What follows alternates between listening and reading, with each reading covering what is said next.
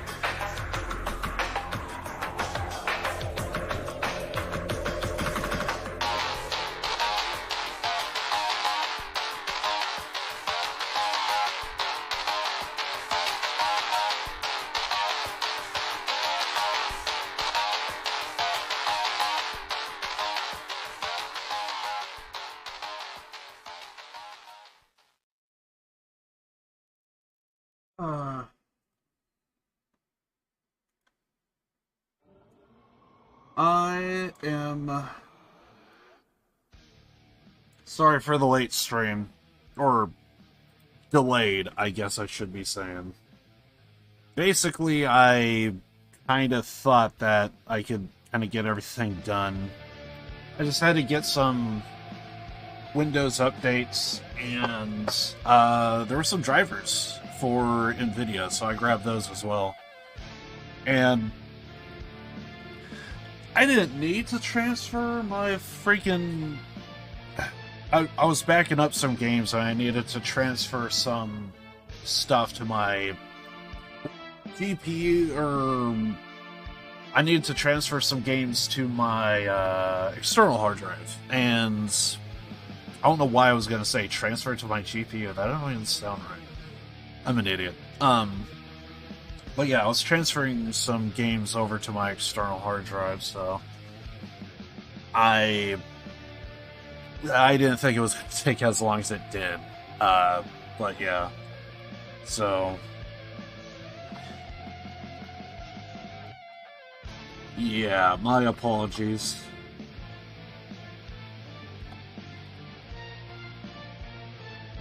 Okay, I think we're good.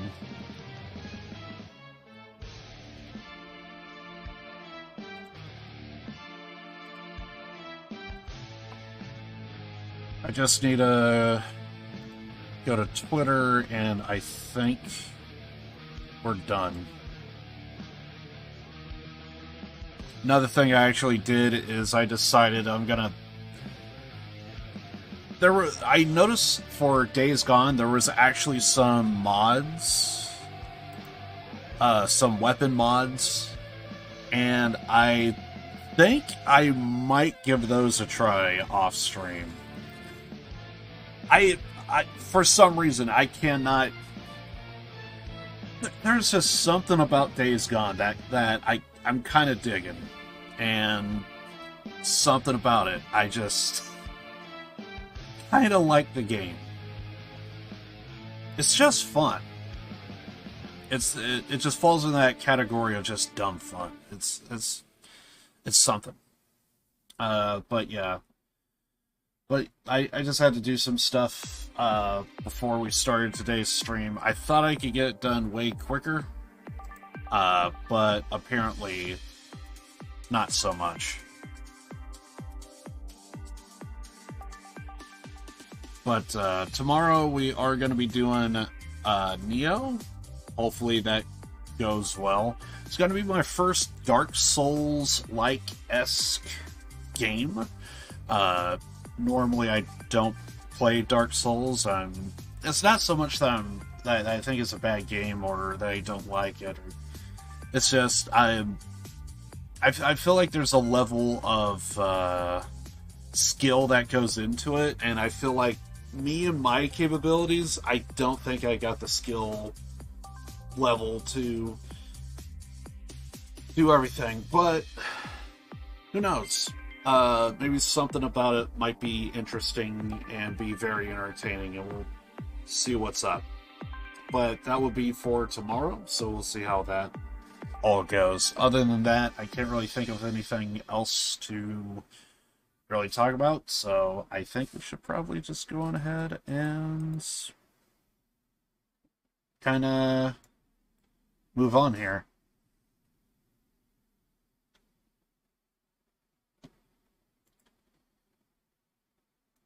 Okay, I'm pretty sure.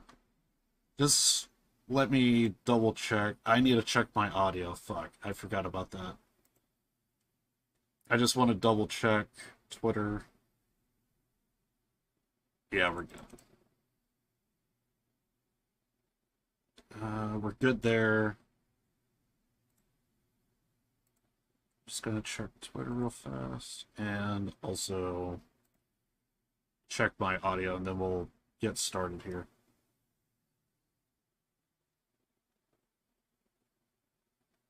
Alright, yeah, we're good. Now I just need to check the audio.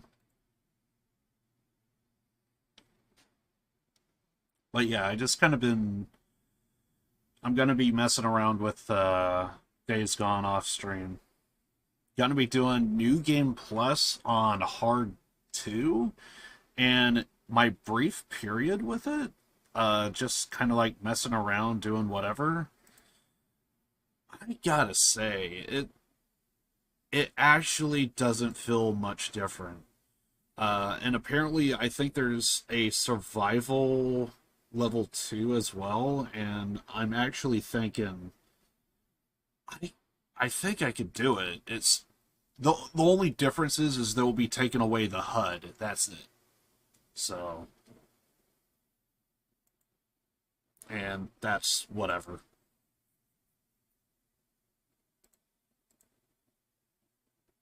But anyway, I digress. Yeah, we'll go ahead and just fire up Danganronpa here. We'll get started. Yeah, so yeah, I'm kind of doing some things off stream that might be pretty entertaining for Days Gone. It's just so entertaining. I still stand by everything that I said, but I gotta admit, this is like probably the first game that I could think of to where it's like, I just want to try some stuff out over here. Honestly, I can't really think of any open world zombie shooters. That's another thing, actually. Oh yeah, we need to be over here.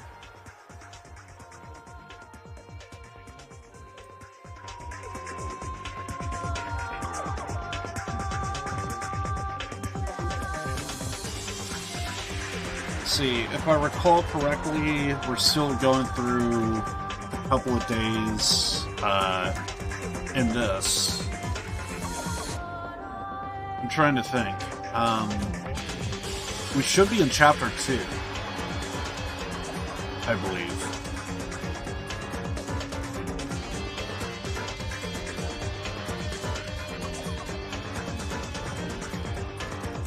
I'm just kind of letting the music play out because I'm just kind of in a good mood. I just want to hear the music. Because the music, it can be good. It can be good. I do like the music in the game. And that is basically the standard song that you would kind of hear throughout the entire series, so it's one of those things to where if you don't like it, get used to it, because you're going to be hearing it throughout the entire game.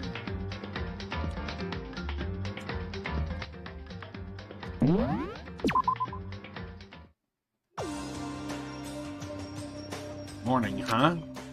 I hope Mondo and Taka survived. Oh, okay, yeah.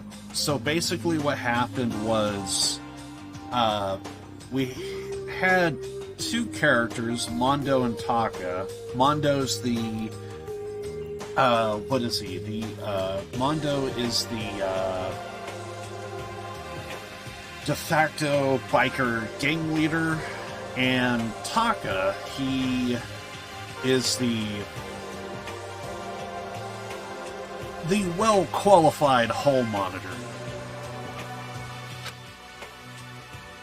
So apparently they had a little bit of a argument, and they were trying to see who could do what, and yeah, it just, here we are.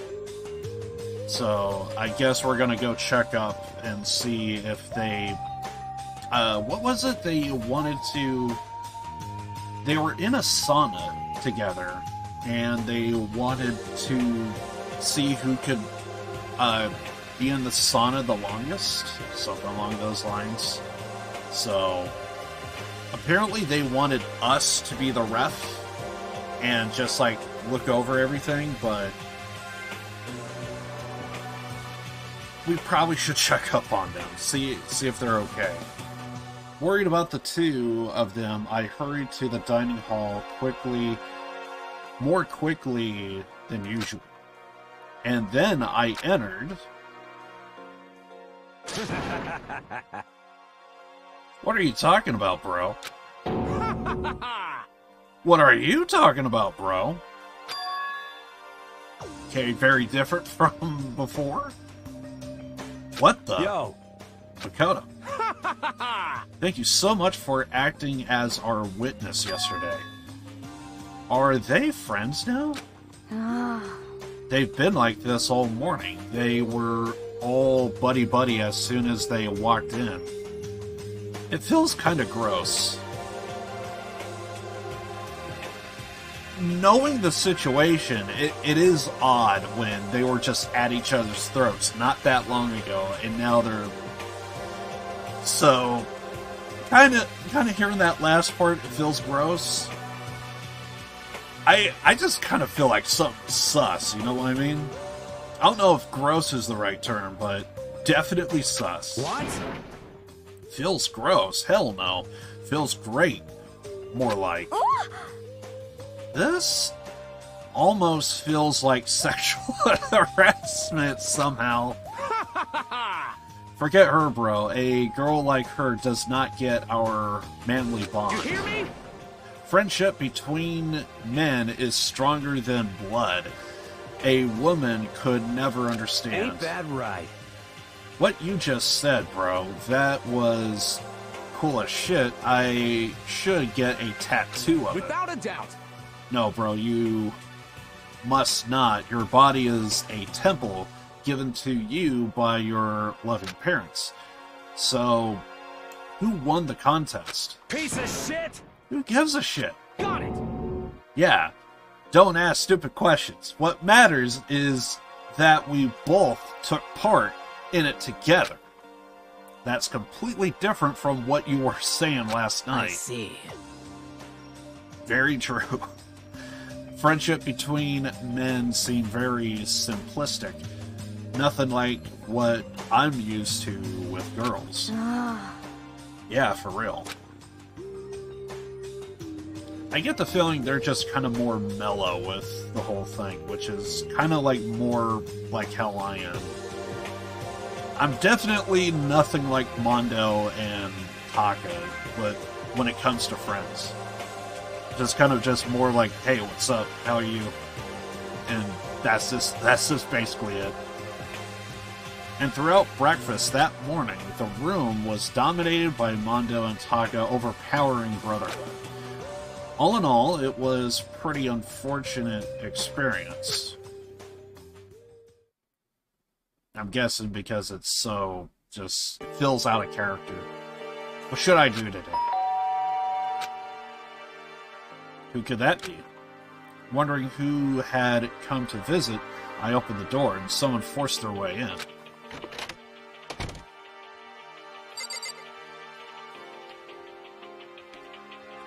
Usually I look at everything in the room, so I'm gonna do that first.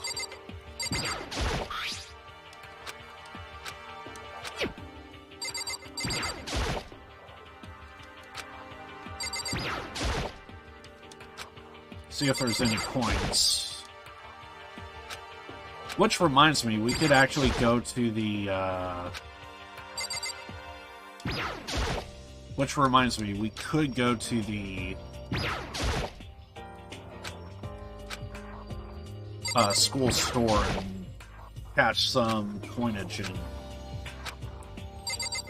Yeah, I think that's all except for the door, but that's just gonna lead us out, so. Coco, what's the matter? What's your problem? Why are you so surprised? Am I really that annoying? Well, I already know I'm annoying. I came here knowing that, so... knowing that, so that makes it okay. No, you're not annoying. I just wondered what was going on. I have a favor to ask. I want you to go somewhere with me. Okay. And where is it you want to go? Well... The library. Are you looking for a book or something? Why don't you just ask Baraki? He spends all his time in the library, anyway. He definitely does now, that's for sure. Did I say something wrong? You're not a blabbermouth, right? This has to be a secret. I honestly have no idea what you're talking about, but if you want me to be quiet, I'll be quiet. Then let's go to the library. Okay, I got it. The library. Jeez. Why so pushy? Okay, now this is slowly becoming sus. Quiet. Be quiet when you go in. Don't let him see you. She actually was starting to get annoying, but I did what she said and gently creeped into the library. Surprisingly, Baraki was there by himself, absorbed in a book. He's here. He's really here. Okay, Makoto, go talk to him. What? Stop being so loud. Just hurry up and go talk to him. You go talk to him if you want to so bad. I can't. I don't want to interrupt him.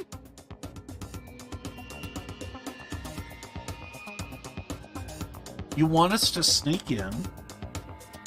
And now you want us to talk to him? Why?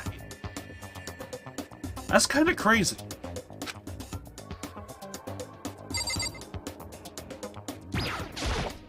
I mean, coins. I'm gonna do it. That laptop is gone. There used to be a laptop over here. Interesting.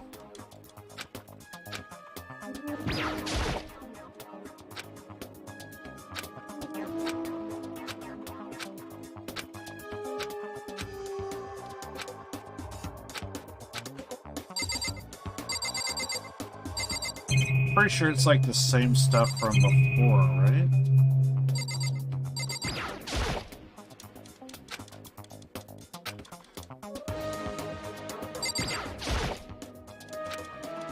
Wait, is that what it's pointing to?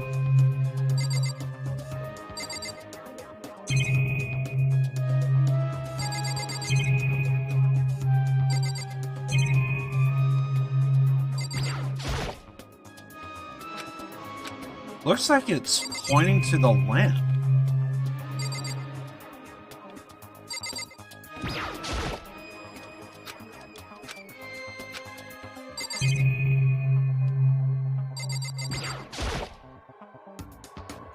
Oh, I think some of this is actually new. An extension cord, I guess, is being used to connect the lamp to the power outlet.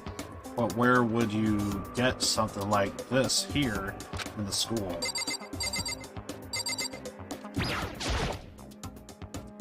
So desk lamp. So library's definitely pretty dark. I imagine this would come in handy. Come in pretty handy. Miraku is getting some use out of it. That's for sure. Okay.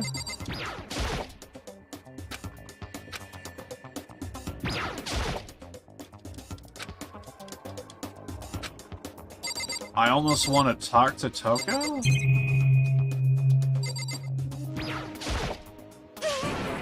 the heck? Come on, just talk to him. Okay.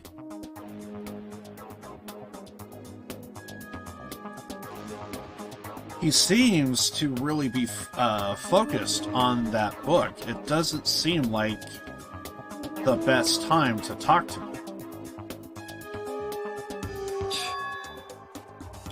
For the record, if it were me, I would just let him be. Hey, you. What are you doing back here? I hate even having to look at you. So you noticed me, huh? Naturally. Of course. Now hurry up and leave. And take her with you. Hey, Barakua? Remember how you said, don't be a woman who dominates weak men? Be a woman dominated by a strong man? I never said that. Well, actually, I just thought it sounded like something you might say. Get out. And go take a bath, you smell. Don't make me repeat myself. Don't make me say it again. Go now before your stench latches onto the entire room. Okay. Apparently she never took a shower. He really dug into us there. Maybe he's in a bad mood. She seems super depressed. Did he really upset her that much? Ryakua, to go that far? He must be really concerned about me? I wouldn't say that. He told me to take a bath and everything. He must really care about my well-being. Sure. It's just hard to try and find the logic here. Hey, Makoto, what do you think? Think about what? Do you think Ryakua and I would be good together? Well, now I really don't know. Maybe. That's true. There's really no way to know. But the distance between us doesn't change our love. But as soon as you realize your feelings, the love is born. That's how love works. Okay. There might come a day when you understand, maybe. Someday. Well, bye. Young love. Ba-bum, ba-bum. Who would have ever guessed she would go for someone like him? But eager passion can also be scary. Sometimes that leads people off in the wrong direction.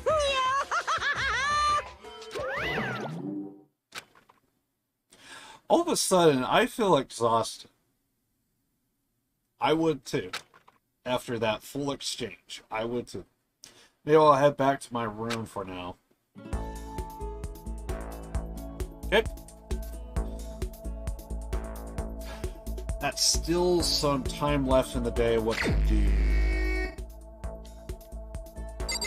Even though I did it before, I'm gonna do it again.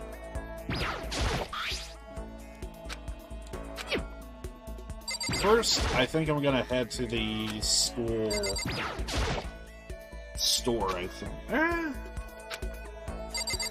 again, I don't know what is about. Well, I mean, I vaguely know what's about to happen, but I kind of forget the order it comes in, so.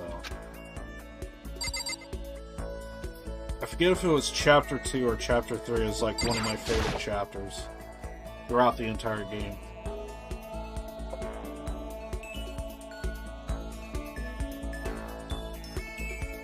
Now that I think about it, it may have been both Chapter 2 and Chapter 3, actually.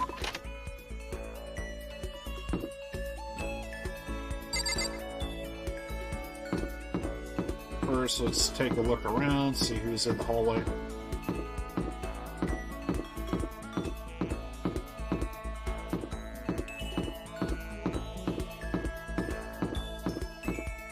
Okay,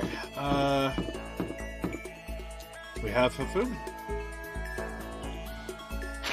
Let's see. Map.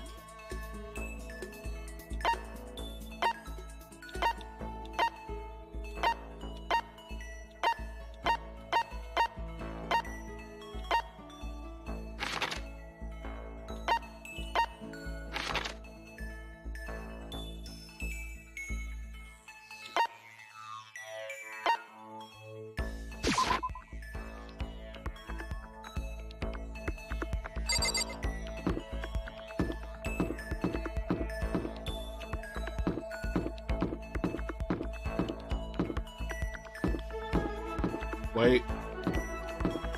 I think there's a pool area here. Never mind, not a pool area. Why? But close enough. Who set all this up and why did they choose us? There are so many mysteries. Ah, shit. I actually forgot to do that. I kind of told myself, hey, let's go ahead and maybe rewatch the anime. Because we're playing the game again. That way I could kind of see, like, the contrast of, like, how the game was done and how the anime was done.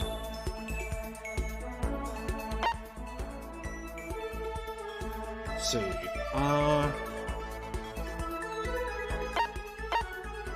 Sure. Well, I'm in no position to tell you what to do. You are free to do as you wish, right? But I have my own way of doing things. While she searched the school, we didn't say anything to each other. Kyoko and I grew closer together. Grew closer today. I don't think I have anything that says detective or what have you, but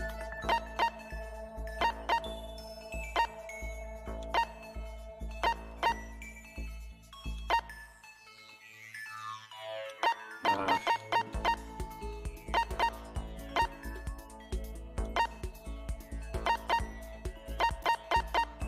feel like most of the stuff we're just not going to be able to. Might as well just go with food, I think.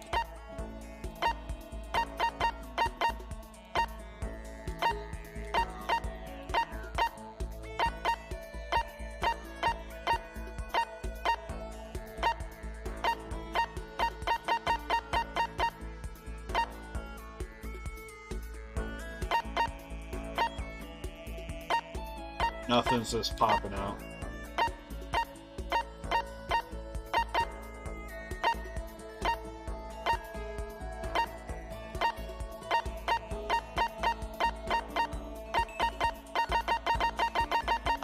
Yeah, we'll just go with food. Ah, hell, we're actually running low. Maybe coffee? Yeah, water. We'll go with water. So... This is something you don't see too often. Mineral water? You mind if I keep it? I'd like to take a closer look at it. Does that mean she liked it? Can we finish this already? So... Finish. If we truly want to trust each other, we must truly know each other. That's what you believe, isn't it? Well, yeah, but... Hey. I understand why you feel that way, but when it comes to me, I think you should probably give up. What? Why? So... Because I don't have anything to talk to you. Does that mean you don't trust me? If you don't get too involved with someone, you are apt to lose any sense of good judgment. That's what we have to do. I learned that lesson myself all too well. Personal experience is a ruthless teacher. Personal experience. Hey. Surely by now you've noticed what I always wear. Something unique to me.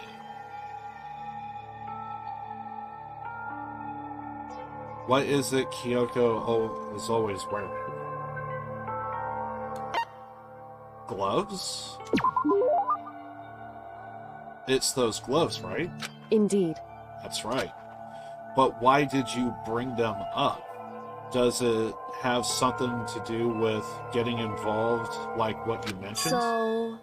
Simply put, there was a time when I grew attached to someone, and I made a bad decision. I was forced to learn a very powerful lesson, and these gloves are a daily reminder of that. So on these gloves, I swore to never make the same mistake again. Sorry, but I'm not sure I completely understand. Can you tell me any more about it? Maybe then I could... However... I'm sorry, but I can't. That's the end of it. The end? So then I never got to learn anything about her. About how she feels. Anyway, don't get too depressed over all of this. The reason I'm not willing to talk about it, it isn't because I don't trust you. In fact, I do have faith in you, which is why I decided to tell you what I have. Correct. I want you to understand why I can't tell you. I can't show you myself, just like I can't show you what's beneath these gloves. I can't remember the last person who saw what was beneath my gloves. That long. Indeed. That's right. And I can't imagine a point where I would show them ever again. Only someone I could call family would be worthy. Family? Listen. Are you going to volunteer? Hmm? Huh? Got you again. You really are foolishly open. She did get me again and laughed at me again, but I never heard her laugh out loud like that. I think that must be her natural laugh. It is, right? That wasn't fake. So maybe in the end she did show me a part of herself. Maybe she showed me her true feelings. I know I always tell you to be careful and protect yourself, but to be honest, I hope you don't change. I prefer you this way. This is you. In the end, I never did really figure her out. But at least I got a little bit closer.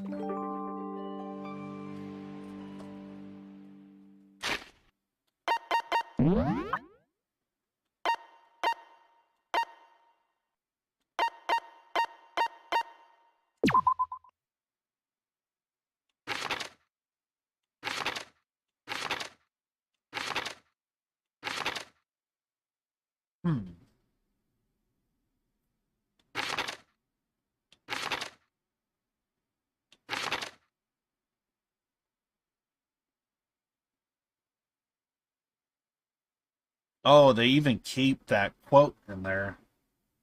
Most people worry about what they might lose in life, but she seems more concerned with what she's already lost.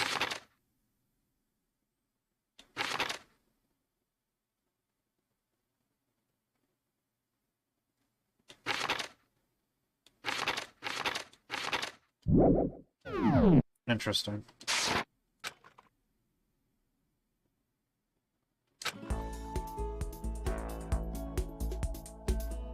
After we finished up, I went back to my room.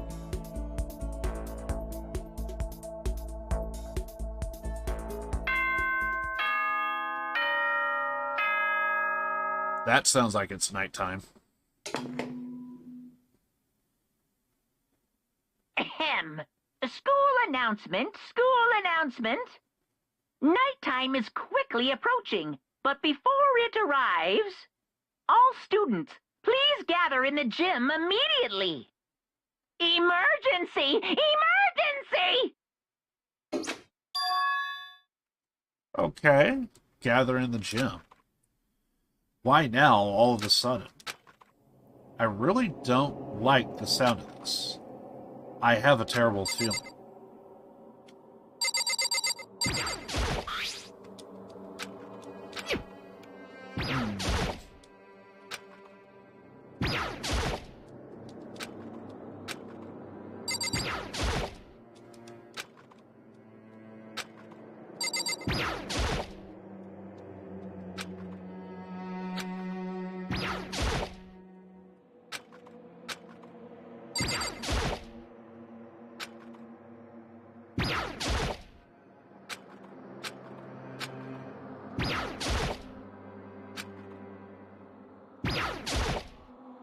Right. Apparently we're going to the gym.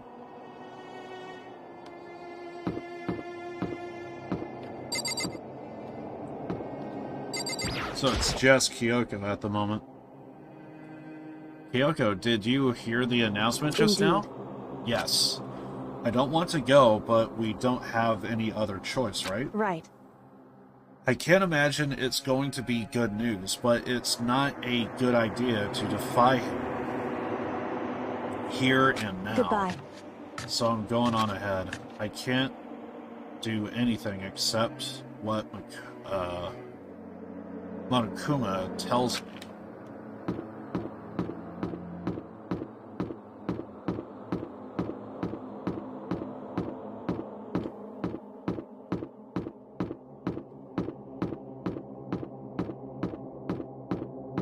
Just seeing who all else is here in the hallway as we head over. Funny thing is, when I first played this, I think I just went right over and didn't talk to anybody.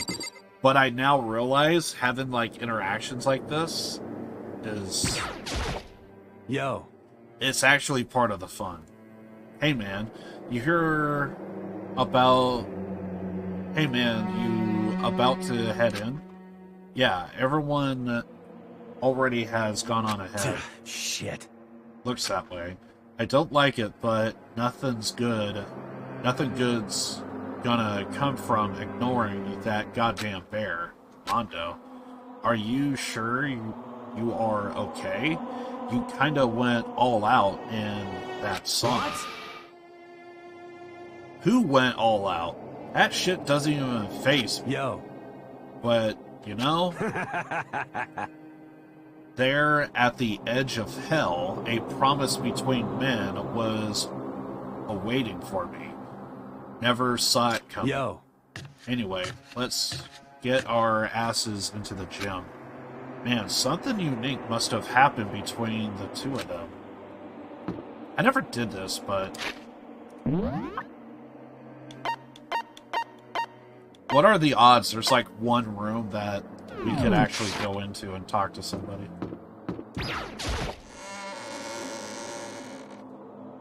That would be interesting.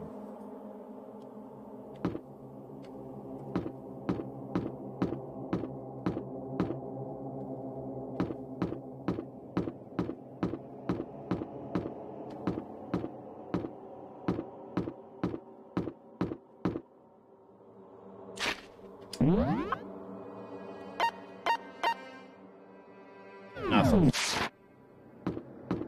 So it's just Kyoko and Mondo. Alright.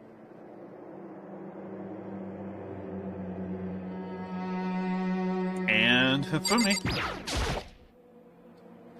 Hey, Hifumi, how come you haven't gone in yet? Why is that? Mr. Nioh, don't scare me like that. Okay. Sorry, but we really should go inside. No, don't go. You can't go. That's what my ghost friend is telling me. Fair enough. Fair enough.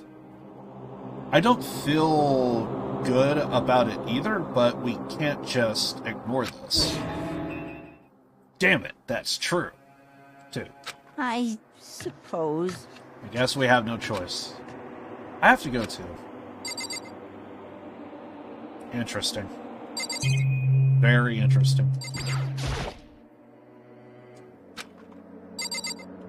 Okay.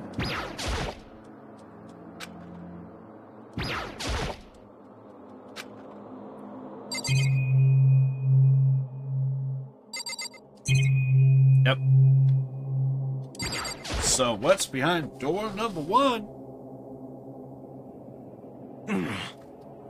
Asking us to gather together all of a sudden,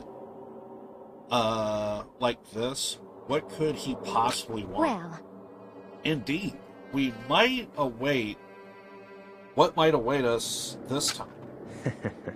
He keeps things interesting, that's for certain. How is it that funny? Can't you smile like a normal person once in a while? Like how the housewife on a classic TV show smiles at the end of an episode? What the heck? There's something totally messed up with you if you can laugh at a time like this. Which of us is actually messed up? Huh? What is that supposed to be? I'm actually a bit curious myself. Nothing in particular, just admiring. That's all. I don't want to kill anyone, but I also don't want to stay here living in blind denial day after day. I was just admiring how you could live like that and still keep your sanity. What is this? I'm not in denial. That reminds me, remember how you kept talking about how the police or whoever would come help us? How did that turn out? It seems to me there's no sign, whoever, of possible rescue. Well... That's just... Huh? I wonder what actually happened. certainly.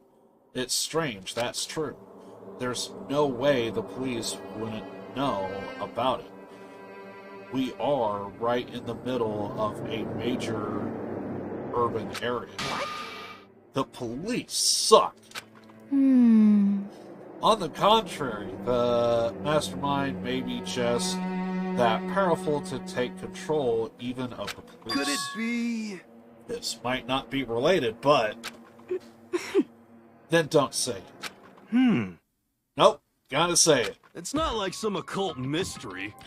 It's about last night. I was near the main hole, just staring off into space, when all of a sudden, I heard it. Huh? You heard what? A sound that I don't really know what it was. What kind of sound?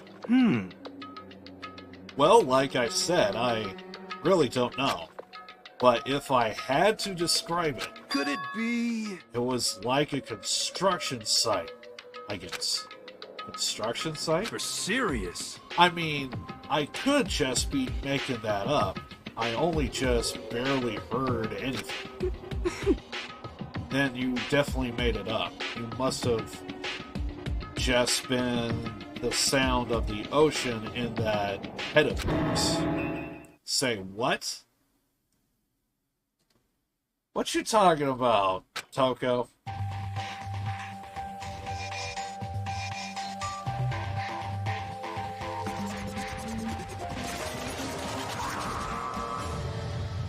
Bear. Whew. He's arrived. What Hiro heard wasn't the sound of the construction, but it could have been an explosion. Or maybe a machine gun. That kinda sounds like a construction in a way. What are you talking about? What? Beyond this point, my mouth is zipped. My lips are sealed. I'm fully puckered. It's a secret, little secret. And? Fine, then let's move on to what you can tell us. What did you call us all here? Say what? You don't beat around the bush, do you? Ready for me to get to the point, huh? If you please. But before that, you mind if I vent a little? I'm low energy these days. My stitching even's losing all the shine and luster. I'm thinking it's probably become of this boring old everyday life. I'm looking for something with a little more stimulation. Something rife with danger and intrigue. Yep. Listen, I can't just be frank. Today, I'm feeling black. The next Blacken hasn't shown up yet, and I'm getting bored. Hey, I've decided to come up with a new way to motivate you. Motivate? Is it another set of videos or something? Are you going to show us some demented thing to try and drive us all to murder? Drive you to murder?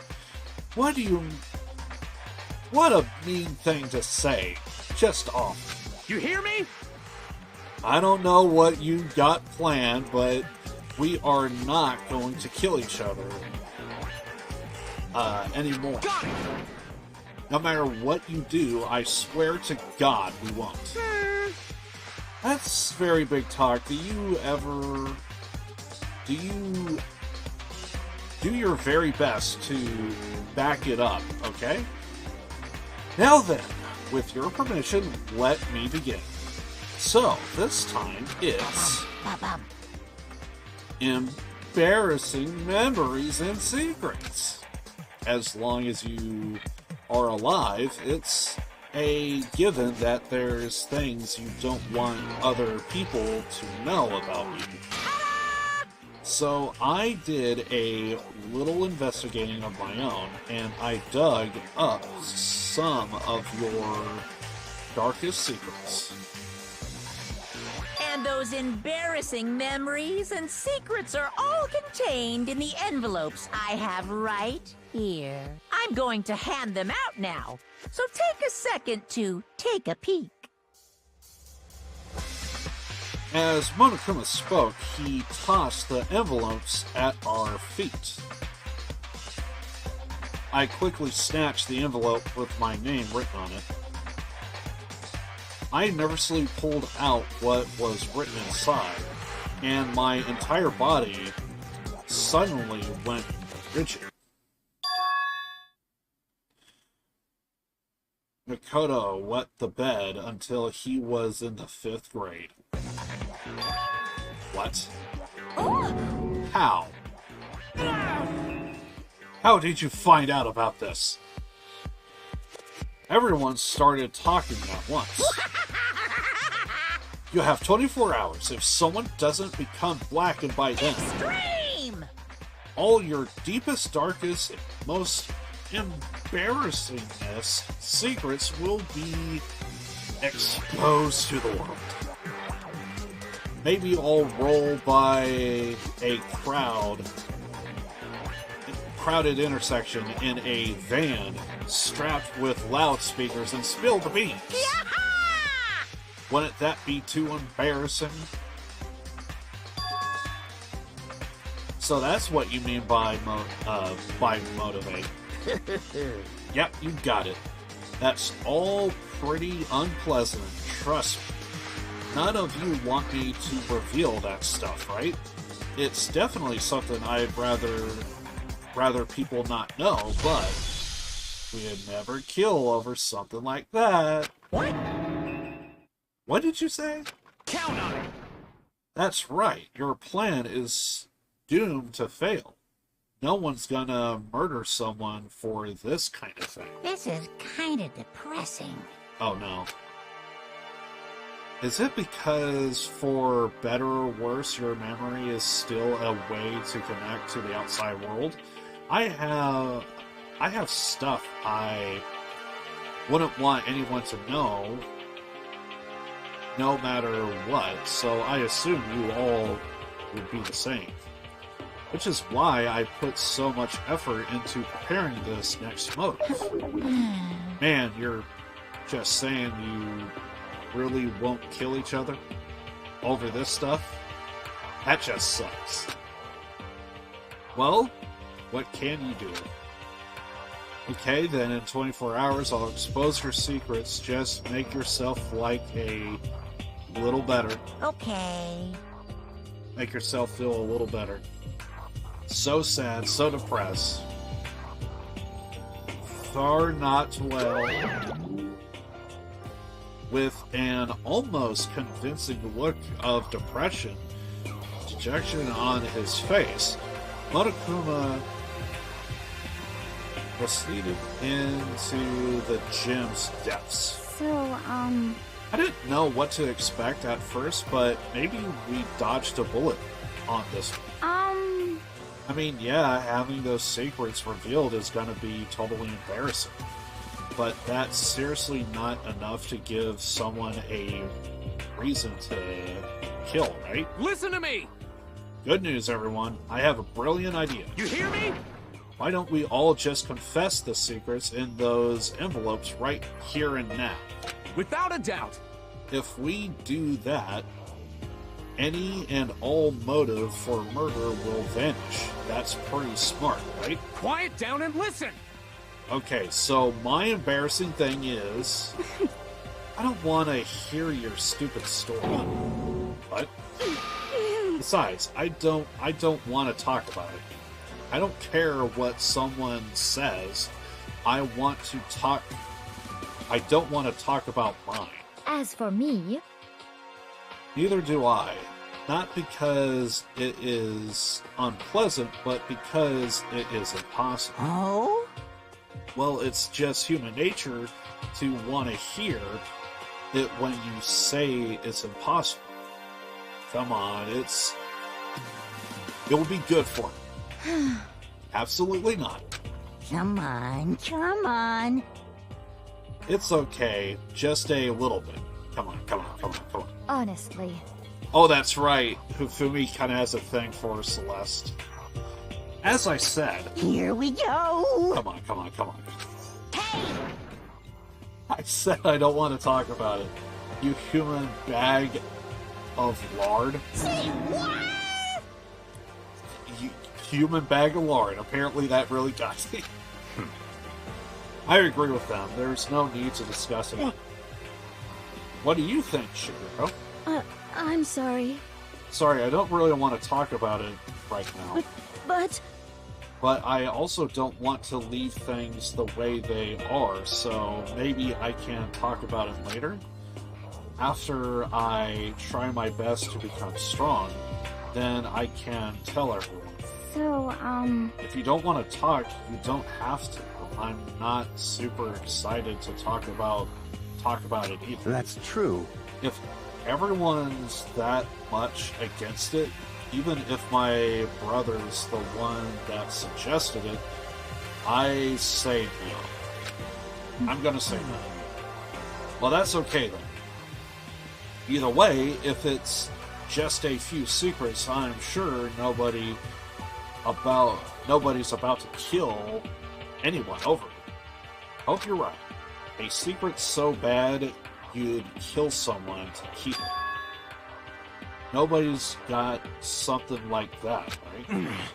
Okay, I'll stop with all the secret talk. You hear me? Each of us has 24 hours to get ready. Having our secrets exposed isn't going to be fun, but it's not like we are gonna die because of it.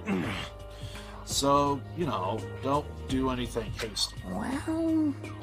The way you keep repeating it kind of makes me worried even more. Okay, sorry, I know it's gonna be tough, but...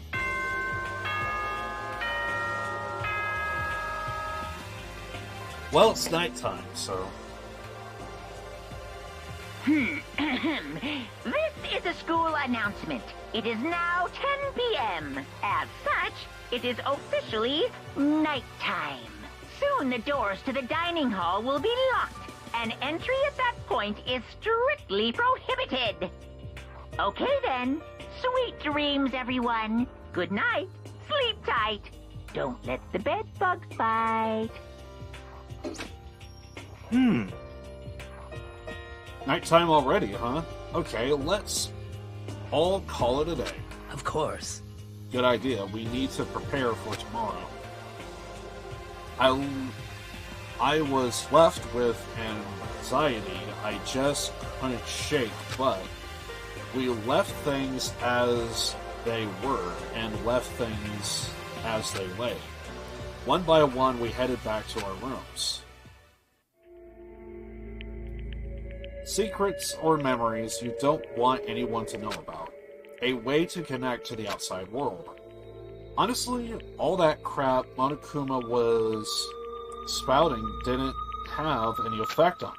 There's no way anyone would kill over stuff like that. At least that's what I thought. But maybe I was just being optimistic. Which is probably why, without too much of a struggle. Geez, I'm more tired than usual. Super tired today. I fell asleep. But what I didn't know is that even then, a tragedy was taking place.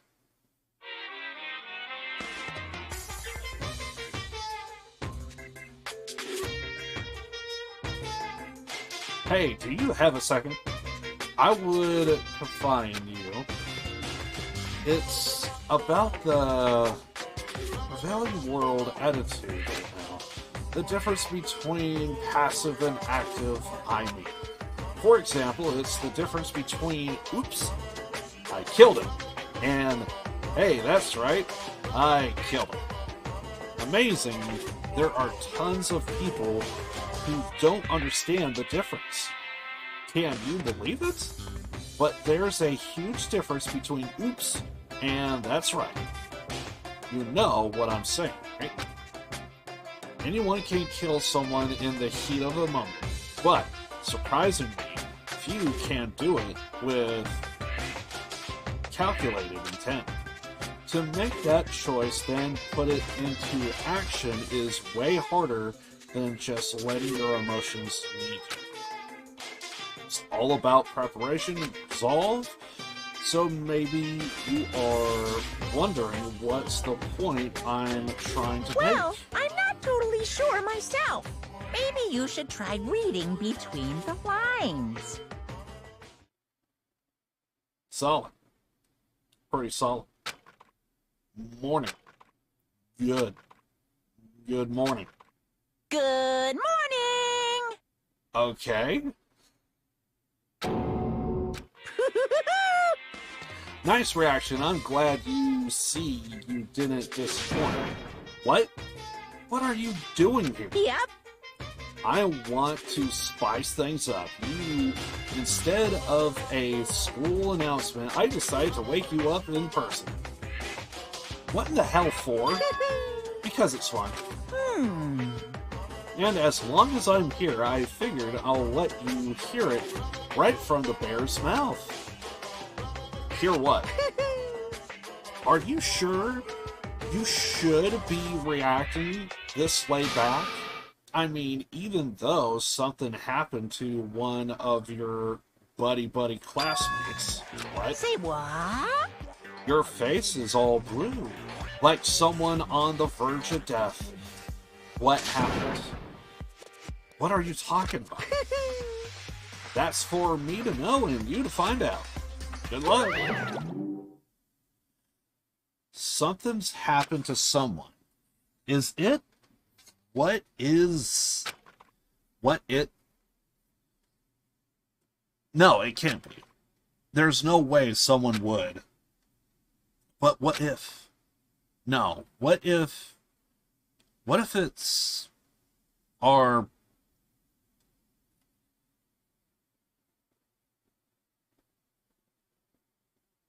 Wait.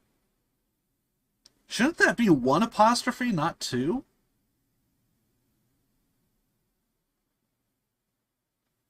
What if S? I'm assuming they're saying what ifs are pointless. Essentially, what if is are pointless. I guess that's what is trying to be said here, but it's a little wonky. It's a little wonky.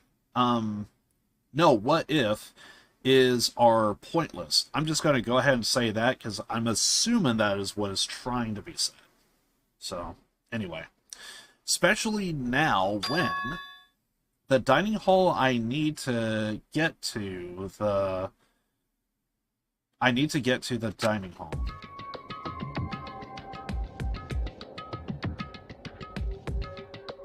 Ah! Makoto. Are you okay? Hey, Did Monokuma talk to you too? Hiro, Hina, Sakura, and Rakuba.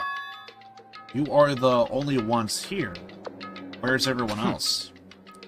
Either they are already off trying to verify what Monokuma said, or they've fallen victim to something that Monokuma mentioned. The something.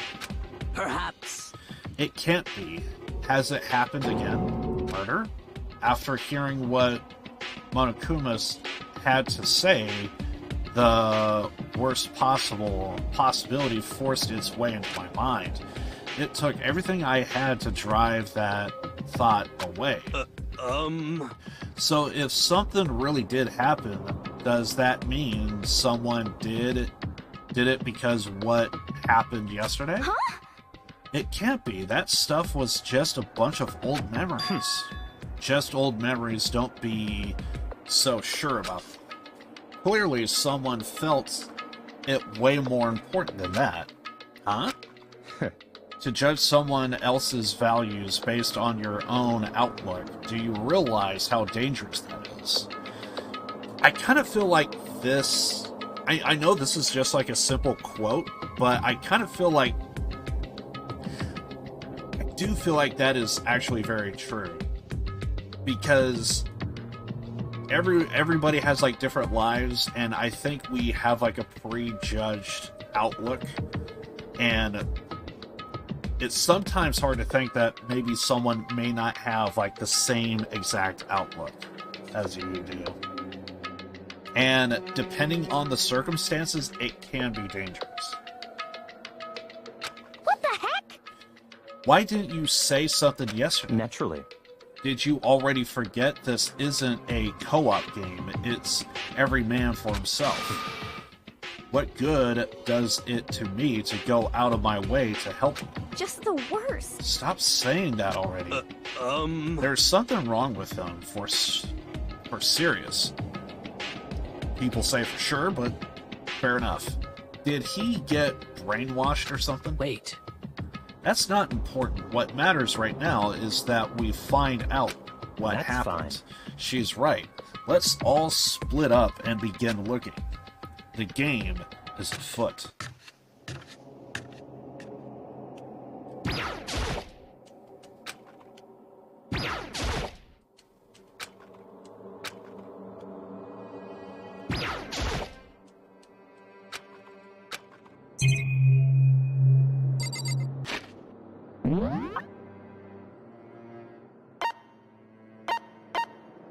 Okay, so we have Hina.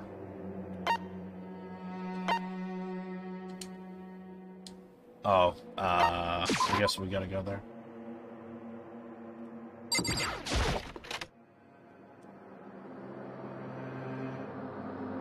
Let's try and talk to everybody.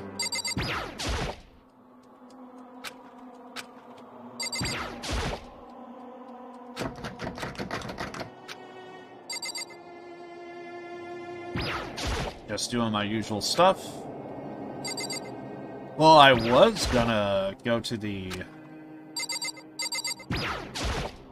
store shop, but I guess that's out of the question now. There doesn't appear to be anything here. What are you doing here, Sakura? Did you find something?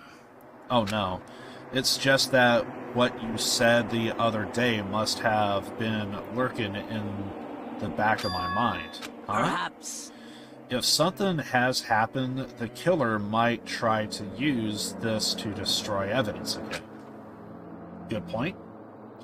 I suppose that was floating around my subconscious, and it led me here.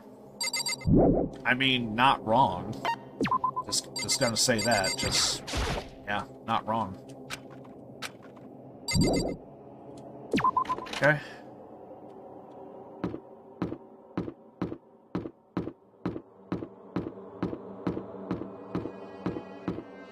And then Hina should be at the far end. There she is. I thought she was gonna be like over there. I didn't think here. So, I knocked on all the doors and no one answered. Did they all go to see what happened? Then what about the second floor of the school? That's the one place that's new to all of us, so it seems like the natural place for... I mean, kinda. By the way, we are going to go ahead and do all of this today. So... normally what I do is I try and do the investigation and trial on the same day, so... Yo! So yeah, we are going to do this all today. Hey, Makoto, honestly, what do you think? About what? For serious? About Byakuya. You think he's being brainwashed or what? I don't know. You know more about that kind of thing than me, right? What? What's that supposed to mean? Aren't you supposed to be the sidekick around here? Well, I mean, you're some kind of psychic, right? Hey! Listen, Makoto, I think you are completely misunderstood what it is I do. Apparently so. Okay, listen, fortune-telling is like... Well? It's totally different from brainwash or hypnosis or any of that,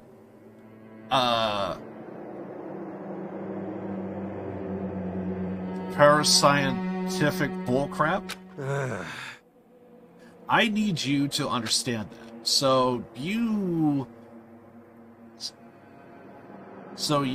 expect me to think fortune-telling isn't, pseudoscience. Sorry, but I don't want to get yelled at. Fair enough. Fair enough.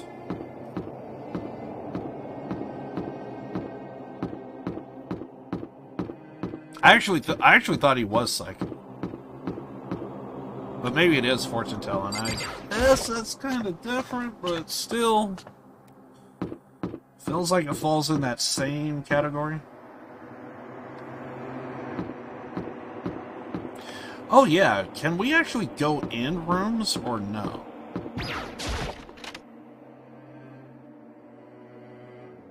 I guess I didn't think we could go into rooms. I don't know why I thought that.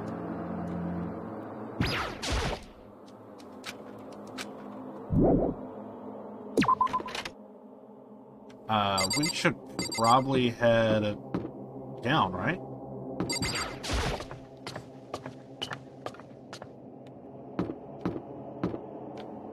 Well, I guess we can't go in the girls' room.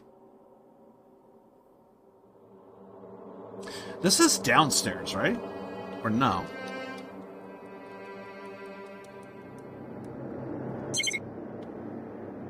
Wow, there's nothing in here. Interesting. There is on the upper floor, apparently.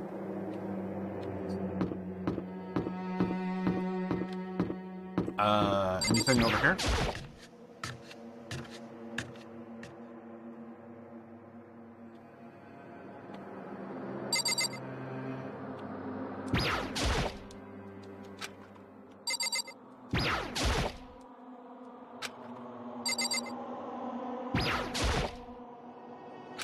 Pretty sure I clicked on all this stuff.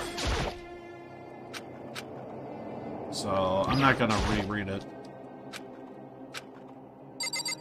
Should be a camera, right? Or no?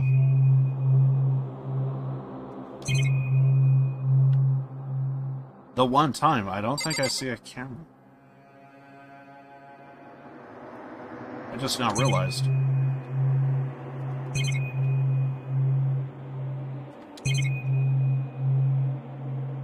There probably is a camera, but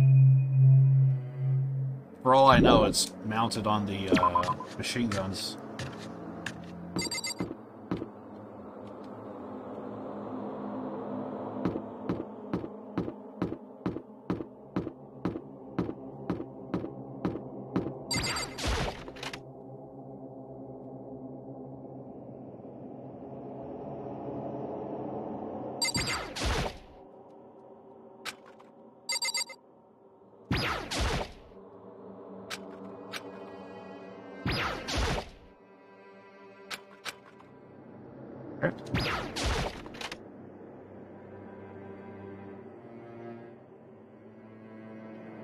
Looks like we're getting nothing.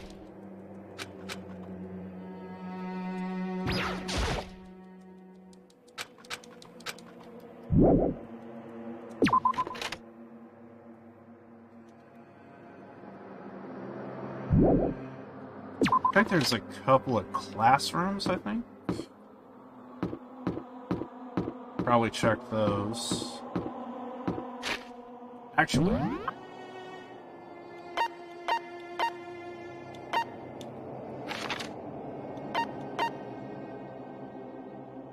Okay, so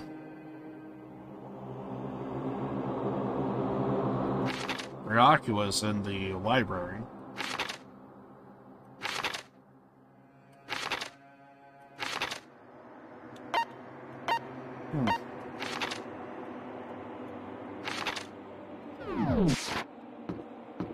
Interesting. It feels like no one's really walking about, so.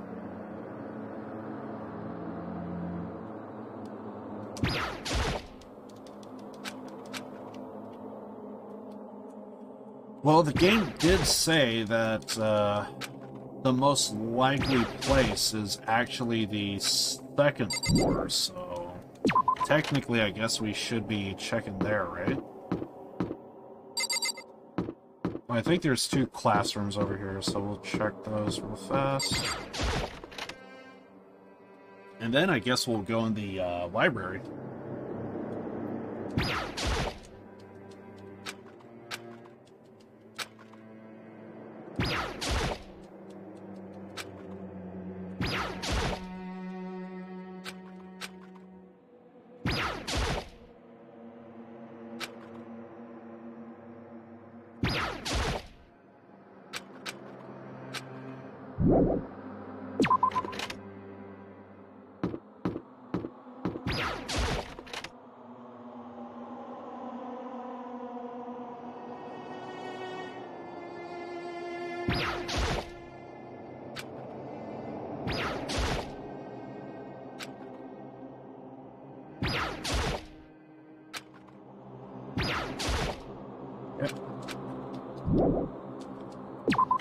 Well, second floor, I guess. I'm not seeing anything. I think there is a couple of classrooms, the library, and I guess the pool area. So, second floor.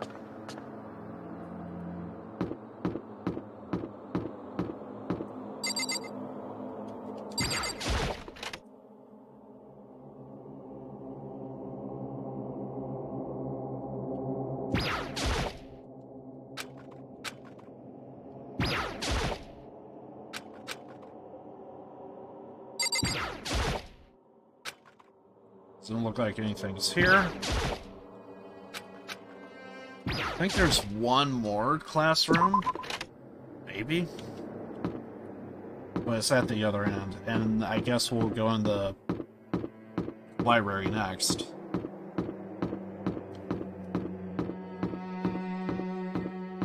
And then I think... What the hell was that? Huh? Hold on. What the hell just happened? Is it impossible to go in here?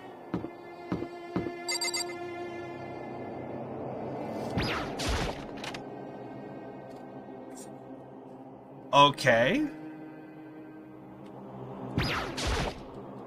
Apparently the game really just wants you to go in the library. I can't explain what I just saw. By the way, never happened in my playthrough. Original playthrough.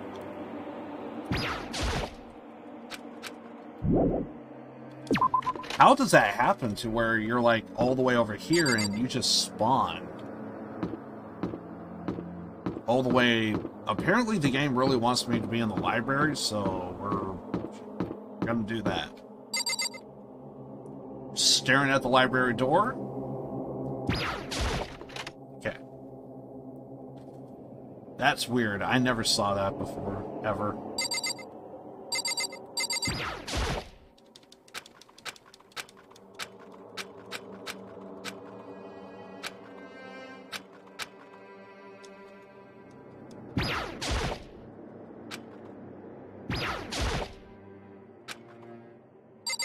Alright, I'm not going to click on everything, I guess. There's nothing here of interest, don't you agree? You should go look somewhere else. Yeah? There's nothing worthwhile over there. I've already checked, so there can be no mistake. Sounds too assuring, like he did something. That sounds way too assuring.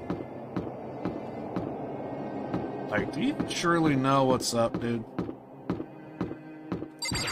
Okay, so pool area's left.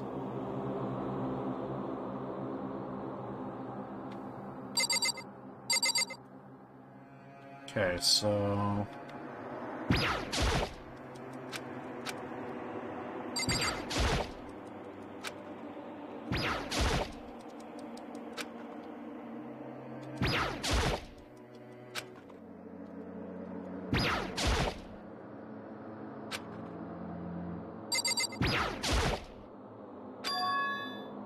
The door's open, but aren't those supposed to be locked?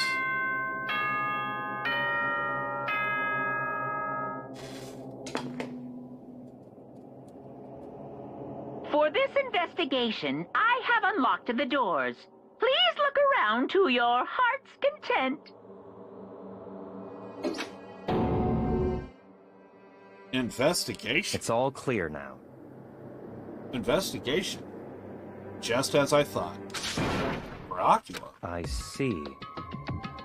Judging from what he just said, there can be no doubt a murder really has taken place. Come on. And the locker rooms, they are suspicious, very suspicious indeed. Wouldn't you agree? Suspicious? It seems no one has searched the locker rooms. Let's start with the girls' locker room. He was muttering as if talking only to himself. Without waiting for a reply, he pressed his hand against the girls' locker room door. And the door swung open without a sound. In that moment, this seemed to freeze.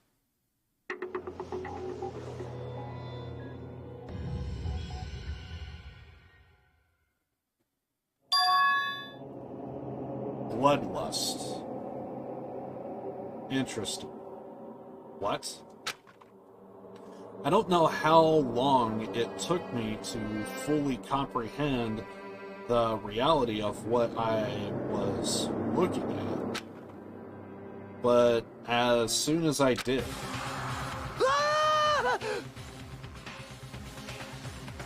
a wild, almost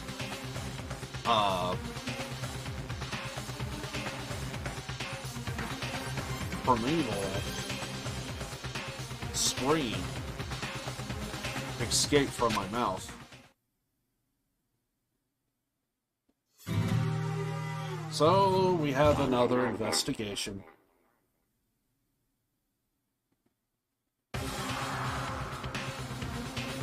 I tried to suppress my scream, but it was useless. It surged out of me like water from a spring gushing out of the ground. Dracula, on the other hand, Very strange. most unusual, don't you think? He was totally calm, almost like he was watching this all unfold in front of a TV screen. I see.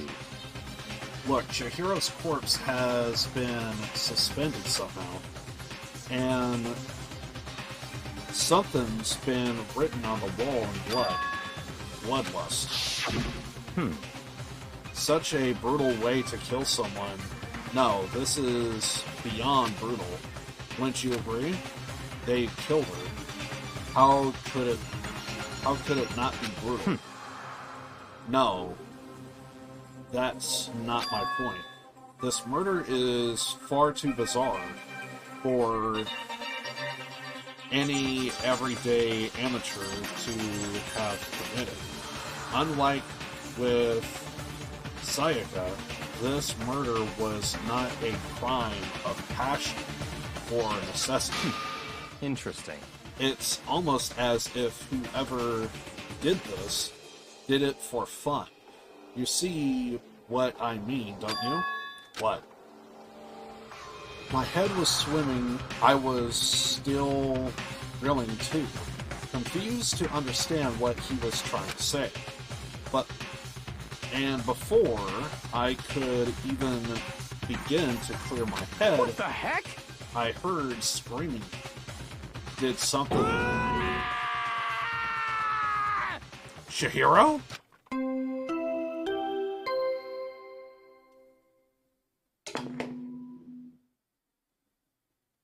A body has been discovered. After a certain amount of time, which you may use however you like, the class trial will begin.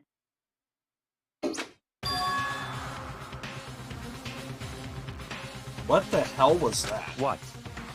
That's right, you were unconscious during Sayaka's, so you don't know about it. What you heard was the body discovery announcement. Apparently, when 3 or more people discover a body, an announcement plays to let everyone know. I imagine it's so that the search for the culprit can proceed fairly for everyone involved. Proceed fairly. The body discovery announcement, then Chihiro really is Naturally. dead. Yes. Before you start screaming your head off, go around everybody up. It seems another game has begun. Another life or death game to uncover a killer. Taka bolted out of the locker room. As everyone made their way to the scene, it felt as if no time at all passed. It was like my sense of time had just taken a wing and flown away. When I finally came back to myself, I saw everyone had the same look of confusion, fear, and anger. We all just stood there, gathered around Chihiro's body. Damn. I couldn't keep her safe. So there's another victim. Which means we are now in the same position once again. Fuck. What the? The fuck is this? It's a dream. This is a dream. It's all just a dream. In fact, I haven't even been born yet. I don't have any memory of ever being alive. Shut up.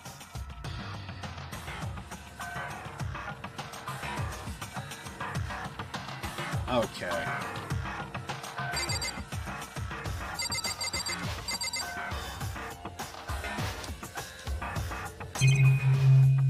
Oh, we can't talk to those two.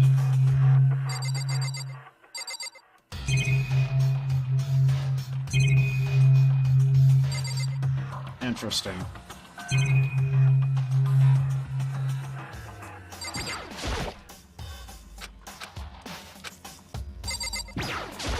Okay, bloodlust. The word bloodlust is written on the wall in blood. So... I don't think it's any kind of dying message. It's just too strange. But you know, that thing about writing bloodlust is in blood, doesn't it sound kind of familiar?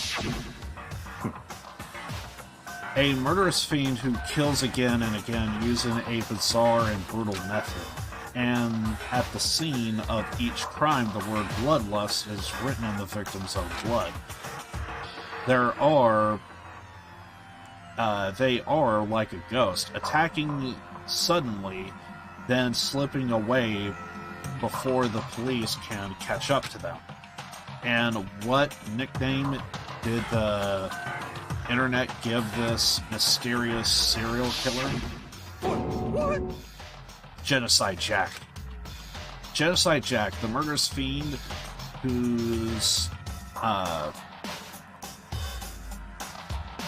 grisly attacks were famous all across the country. The ultimate murderous fiend creating a repetition of abnormal, downright cruel killings. What is this? Then this is some copycat killer trying to imitate Genocide Jack's style. But why would anyone do that?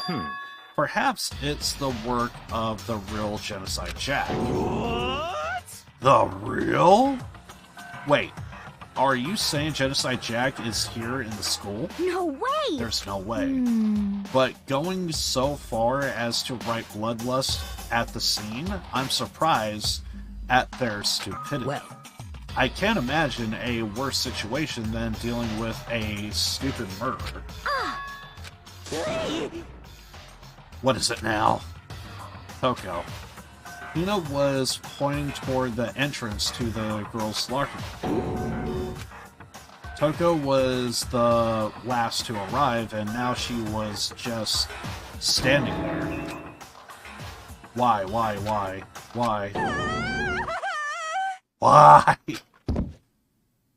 And she fainted. She fainted. That did not sound good. The shock is one thing, but the fall, that has been known to kill people. If you crack your head, don't get proper attention, yeah, it's not good. Toko. Hina rushed over to the corpse, Toko, and started trying to shake her awake. Toko, are you okay? Come on, wake up. Oh, That's right, I just remembered what she said about how she faints every time she sees blood. So she is homophobic. I mean, she does not watch too many horror films, then. This isn't a violation of the rules, right? I mean, technically she passed out somewhere besides her room. No, I think it should be okay. The regulations prohibit sleeping, like, on purpose. So since she didn't faint on purpose, it doesn't count. Gotcha.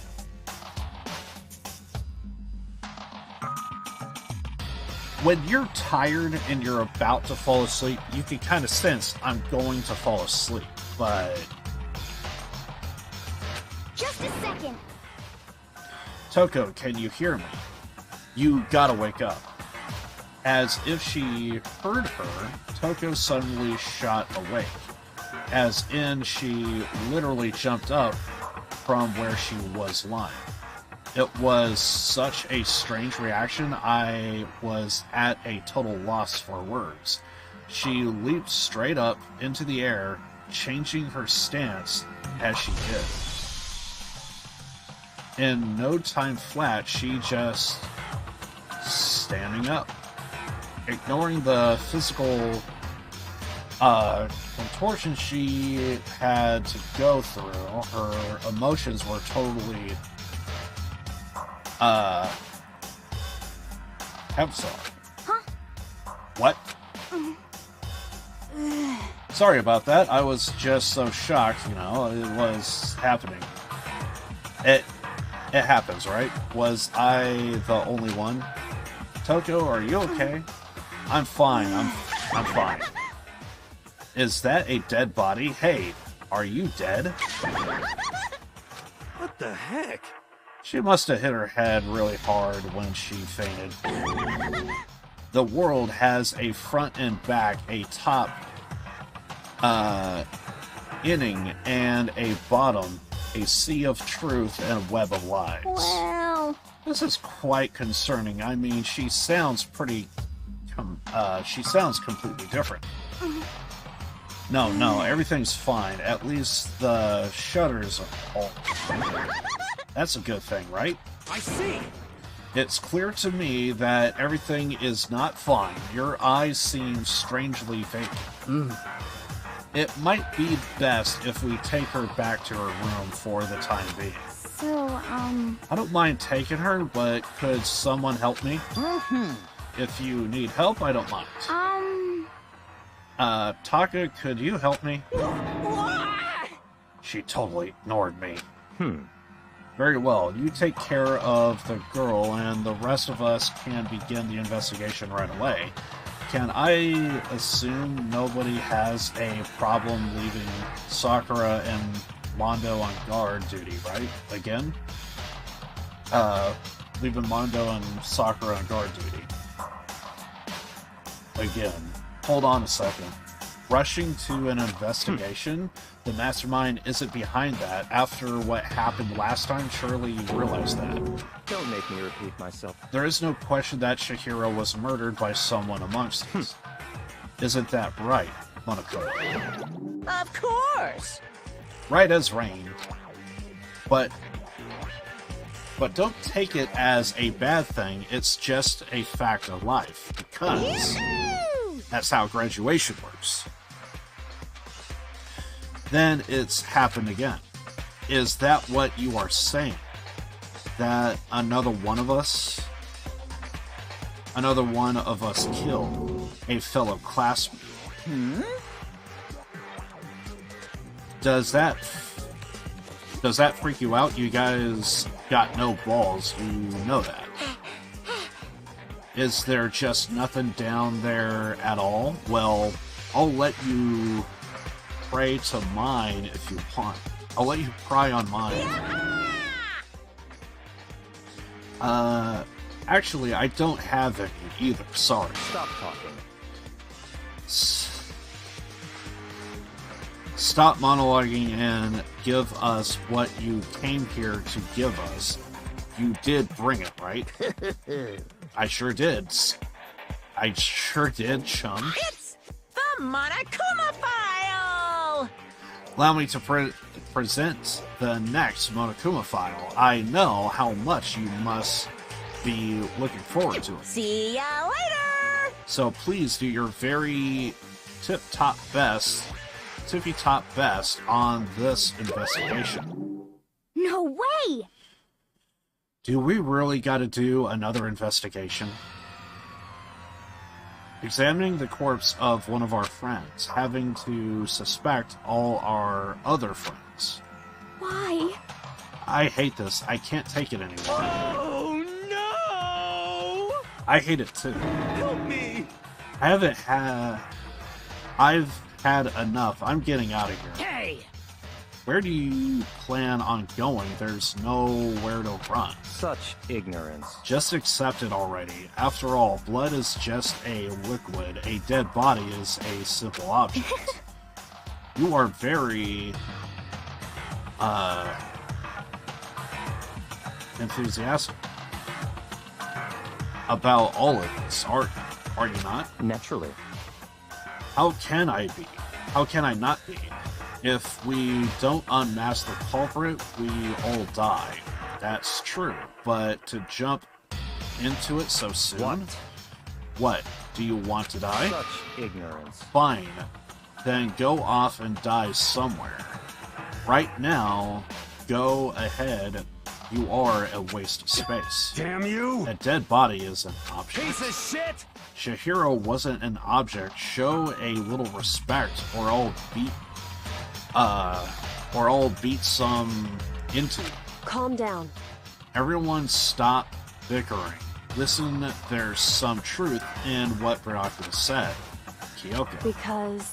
If we don't solve the mystery and find the killer, our own lives are forfeit. And if Ryakua is right, that Genocide Jack is somehow the one who killed Chihiro. That's right. Hey, thank you for the follow. Much appreciated. Thank you so much. Thanks, Gaming. Appreciate it. Then, useless we do something, more victims could start piling up. Forget more victims. If we mess this up, we are all dead meat. Hey! Hey! Hold on. If that's your worry, you don't gotta worry any longer. In any one killing game, the guilty party may only kill the maximum of 2 people. What? I don't remember any rule like that. Actually... I just came up with it. This fucking bear. The subtleties. The small things I kind of forgot from the first playthrough. And in the second, I kind of forgot about some of that stuff. I mean, if one person went around and killed everyone, your lovely student life would all be over, right? New rule has been added to the regulation menu. then... In that case, why not limit it to one person? Hey, Well, in a good mystery, you don't want to miss out on at least the potential of a serial killer. Just one would totally murder that possibility. Punishment is waiting for you. Farewell for now. I'll catch you guys at least I'll catch you guys at the next class trial. I can't say I understand his thinking, but if we can heal up to 2, then one person's life could still be in danger. Interesting. Which is definitely not good. We need to uncover the culprit before something else happens. You son of a bitch! You need to shut the fuck up. So, Well, for now, Taka and me are gonna drop Toko off at a room. I thought they already left. Nice. I gotta get dropped off. there is nothing to be done. We have no time to stand around here. We must begin our investigation. Toot sweet. If we do not solve the mystery of who killed Is her, that okay? then we will quickly follow her into the afterlife. That's true. I hate this, but if I want to survive, me and everyone else, we have to do it. We don't have any other choices. So it begins. First of all, I better check the Monokuma file to see exactly what is going on. The victim was Shihiro Fujisaki. The time of death is estimated to be around 2 a.m. The body was discovered in the girls' locker room on the 2nd floor of the school. Cause of death was a blow to the head with a blunt object. She was killed instantly. That's all it says. Well, it's not like there's any point in complaining about it. No matter what, I gotta do what I gotta do. Hey, Makoto, do you have a second? Did you need something from me? Naturally. Of course, life without purpose is quite dull, you know? So, what did you need? I'm going to let you cooperate with me during my investigation. What? I'm purchasing your talent, the same talent which allowed you to solve Sayaka's case. Solve? No, I just... Stop talking. You seem to have some limited use, which is why I've chosen you. You have the honor of contributing to my investigation, so you are inviting me to come with you. You are doing it in the most ignorant way possible. Let's go. Now then, shall we get started? But we need to get moving. There's no time to be standing around. I don't really know what just happened, but it looks like I'll be working with Byakuya on this one. I could feel the life draining out of my body. It's a dead body, Chihiro's dead body. Very strange. But the more I look the more strange it all seems. This must be Genocide Jack's handiwork. Well, but we are still not sure he did it. Is that what you want to say? I wonder about that.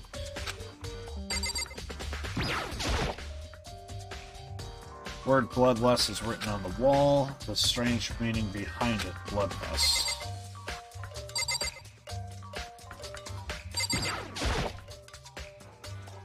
There's a fresh bloodstain on the carpet. It must have been splattered with blood during the murder.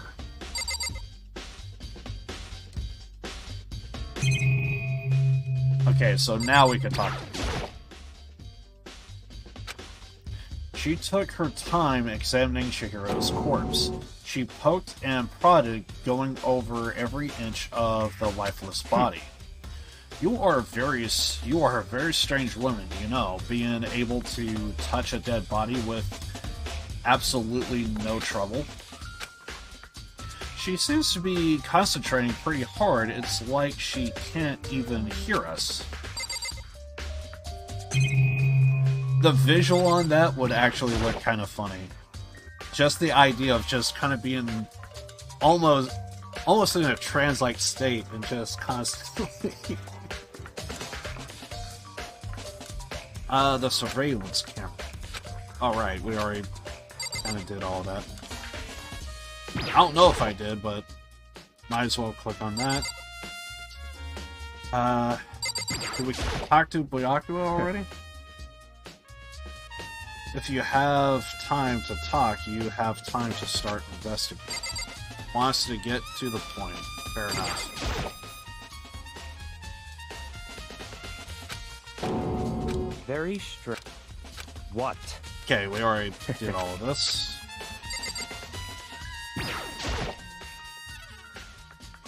There's a dumbbell on the floor, and this is a bloodstain. There's a bloodstain on the dumbbell. The Monokuma file said a blow to the head with a blunt object is what killed her. Does that mean this dumbbell was actually the murder weapon? That's right. I don't imagine it could have been anything else.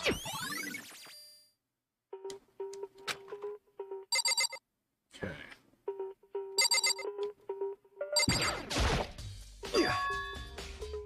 Dude had a real complex about being weak. You heard Chihiro talk about it, right? All I need to get stronger. I feel like that should be phrased differently. Yeah, I do remember she said that more than once. Sure did. Which I guess explains the trip down here. But did she really need to get stronger that badly? You already mentioned it, but she was a girl. After all, most girls aren't all that strong. I don't know, man. Haven't really thought about that stuff. Cause of Chihiro's complex. I can't help wondering what it might be.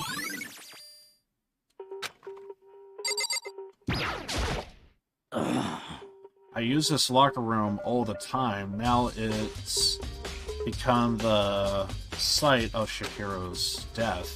But why was she killed in the locker room? Actually, if you think about it, she could have been killed somewhere else, then carried here.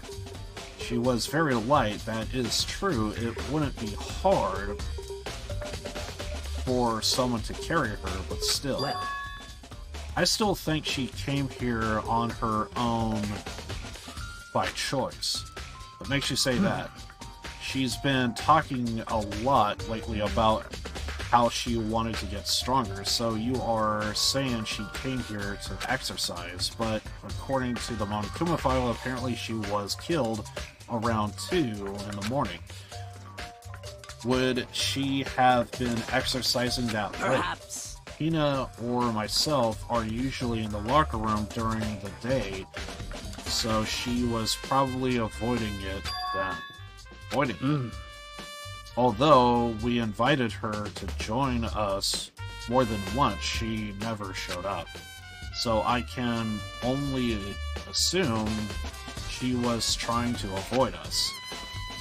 And instead, she came to exercise in the middle of the night. However, Perhaps, but it's difficult for me to imagine she would have come along. She did want to start exercising, but she specifically mentioned she couldn't do it by herself. She needed support from others. So you are saying she could have come here in the middle of the night to train in secret, but that also would have to come with someone else. It's a possibility, I think. Now I believe it's time for us to move on. Already. What? New clues won't magically appear by standing around here. We need to check every aspect of this case. That's true, Let's but go. if you are satisfied, let's hurry up and proceed. He's so pushy, I got caught up with the wrong person this time.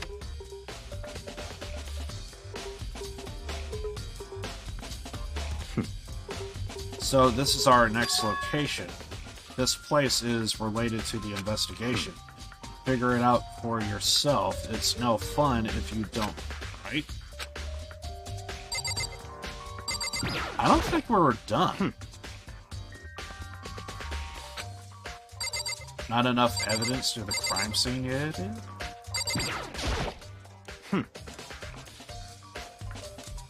Spent plenty of time checking the crime scene. There are plenty of other things left to check here.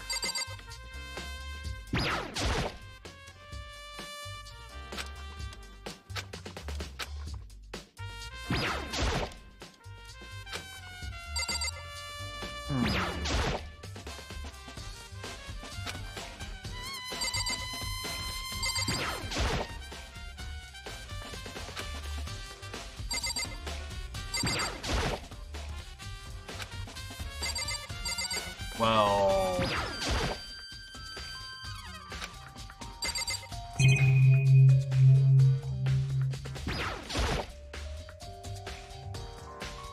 If I remember right, this card reader is meant to work with our handbooks, right?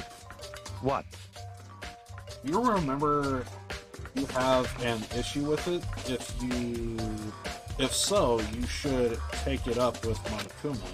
He said that, then quickly, sharply clapped his hands together. Did you call for me? You call for me? Has he been, domesticated? That's right. It seems that Makoto has a question for me. You need something? Sure, what's up? Well, it's just about this card Yep. reader. Yes, the card readers have all been designed to interface with each of your handbooks. You can only enter the locker room corresponding to the gender listed in your individual handbook. And it's impossible for two people in a row to go through while the door is unlocked, right? Correct? Unbelievable. If there were some sort of erotic terrorist on the prowl, the ceiling-mounted Gatling gun would initiate a Swiss cheese slaughter. And the school regulations prohibit anyone from reading somebody else their handbook, correct? Of course. Correctly correct.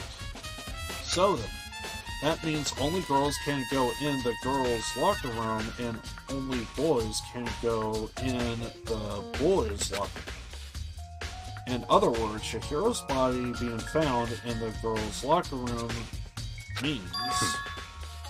Hey, Makoto, I can see right through you. See right through me. Allow me to tell you what you are thinking. Since Chihiro was found in the girls' locker room, the killer must have been able to get in. So, in other words... As such, the killer must be one of the girls. Did I get it right? Such ignorance. Good lord, you're simple. But am I wrong? You should pay closer attention to the regulations. The answer has been in front of you the entire time. Loaning your e-handbook to another student is strictly prohibited. Only the act of loaning a handbook is prohibited. Borrowing somebody's handbook is perfectly fine. I would rather expect nothing less from the prodigal son of the noble Togami family. So you managed to sniff out the loophole in the regulations. Knowing you, I would bet you created it on purpose, didn't you?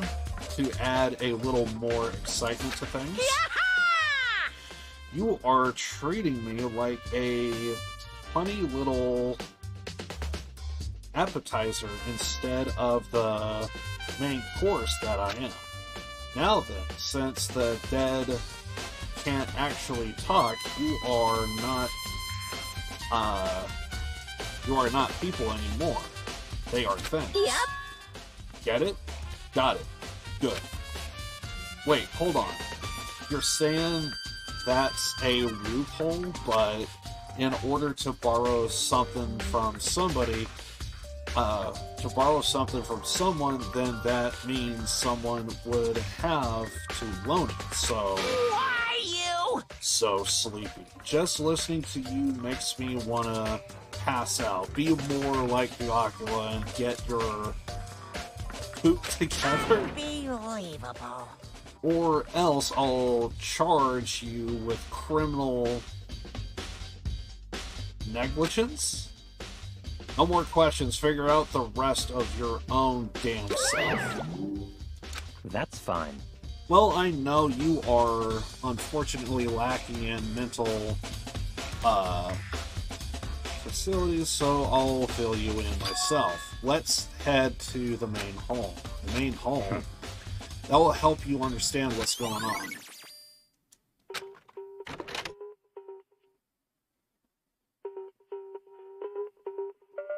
Came to the main hall. So what are we looking for here? What does that mean I have to figure out for myself?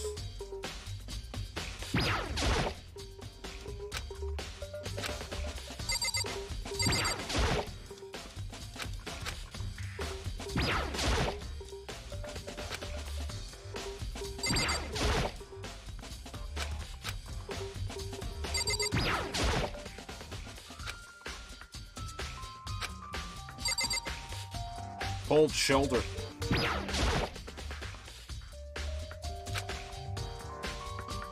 Could there be something inside? It's a e-handbook. No, wait, there's 3 of them, but what are they doing here? So you finally found them.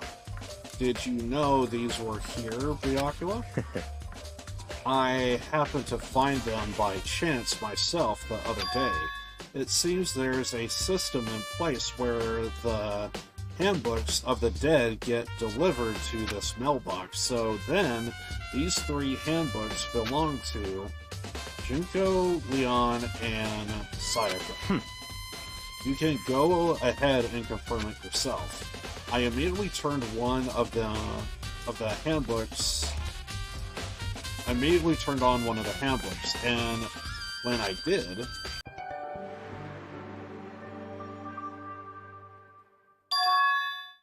you're right, this is Sayaka's handbook. Now do you understand? This is the key to the loophole that I revealed earlier. Yeah, I feel like I'm starting to get it. You should pay closer attention to the regulations. The answer has been in front of you the entire time. Loaning your e-handbook to another student is strictly prohibited. Only the act of loaning a handbook is prohibited. Borrowing someone's handbook is perfectly fine. I see. Yeah, now I understand. What? Hold on a second. What's Very wrong? strange. That's strange. One of the handbooks won't turn on. Is it broken? Whose is it? The other handbook showed Junko's name when I started it up. Then the one that won't turn on must be Leon's, right? I see. It won't make sense, yes? After all, he did get pummeled with dozens and dozens of baseballs, pummeled with baseballs. Yup. The memory of it came flooding back. The cruel punishment which led to Leon's death, the execution the mastermind concocted, a cruel, heartless death. You're right, it won't be surprising for the handbook to break during that kind of assault. Damn it! Hey, hey! Hey, hey, hey, hey, hey! Now I'm really angry! Hey! What? That handbook is essentially to the student life here. Crucial, integral, instrumental, a huge big deal. There's no way it would break that easily. But it did. That's impossible! If I said it wouldn't break, it won't freaking break. It can withstand up to 10 tons of pressure, and that's waterproof. Up to 100 meters. Okay? I don't care about how many baseballs you hit with it. It won't do that crap.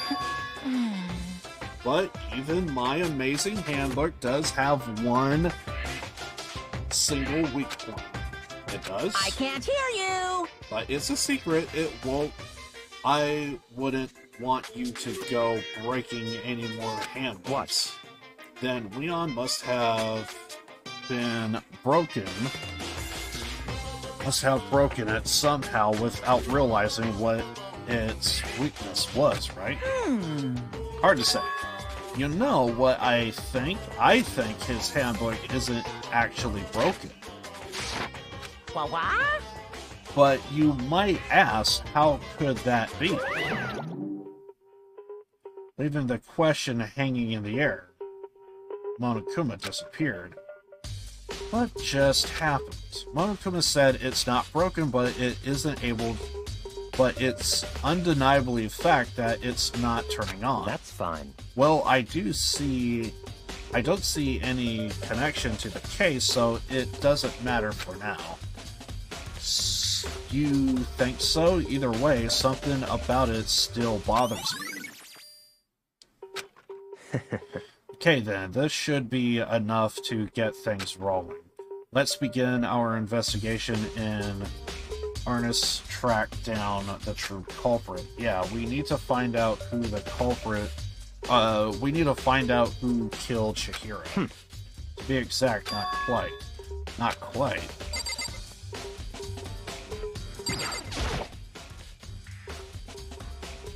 What do you mean by that, Byakuya? To be exact, not quite. Certainly I want to reveal Chihiro's killer, but more precisely. I want to discover the true identity of Genocide Jack. Then you really think, you truly believe Genocide Jack is the one that killed Chihiro? Don't make me repeat Absolutely. myself. I have no doubt that Genocide Jack is the culprit in this case. The murderous fiend is Genocide Jack, right? There's no doubt there's nobody else it could be. A murderous fiend who kills again and again using a bizarre and brutal method. They are like a ghost, attacking suddenly, then slipping away between before the police can catch up to them. And what nickname did the internet give this murderous serial killer? Genocide Jack. They say he's killed thousands of people. That's gotta be an urban legend. Still, could one of us really be a demented, psychotic killer like that? You are not wrong to wonder. But words mean little. I have something that will prove it, and I can show you.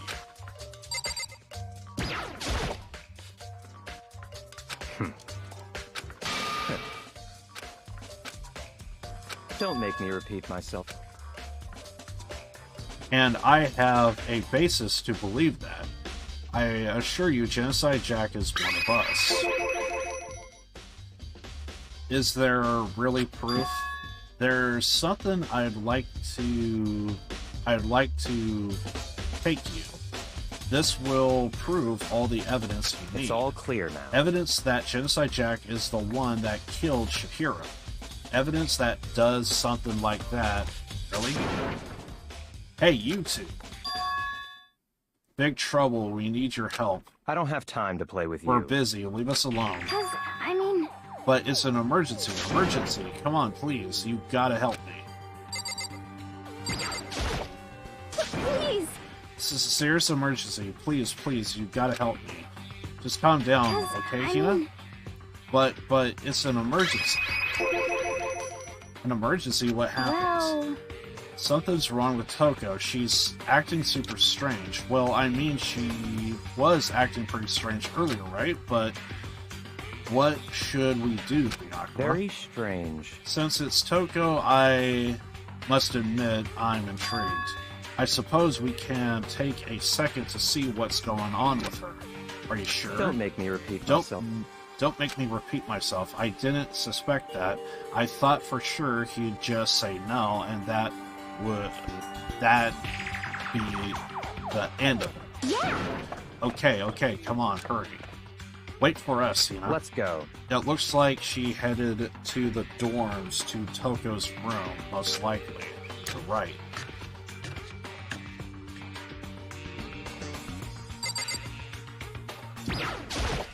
Such ignorance.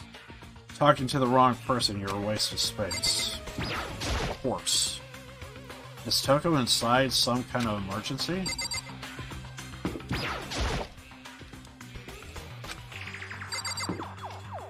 Somebody else here with us? Yuna? You guys are too slow. I think you're just too fast. So what's this emergency? So, Well, after what happened in the girls' locker room, we left Toko in her room so she could lay down. After a while, we came back to check on her and, see how she was doing. But when we did, it was weird. She refused to come out and she kept saying all this weird stuff. That's fine. We should try talking to her ourselves. Yeah, good idea.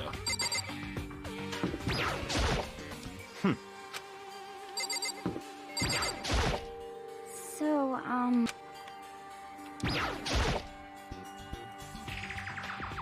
I may as well give it a shot. The doorbell swung open. The door swung open slowly and silently.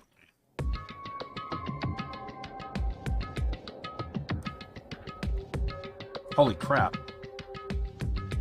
An aura of negativity flowed out behind the door, forcing a gasp out of me. What? Oh, nothing. It's just that, Hina was really worried about you, holding yourself up in your room. Leave me alone. Yeah, sure thing. But, could you open up, just for a second? Won't allow it. Huh? I won't let Genocide Jack have control. And just like that, she slammed the door in my face. What was that? She's been acting like that the whole time when I rang a little while ago.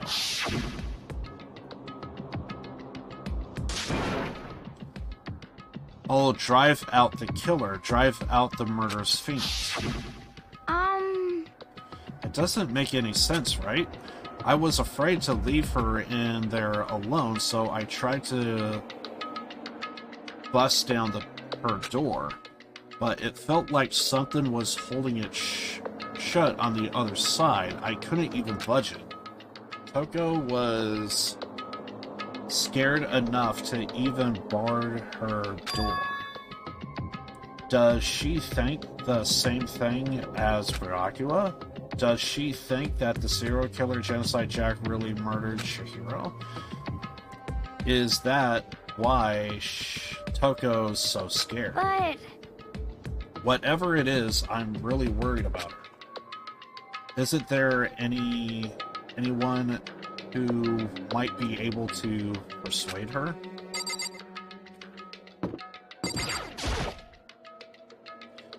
Hey, Dracula, you think you could ask her? Come out of her room, I mean? That's fine. Sure, whatever. You are gonna talk to her, Dracula? I guess you can be nice when you want to.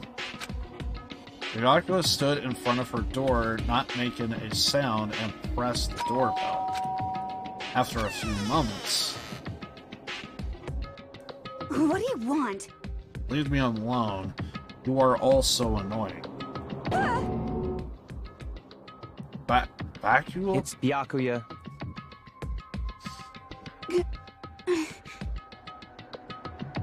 I'm sorry, I couldn't keep our promise. But don't worry, never again. I won't let Genocide Jack have control ever again. And with that, the door slammed shut. Even Barackula couldn't pull it off. There's nothing else we could do. Let's get back to the investigation. Hold on. Barackula, what was Toko talking about just now? Something about a promise? What? I have no idea. Another one of her delusions, I'm sure, but stop talking. If I say I don't know, that means I don't know. Just let Hina take care of it. Yeah, okay, I'll stay here and keep an eye on her. Let's go. Well then, let's go. Without waiting for a reply, Byakuya sped away. Byakuya. And I hurried to catch up. I tried to talk to him several times as we walked, but he didn't even look back, let alone say anything. He just kept on walking towards his destination. Finally, his feet brought him to a stop in front of a room. The library. Come on, let's go in.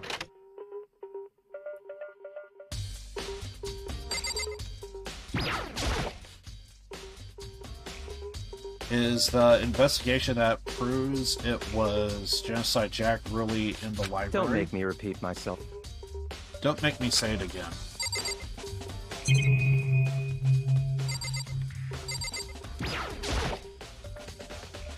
If I remember, on the other side of this door is the archives, right? Hurry up and go inside. Here? Let's go. It'll make sense once you're inside.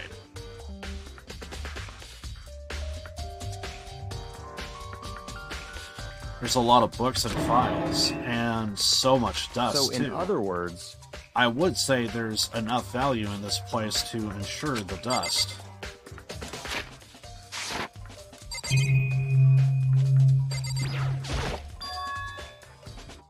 Desk lamp.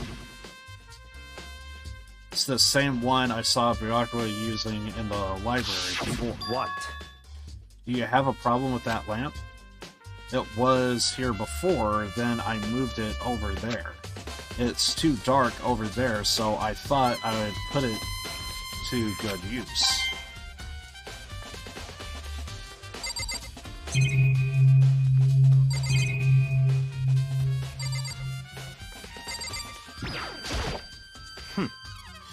You pay attention to the surroundings, you're sure to uncover the value for yourself.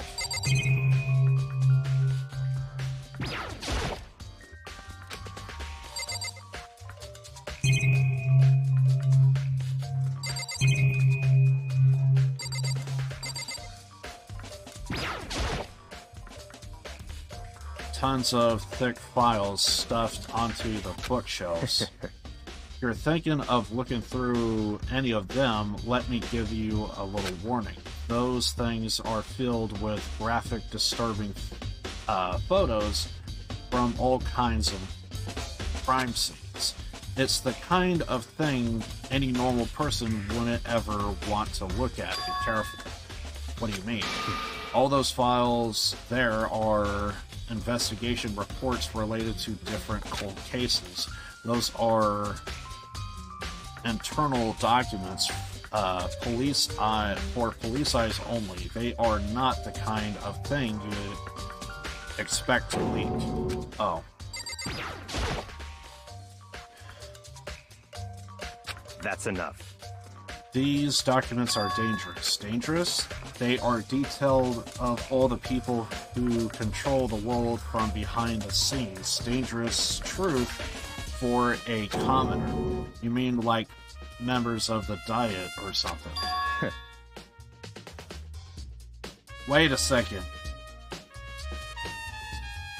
Persona 5. There was the politician part of the Diet.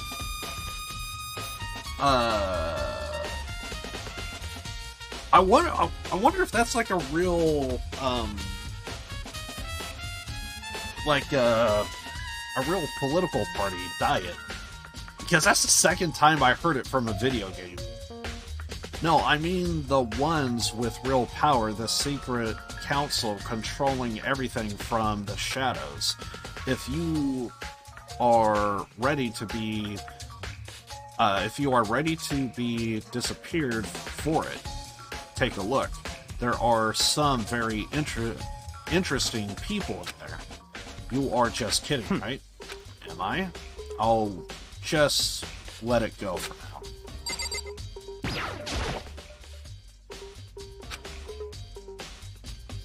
Without thinking about it, I picked one at random.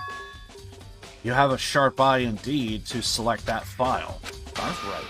That's the report of a presidential assassination. The original is kept at the National Library. It won't be declassified for another 30 years. After, are you sure you want to look at it now? There's no telling whose crosshairs you might wind up in for peeking at it. Without making a sound, I return the file to the ship. There's a wooden box that's empty, though judging by the smudges on the dust, it looks like there was something inside. I wonder what it was. There was an extension cord plugged in there. It proved very useful while I was in the library. An extension cord, huh? So you are finally beginning to understand the true splendor of this library. The entire reason I was interested in the library is because of this room right here. Interesting. It's home to classified government documents, police records, things no ordinary person would ever see. Isn't it magnificent? This can't be for real, right? Such ignorance. That's your guys' problem. Anything that doesn't fit into your preconceived reality, you label it a lie. Well, it's not that. It's not like I totally refuse to believe it. But, I mean, there's just so much. How could anyone have put all this together? I suppose it goes to show just how much Hope's Peak truly wields, or perhaps the mastermind may have wanted to prove us with enough entertainment to keep us from getting bored. It's no use. I can't keep up with all of this. It's just too unreal. What's wrong? You still can't believe it? What about you? How can you believe it so easily? Things like that are usually impossible. What do you mean, usually? Usually, normally, ordinary, simple, those things don't exist anywhere in the real world. If you don't understand what they actually represent, you don't understand the nature of anything. You don't pull your punches, do you? Besides, what you consider usual is based on your common sense, right? But what makes you think your own common sense applies to me at all? The documents gathered here are genuine. I have reviewed them multiple times, so there is no doubt. Hold on a second. You are saying you read all these documents and more than once? But all of this has to be, like, top secret, confidential stuff, right? So why? My family has a reading room just like this at our home. Ours is bigger, of course, and not as dusty. Huh?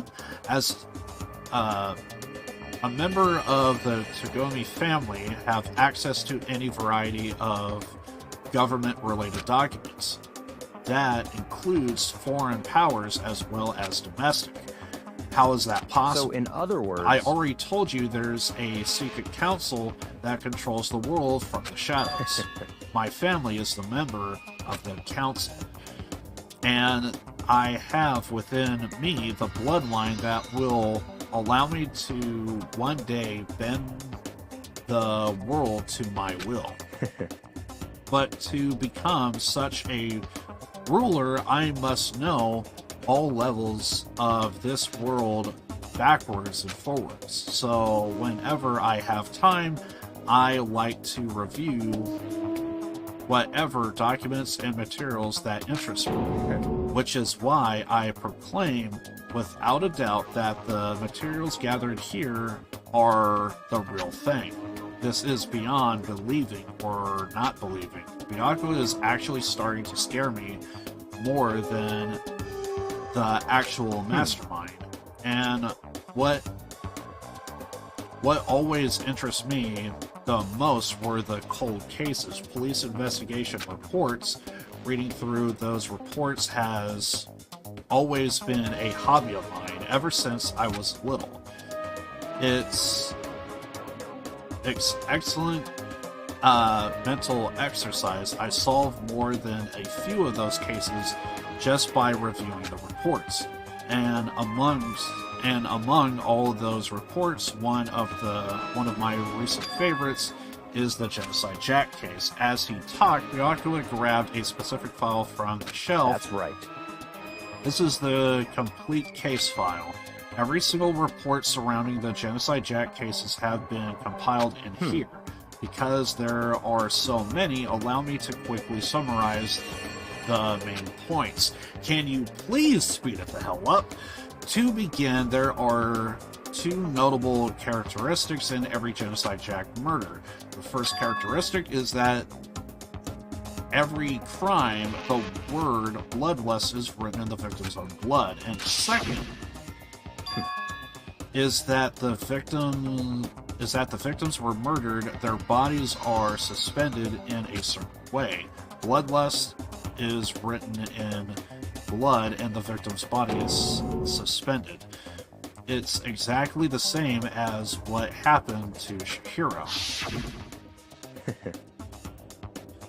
Save your surprise. The best part is yet to come. For the second characteristic, where the victims are suspended, the only ones who knew about the particular fact were members of the police. And other higher-ups. By all accounts, nobody in the media ever found out. Huh? In other words, no one on the news, no one online knew about that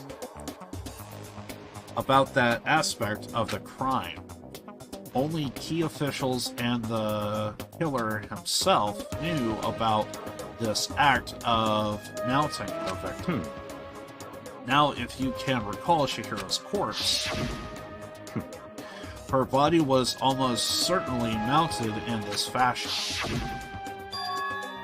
So how could the killer have known about suspending the victim? That's right.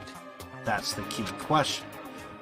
But in fact, the answer is quite simple. The culprit isn't a copycat killer, it's the real Genocide Jack. In other words, that right there is the evidence that Genocide Jack has hidden himself amongst the rest of us. Then Genocide Jack really is such a brutal, fiendish killer, really is walking around amongst us. Interesting. Things are really starting to get interesting, aren't they? I never imagined a killer with such a reputation would ever become part of our little game. Now, don't you think it would be good for you to take a look at what I've already seen? You might just imagine to put out a clue or two. Such ignorance. If you get down to your knees and beg, I might even show you myself. Can I just walk out instead? Hold on, we still have more to check out.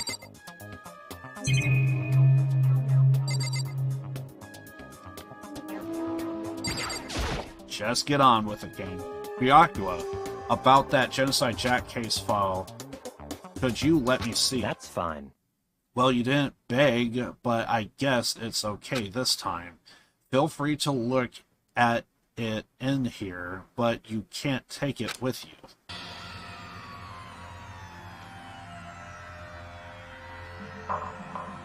Byakuya handed me the file, and I flipped through it with intense, nervous fingers. Suddenly, my hand stopped. I had reached the page where photos of the scene of the crime had all been collected. The names of Genocide Jack victims ran on for several pages. Ken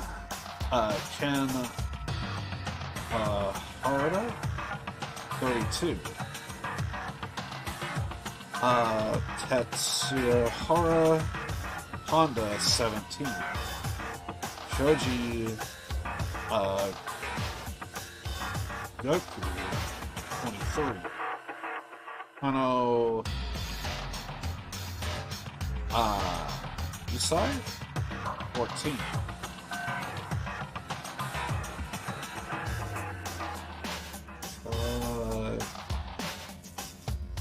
Takeshi Shida, 30.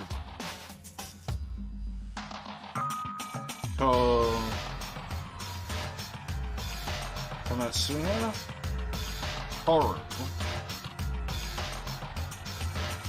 Takefumi Dono. Uchiba.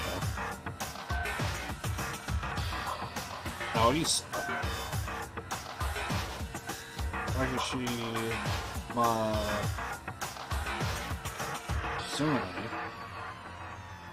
Kyoto Yume Jima.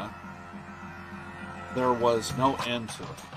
But one thing became perfectly clear as I read.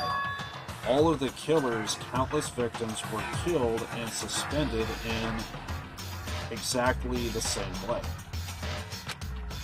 And the scene of every murder, the word bloodlust was left in the victim's own blood.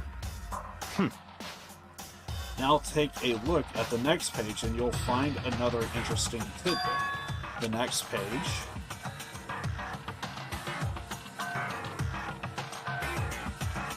there's still more investigation to continue. I already know this. I'm just waiting for this to just freaking end. This is just endless. Profiling results. All of the crimes took place either on weekdays, at nights, and during holidays, either day or night. The most common time of the killing took place was on holidays in the afternoon.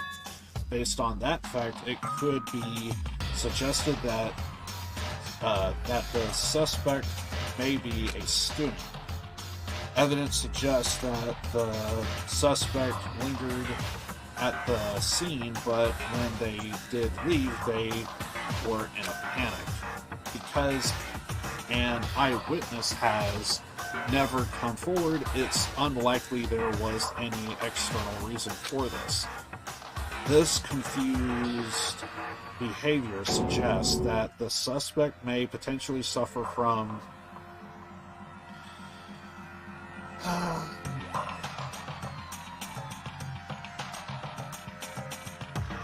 dissociative identity disorder.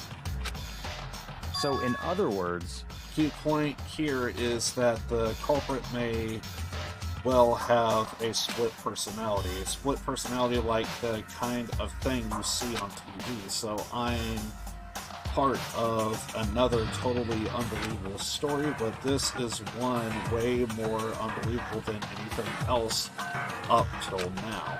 Or maybe it really isn't. I don't know. I feel like my mind has gone numb. Are we done here? Alright, we should get going soon. Where are we going? Anywhere but here. We finished our business here. haven't we? Wait, Binocular. As usual, Binocular turned and left without a word. I hurried out of the library to catch up. Well, this is where we part ways. I have some things I need to take care of before the class trial. Just all of a sudden like I don't that? have time to play Come with on. you. Enough of your annoying apprehensions. Did you really think we'd be together the whole time? Take responsibility for yourself and do something useful. Move the investigation forward on your own. Well, goodbye. And just like that, he was gone. Just as quickly as he'd asked me to join him, he'd cut me off. In the end, I felt like I was some plaything getting tossed around. At the same time, I uncovered some really important clues thanks to him. Just like Jack, he's the one that killed Chihiro. And that murderous fiend is one of us. But who is it? I have to find out no matter what it takes. And to do that, there's no... Just move along, game. And to do that, there's somewhere I have to go investigate one more time. I have to go back to the scene of the crime, the girls' locker room. I should check the boys' locker room too. And the others might have come up with some information I might find useful while I'm at it. I need to find out everything I can. Thank you, please. Took fucking forever.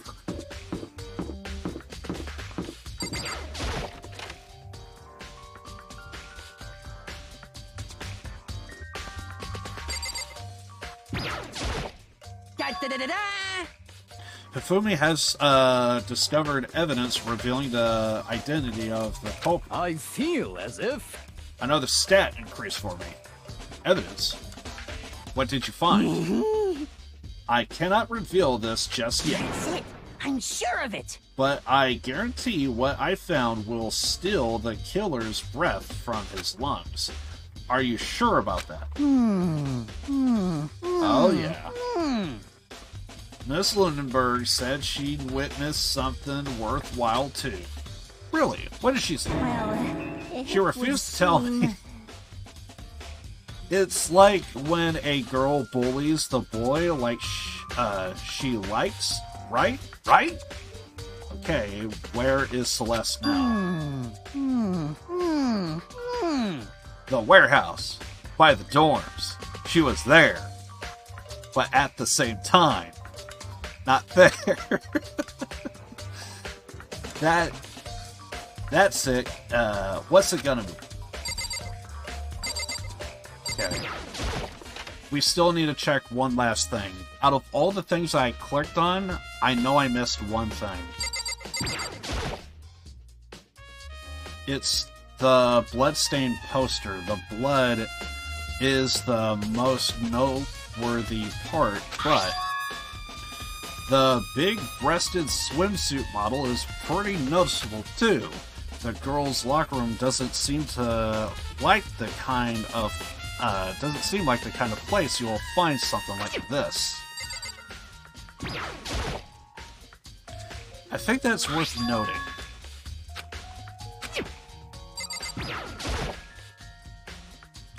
Have you made any progress on your investigation? Generally speaking. However, but I have to get going. I have something unrelated to take care of. Something besides the investigation? What is it? well, Nothing you need to worry about. Just concentrate on the murder. But so then, before I go, let me give you one piece of advice. You should examine Chihiro's body one more time thoroughly.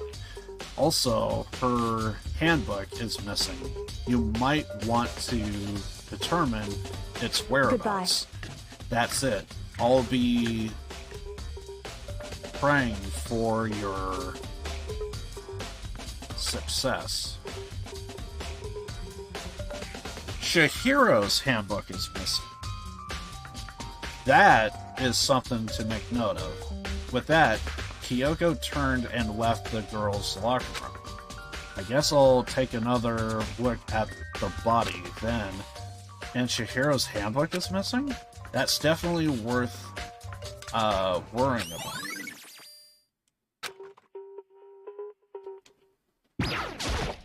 Anything new? Seems to be the same stuff from before.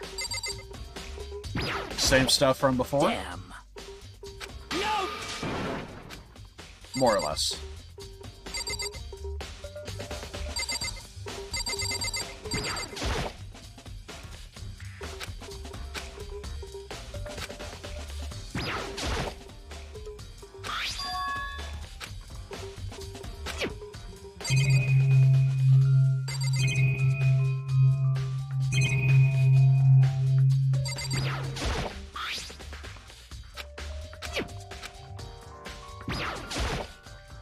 Okay, now we'll look at the body.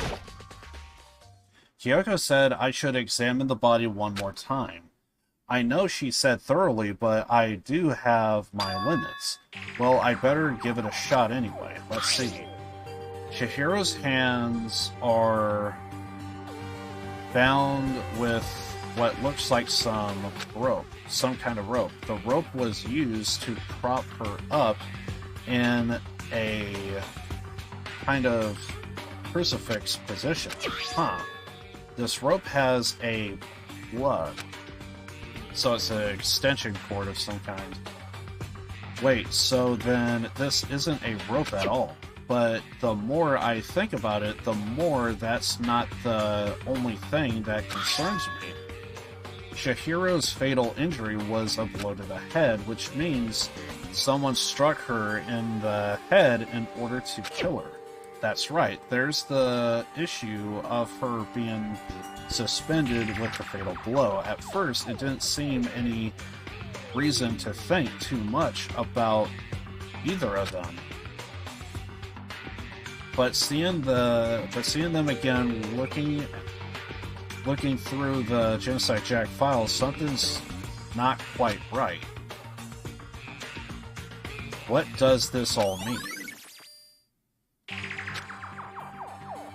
Well, the one thing most likely to tie all of these mysteries together is the true nature of the rope that was used to suspend Chihiro. To figure that out, there's a certain place I need to revisit and look over again. Plus, it might help to look at the Genocide Jack case file one more time. Okay.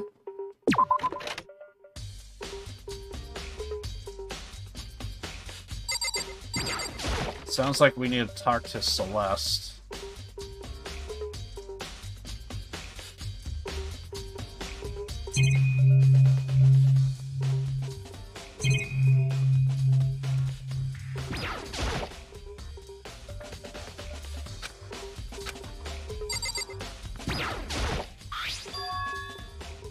There's a strange stain on the carpet.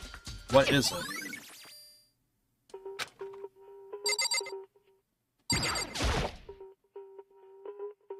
This poster.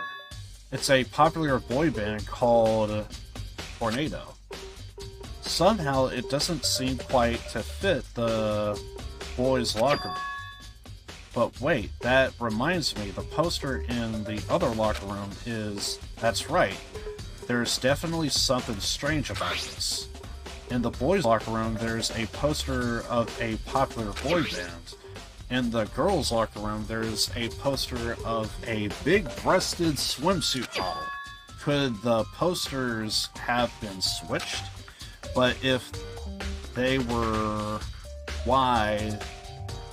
What reason would anyone have? Maybe I should talk to someone who knows a little more about the locker rooms.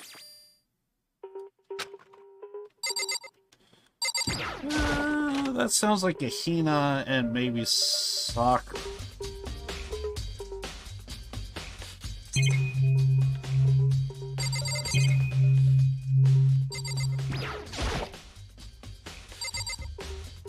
Oh, you can actually go from the sides.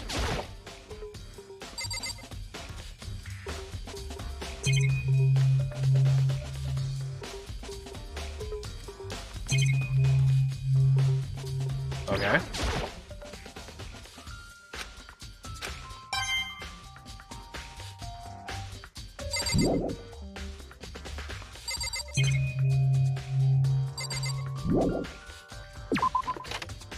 Doesn't seem like there's anything in particular.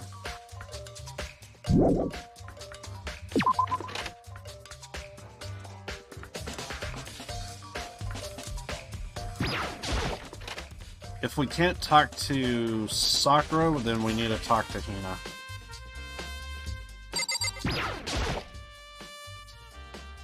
You spend a lot of time exercising in the girls' locker room, right, Sakura? Of course.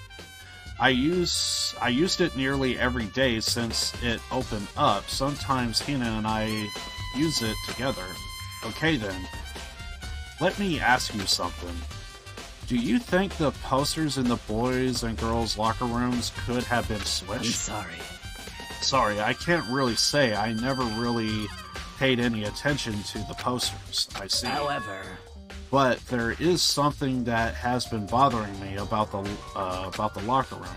You see, I like to drink a little protein coffee every time I finish exercising. We have protein coffee? In the warehouse, it's not the highest quality, but I don't have a lot of other options. I mix protein powder with coffee and down a glass of it after exercising. Anyway, the other day I spilled some on the carpet in the girls' locker room, and it left a stain. And I don't see any stain on the carpet. of course. Exactly. I noticed it earlier. The stain has disappeared.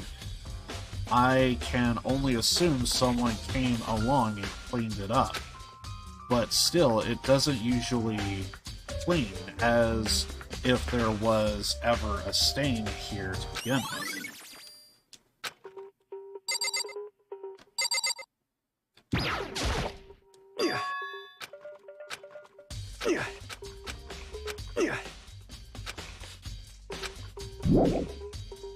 Okay. I think we need to find Celeste.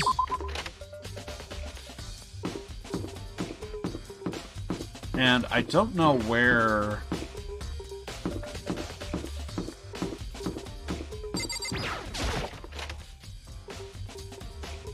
Don't know where that extension cord would be.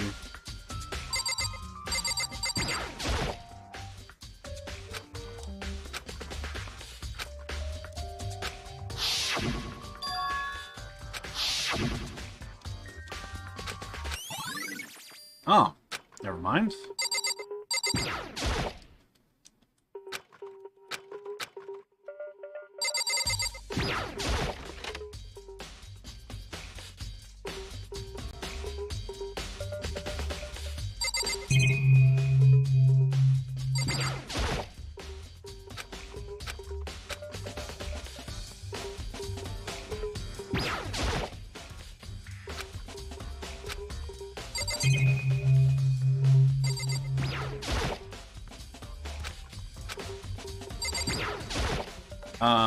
Aren't we supposed to look at the Genocide Jack file again?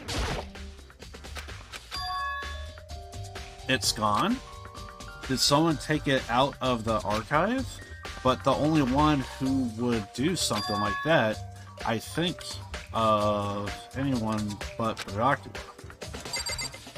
Okay. I guess that's it.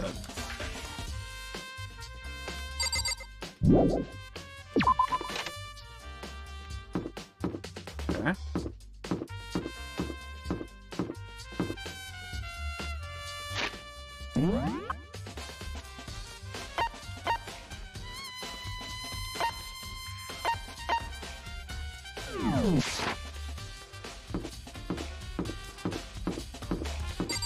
We need to head down to the warehouse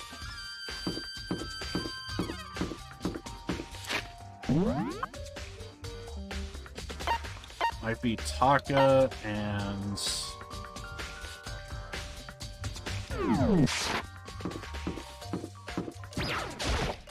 How unfortunate.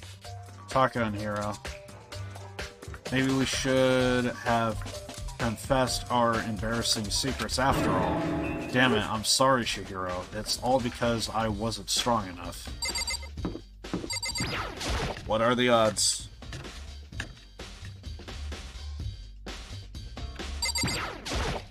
Huh? Oh, hey, Makoto. What's up? I've been up to anything myself, that's for sure. Definitely haven't looked inside the mailboxes.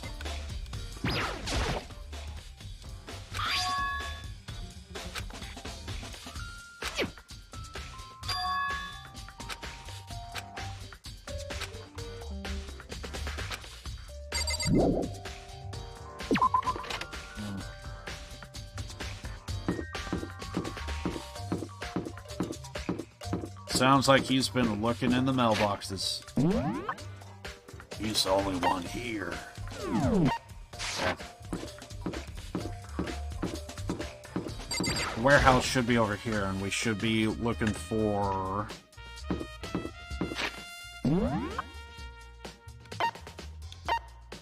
Wait, the dining hall? Well, if Hina's in the dining hall, then yeah, we should probably talk to her as well.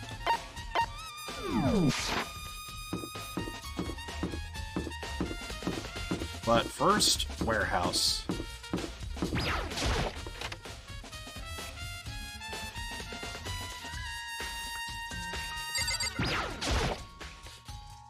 Celeste, what are you doing here? The warehouse is amazing. It has absolutely everything one might need to live a full life. From food to clothes to towels, there's an endless supply to choose from. I see that, but have you found anything related to the case? Most unfortunate. I knew you were going to ask me that. I thought talking about the warehouse itself might, misdirect you, but I see it was pointless. Then you did find something. Very well. I will tell you, and only... Actually... Last night I saw her here. Chihiro was in the warehouse. What? Indeed. Really? This was right before nighttime. Hmm? What are you doing out this late? Oh, I was just... Are you planning to go exercise, perhaps? What? How did you know? Because I can see a blue track jacket sticking out of that duffel bag you're carrying. Oh, you're right. Thanks. Well, I'd better get going. I'm kind of in a hurry.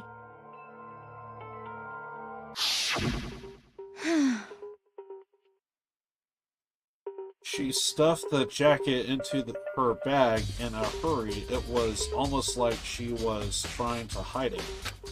And just like that, she was gone. Yes, indeed. I assumed she was merely stocking up to exercise in the morning, but it would appear she ignored the nighttime rule and headed directly to the girls' locker room. If she hadn't broken our rule, none of this would have happened. You get what you deserve, I suppose. So apparently she went to the girls' locker room late at night in order to exercise without anyone knowing. But the strange thing is, there was no trace of the track jacket or duffel bag. Celeste said she saw Chihiro carry, which would mean the killer would have gotten rid of it somehow.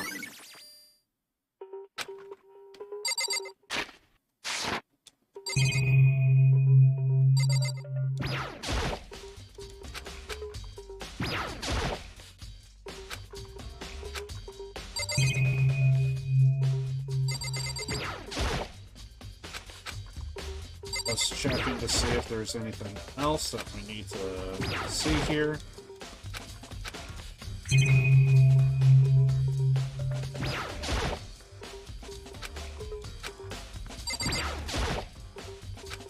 with that, I think we're good.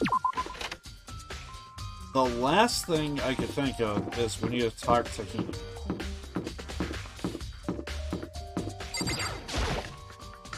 Who might be in the dining hall.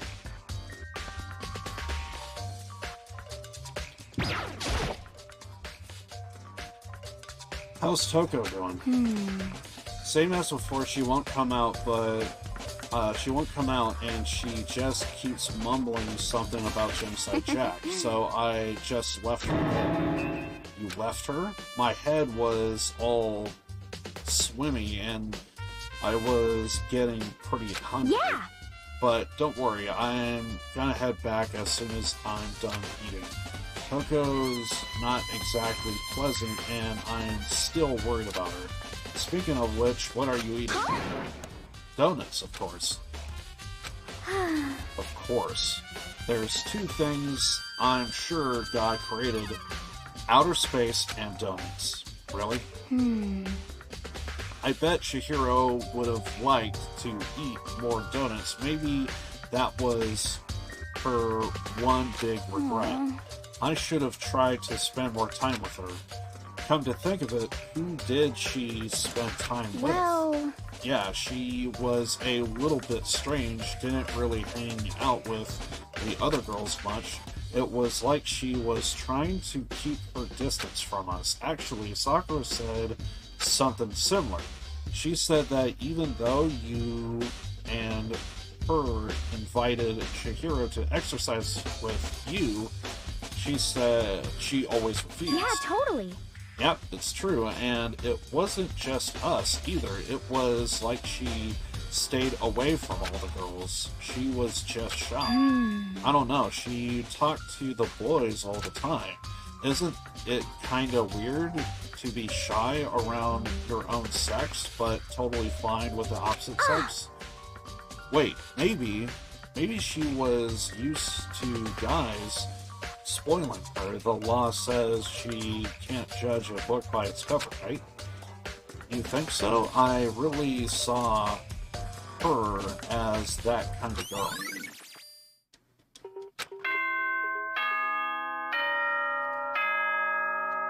Class trial.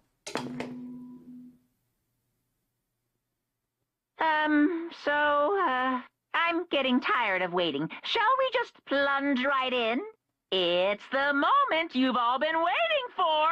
The class trial! You remember where to meet, right? Please go through the red door on the first floor of the school. See you soon!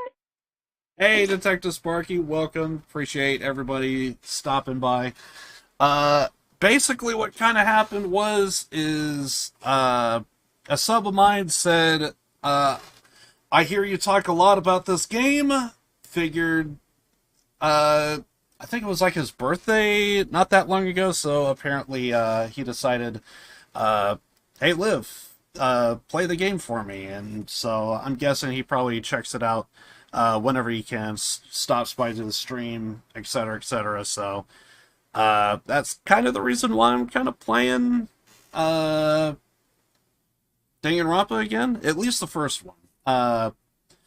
It's a gem. I absolutely love this game. It is awesome. So because of that, here we are. So anyway,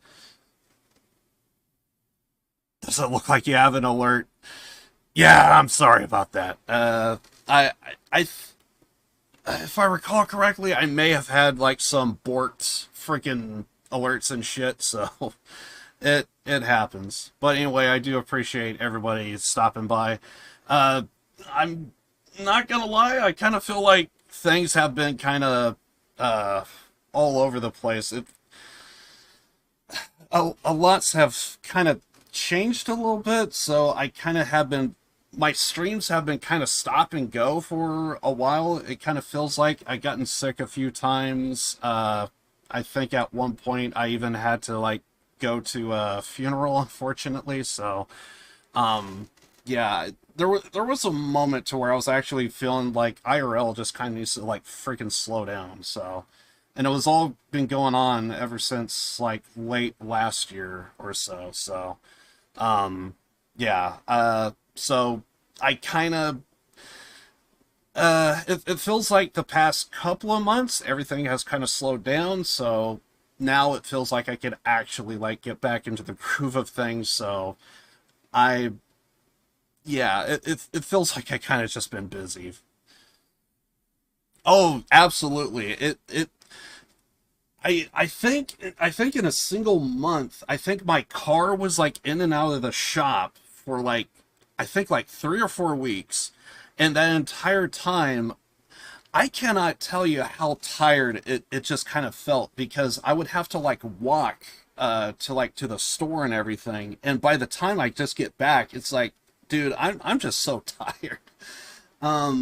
It probably doesn't help. I know I have like poor circulation in my legs, so I have like I walked with a friend one time years ago. We did like a newspaper route, and I think we were like finishing up. We were all done, and we were kind of like chilling for a little bit. And it was like, hey, let's go for a walk. It kind of felt weird because we were delivering newspapers like a couple hours ago. So we started walking again. I was like, listen, dude, I'm telling you right now, it's gonna be like 1 hour and 30 minutes, and that's gonna be like my wall. And sure enough, 1 hour and 30 minutes later, dude, I gotta sit down. And he actually was kind of stunned because he looked at his watch and it was like, dear God, it's exactly 1 hour and 30 minutes. So when I had to go to the store and everything to like get groceries, it basically took me like about 2 hours. And by the time I got back, it was just like, dear God, I just want to lay down. So yeah, for a single trip, it took me like about 40 minutes to 40 minutes back, and then however long I'm at the store. So it took me like about 2 hours, 4 hours if it's an actual 2 trip. So that was brutal, and I think that was like back in like January or February, and I just, oh God. So yeah. But anyway, it feels like things are finally slowing down and I could finally like get back to stuff. But yeah, it kind of, there for a while, it kind of felt like things were just piling up. So, but yeah, I do appreciate everybody stopping by from Detective Sparky's stream. I really do appreciate you guys. I'm sorry, I just haven't been able to be all that active, but anyway, I'm sorry about talking about my issues, my problems, but anyway, for anyone checking out my channel at the moment, I'm Live to Win. I stream every Wednesday, Saturday, and Sunday, or at least try to. Twitter and Discord for any changes and updates to the stream. I really do appreciate you here, and for anybody, whether I used to do simulcasting on both Twitch and YouTube at the same time, but because of Twitch rules and regulations, all of that's kind of changed now. So unfortunately, these days I'm just on Twitch, but I still upload to YouTube when I can. It's like a week or two later. It's basically whenever because like by default Twitch ends up deleting the VOD, and basically yeah. So basically when the VOD gets deleted, we end up just taking the video over to YouTube. So for anyone that still watches my channel on YouTube, I do appreciate it, and it's basically where all of my content just ends up going to. So but for anyone that does watch my channel, please give Detective Sparky a follow. She's awesome. I've watched her stream many times. A lot of the times I lurk, I have a tendency of doing that. It's something I just have a habit of. It's just way easier to just kind of like have like a stream running in the background, and sometimes unfortunately I kind of feel like our time zones are like just kind of like off. Like I'm on the West Coast, so like Sparky is like already kind of like finishing up her stream, so like unfortunately like she's like I would have to assume like probably like 6 or 5 o'clock my time ish, somewhere in there. is like when she's like starting, and then like by like 7 or 8 is when I try and do mine, but sometimes I do late streams, so which is why I always say please check out my Twitter and Discord for changes and updates to the stream, because after all, yeah, things could easily change. So, but anyway, I do apologize. I'm the worst. I'm the absolute worst. But yeah, sub of mine said, "Hey, Liv, can you play Danganronpa?" And I was like, "Sure." So because of that, I'm playing this gem. I actually recently completed Days Gone. I thought that was an awesome game. I'm actually playing it off stream, kind of actually downloading some mods. So it was just mostly just like weapon mods that I didn't know was in the game. So I'm just kind of checking that out. Tomorrow I will be doing the same sub that he had his birthday, Nioh, and wanted me to play this. He also been playing Sekiro on his time, so he's been sending me like some videos and stuff. So I thought, you know what, I kind of have Nioh, so it's kind of, I thought I heard, I forget who did Nioh, but basically Sekiro is basically the same people that did Dead Souls. So never played a Dead Souls game, so this playing Nioh would kind of be like my first, and I think Sekiro is supposed to be the same people that did Dead Souls, but Dark Souls, I think. I don't know why I'm saying Dead Souls.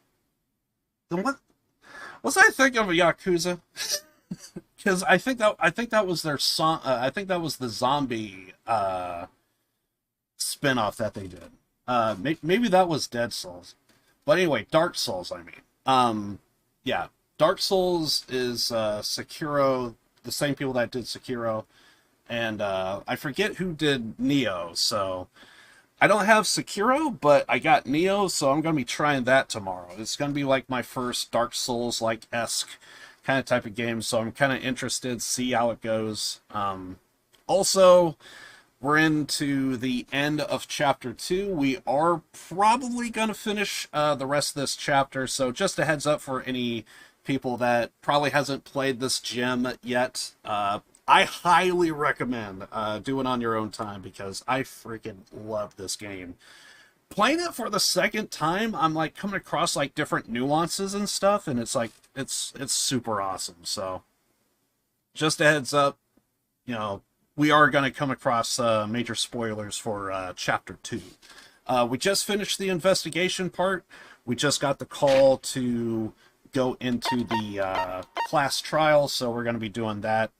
And yeah, we're going to knock all of that out of the park here. So anyway, I think I missed some of the dialogue, so let's double check that real fast. So there it is, transcripts. Begin the class trial. Or is it about to begin? I think that was everything. Unless I missed something else. Okay, no, I think we're good. Yeah, I usually let Monokuma just kind of do his thing. I think we're good. Red door is right there. Right through there. Right through here. Usually whenever I screw up reading, it usually snowballs, and I think I just had that moment. Again, I'm the worst, I'm sorry. But yeah, the nuances in this game, I kind of forget how good it is. Also, this is like one of my favorite chapters in the game, because when I first came across Chapter 2 here with Chihiro, I was kind of shocked, because I didn't... The twist behind it, I kind of didn't anticipate it. So... But yeah, anyway, spoilers for Chapter 2. Ahem, so is everyone ready to... What? Am I blind? What are we missing somebody? Yo. Toko's not here. Huh? And Toko is... He doesn't even know who Toko is. You really don't remember? Come on! Just kidding. How could I forget that little nut job? She's a crucial part of the class trial this time. What are you gonna do? Okie dokie, I'll go ahead and drag her out here, kicking and screaming. Just one moment, please. And just like he said a few minutes later, he reappeared dragging Toko behind him. I told him I didn't want to, but he forced me. I can't believe you would drag a girl around. Terrible! You're terrible! So now everyone's here, right? Okay then. Hustle onto the elevator and let's get this show on the road. I'll see you guys down there. Let's go. So, shall we get going? It's time to find out who killed Chihiro. Chihiro Fujisaki. Chihiro was so gentle, so calm, so meek, no one had any problems with her. She made the choice... someone made the choice to kill a girl like that. And that murderer is one of us. Someone standing right here. Hey, come on. Fucking Toko, man. What's got her so worked up?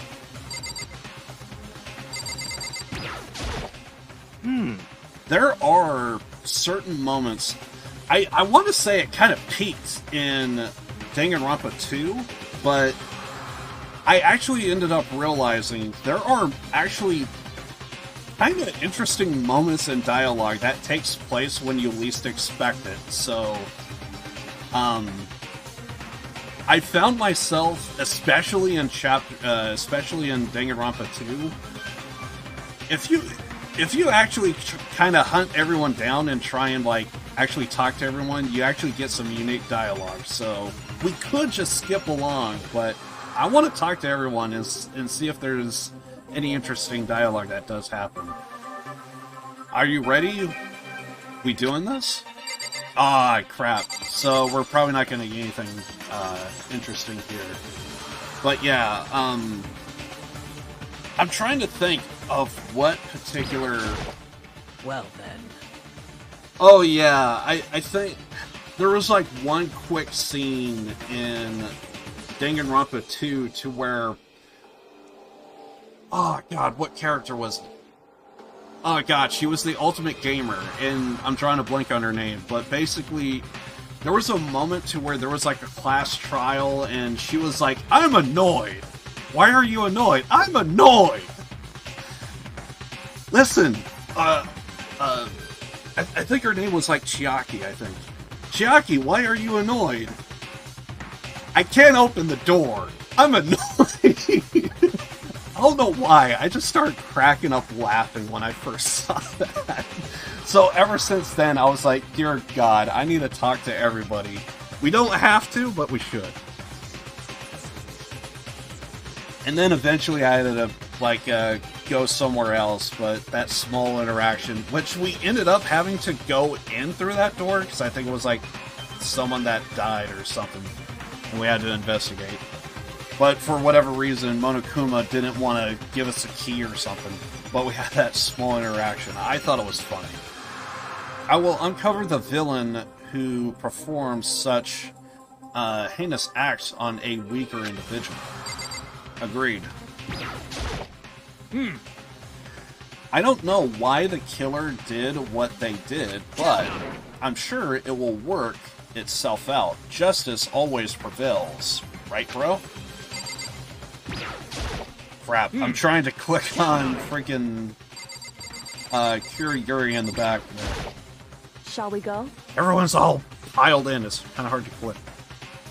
Shall we begin? Yeah, so it looks like it says small dialogue. Sad. I must admit, being 3D, she was quite remarkable. Okay, I wasn't anticipating that. Oh my god. Usually, this guy's pretty big on 2D. So the fact that he actually says something promising for 3D, that's actually a step up. Of course, just the idea of 3D makes me cringe. Wait, what? Whatever. Okay. That might be the one interaction that was worth. There is something odd about Toko's behavior. I don't think mere shock is enough to explain it. It's definitely odd. By the way, even though that this is my second playthrough, I am going to try my best to treat it like as if I am playing this for the first time, because, again, kind of don't like to give out spoilers that much. And this might be someone's first time watching it, so there you go. I guess I wasn't much help at all on this one. I gave you plenty to work with. Show us how far your logic can take you. Something tells me he's going to really lean into the Genocide Jack thing. We have no choice, right? We have to do this. It's true. Yes. I gave a small nod in reply. With one last deep breath, I walked toward the elevator on shaky legs. With each step forward, I could feel my heart starting to race, faster and faster. As soon as everyone was on, the elevator began to descend. I couldn't get a handle of my emotions, couldn't stop speculating.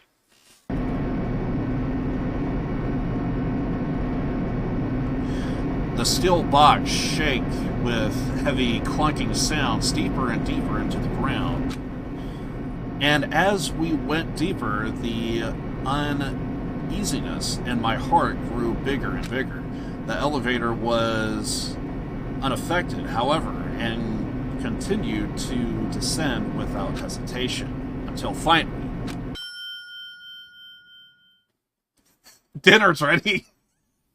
It came to a sudden stop. What do you think? I redecorated. Isn't it so fresh? Isn't it so exciting? Don't waste our time with stupid questions. Let's get this over with. Very nice. Good. You are raring to go. Gotta say, I don't hate it at all. Well? Okay then, let's get this show on the road. Thrills, chills, kills! Everyone, please find your assigned seats. And so the curtain opened once again. A deadly judgment, a deadly deception, a deadly betrayal. A deadly riddle, a deadly defense, a deadly fate. A deadly faith. A deadly class trial. God, I played this on 2020, apparently. Seeing my old game saves. Okay, so... I don't think we actually have much to go on.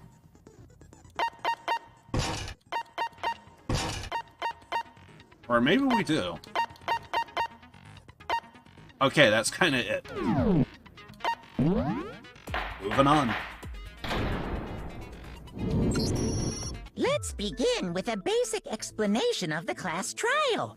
So, your votes will determine the results. If you can figure out who done it, then only they will receive punishment. But if you pick the wrong one, then I'll punish everyone besides the blackened, and the one that deceived everyone else will graduate. Okay, then. So, first off, let's talk about the murder weapon! First we have to clear what was used to deliver the fatal blow.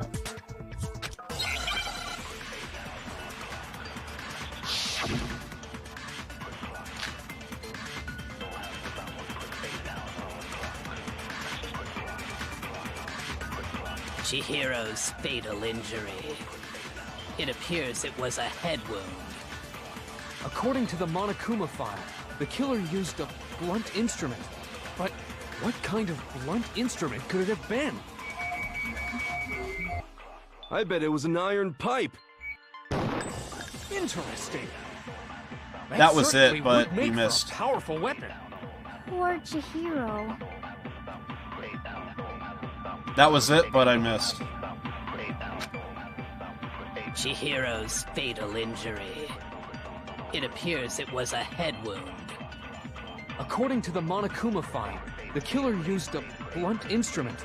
But what kind of blunt instrument could it have been? I bet it was an iron pipe. Nope. No, that's wrong.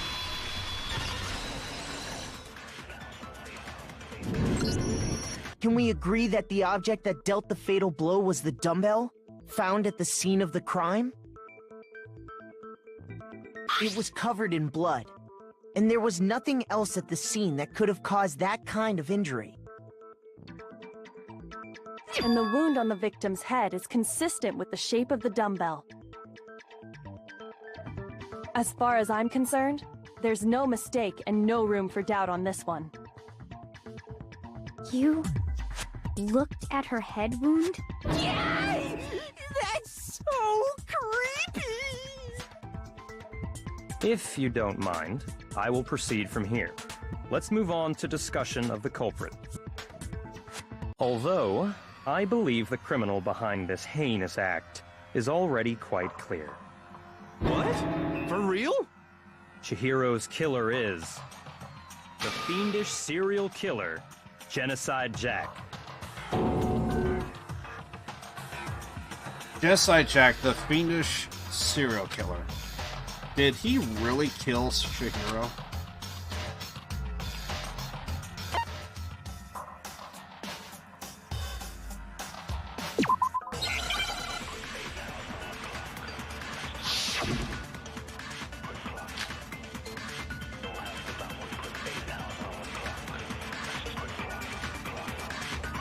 The culprit is Genocide Jack.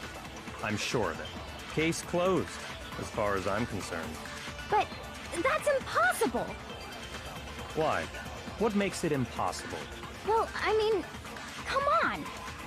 There's just no proof for it. No, that's wrong!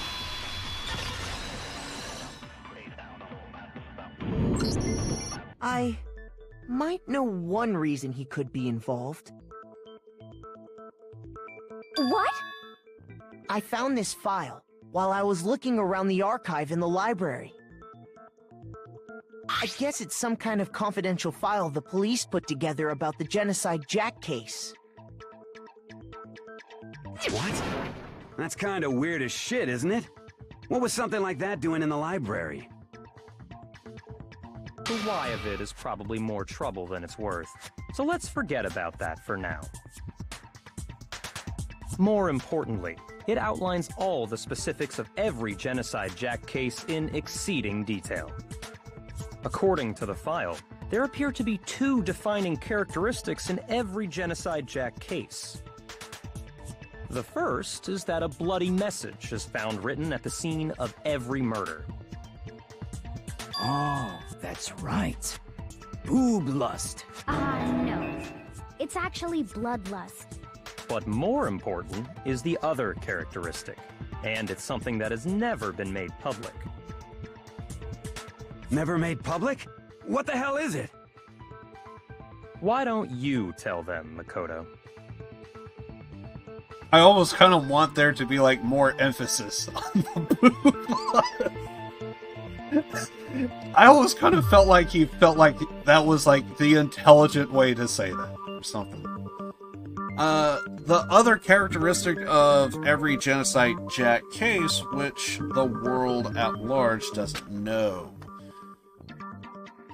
If I'm not mistaken, it has to do with the positioning of the body.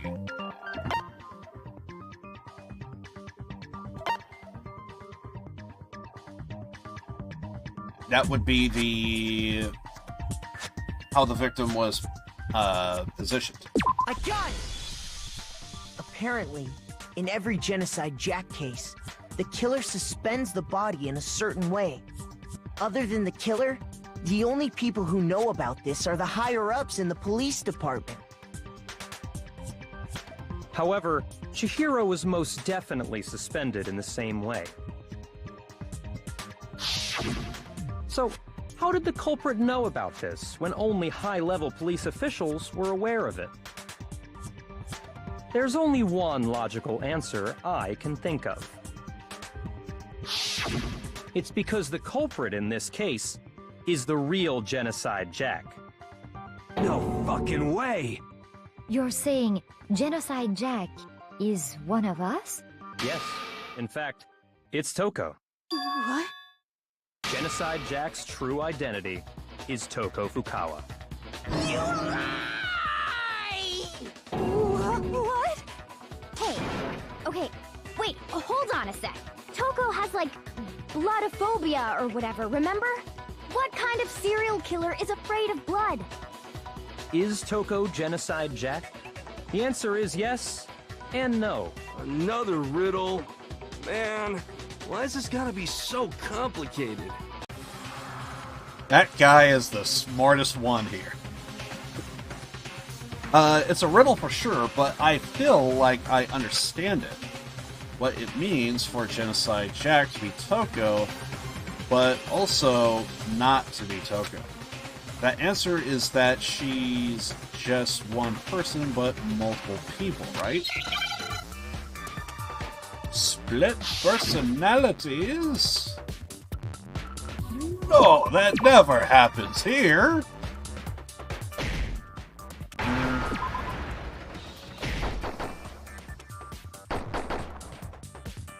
Let's see, we want...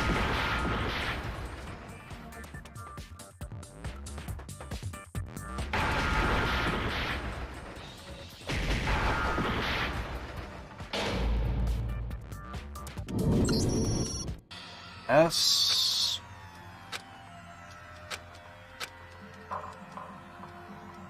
I'm just kind of like guessing at first. I refuse to give up yet. S something. Just because I did this before doesn't mean I remember all the puzzles. S.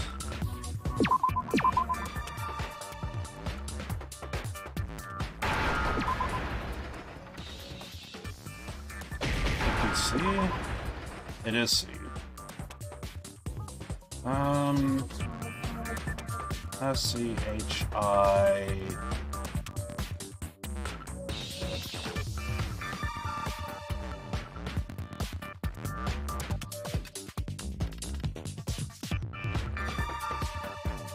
None of this looks right.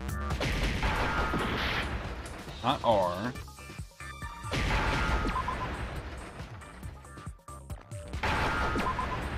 Schizo? Now I understand. Is it because Genocide Jack has a split personality? Wait a second, I just finished Days Gone. There was a character by the name of Schizo, actually. Huh? I know. I think I read that somewhere in the file, too. They thought that the suspect might have... what did they call it? dissociative identity disorder. Oh, okay. But still, to go and say that about Miss Fukawa is... perfectly acceptable. Toko's strange behavior after seeing the body is proof enough that she has a split personality. There's an argument. One that shows Toko has a split personality. Let's deal with her behavior.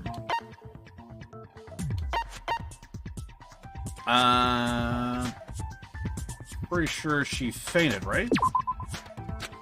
Oh, the actual change of behavior.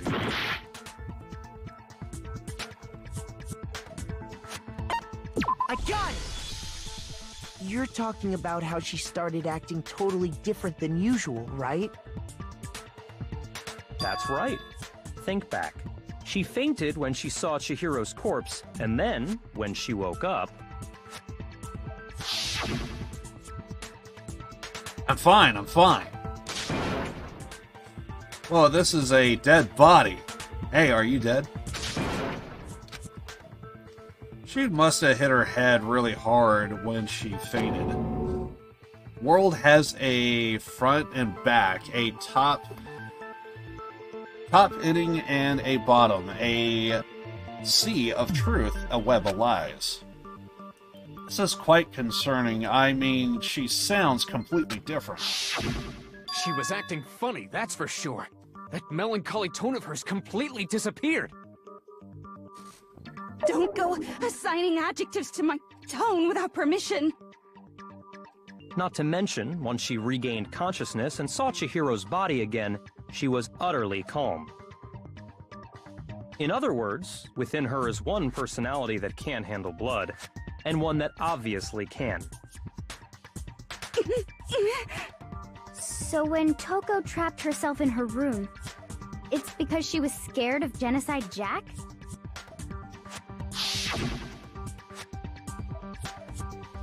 And she was bringing up Genocide Jack the entire time. I won't let Genocide Jack have control.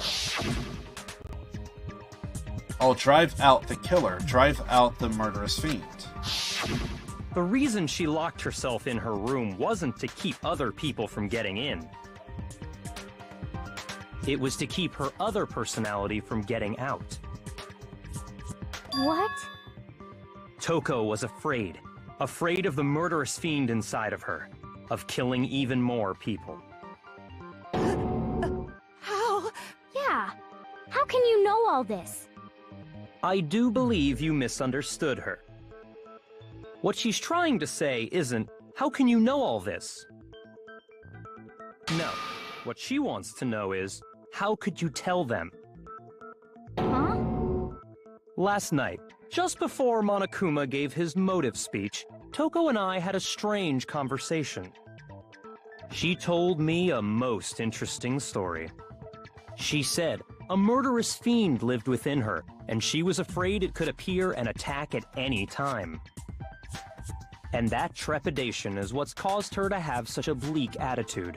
Isn't that right, Toko? This is all a lie. Right, Toko? You said you wouldn't tell anyone. What? You promised! I can't believe you lied! You have only yourself to blame. You came to me with your tragic little story. I didn't ask you to. This is the real world, not some romantic fantasy fairy tale. Besides, you broke your promise first. You said that as long as you were here, no matter what, you wouldn't let Genocide Jack kill anyone. But in spite of that promise...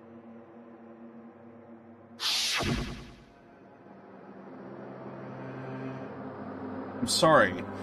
I couldn't keep our promise. But don't worry, never again. I won't let Genocide Jack take over again. You said if I kept my promise, you would go out with me. That's the only reason I promised. How many times do I have to tell you? I never said that. But you weren't able to do it. You just couldn't resist that rush you got from killing, could you? I tried. I swear I tried to control it, But your efforts were useless. What a disappointment. I hate you. Well, the opening act is nearly finished. All that's left is to hear from the person in question directly. The person? You don't mean... I mean, can she be coherent? Toko's body suddenly lunged backwards. A huge thud echoed across the courtroom, but in the next second... Well,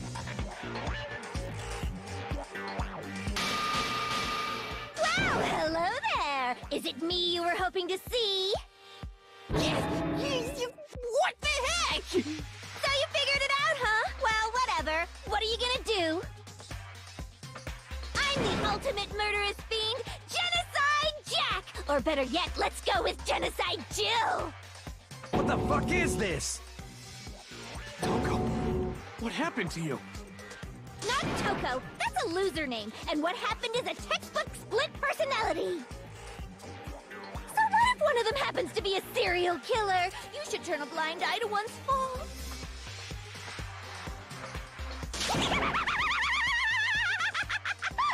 So intense. Like they say, sound in murderous mind, sound in murderous body. This one is so different from the one we've come to know. Yes, well, the world is composed of a front and a back, you know. Just like how every inning has a top and a bottom, or how in the depths of every truth lives a little lie. Behind every dark and gloomy soul lives another that shines as bright as the sun!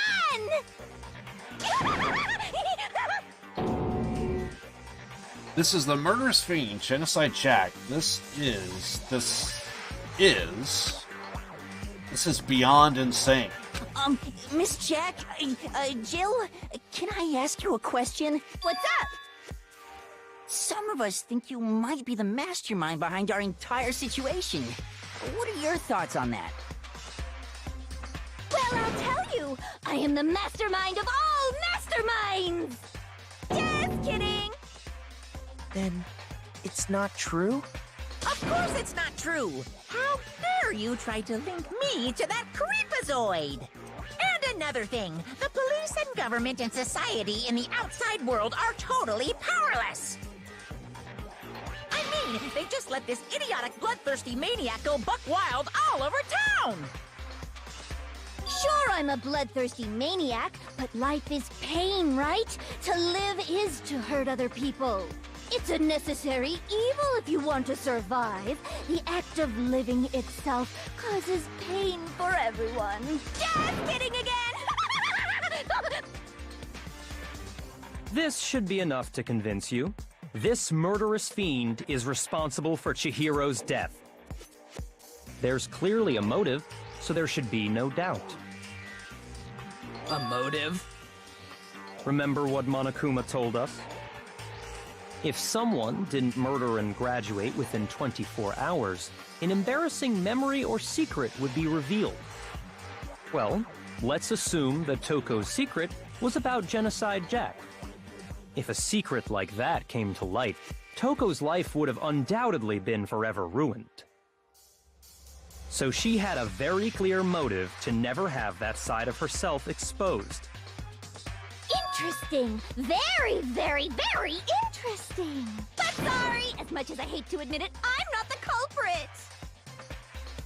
Huh? But I cannot imagine anyone other than you could murder someone in such a bizarre fashion. Maybe so, but nevertheless, it's the truth. Do you really expect any of us to believe you? Yeah. I could never believe a word you say, you monster! Maybe. Maybe she's totally right about that, but something's still bothering me. she said something I need to get more details about all of this.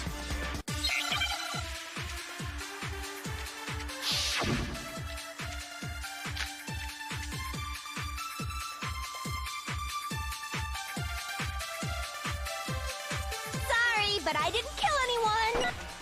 You say that, but do you really expect any of us to believe it? Perhaps if you had an alibi, that would change things. Oh, an alibi, huh? Now we're talking! When you compare your past murders to this incident, the modus operandi matches completely. No, that's wrong.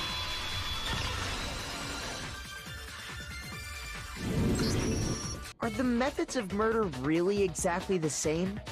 I'm not so sure about that. I think there's a slight difference between the Genocide Jack cases and this one. Huh? How's it any different? Uh-oh, you don't know? Well then, human garbage, let me tell you! I murder with passion and conviction. I consider myself a professional, and I have a very particular way of doing things. Imagine you go to a fancy Italian restaurant. They're very picky about the noodles, the sauce, everything. But what happened to Chihiro? It'd be like if that same Italian restaurant started using ragu or Chef Boyardee. This is no creation of mine. Let me rephrase that, in a way that maybe makes more sense. There are two clear differences between the Genocide Jack cases and this one.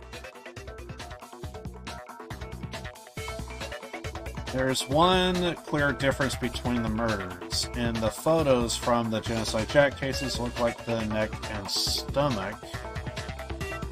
Here you'll see a clear difference.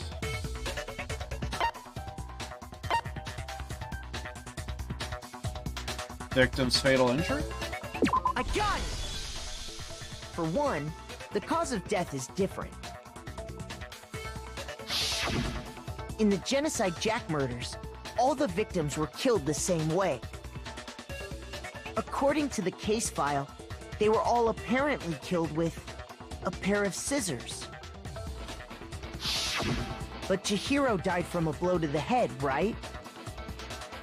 Ah, yes. That is remarkably different from the other murders. Wouldn't it be strange for someone who kills the same way without fail to suddenly change their method? And there's more. One more conflicting detail. That's right! In my recipe of murder, if the bloody message is the tortellini, then the arrangement of the body would be the pesto sauce! Could you please stop comparing killing people to cooking? So, are you saying the other difference has to do with how the body was arranged?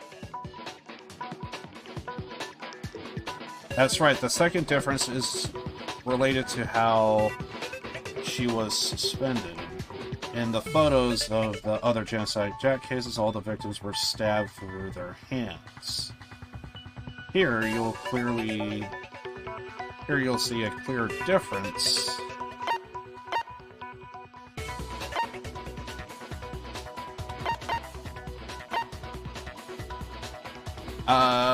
It's because there's a extension cord, right? What was used to suspend her? I got it!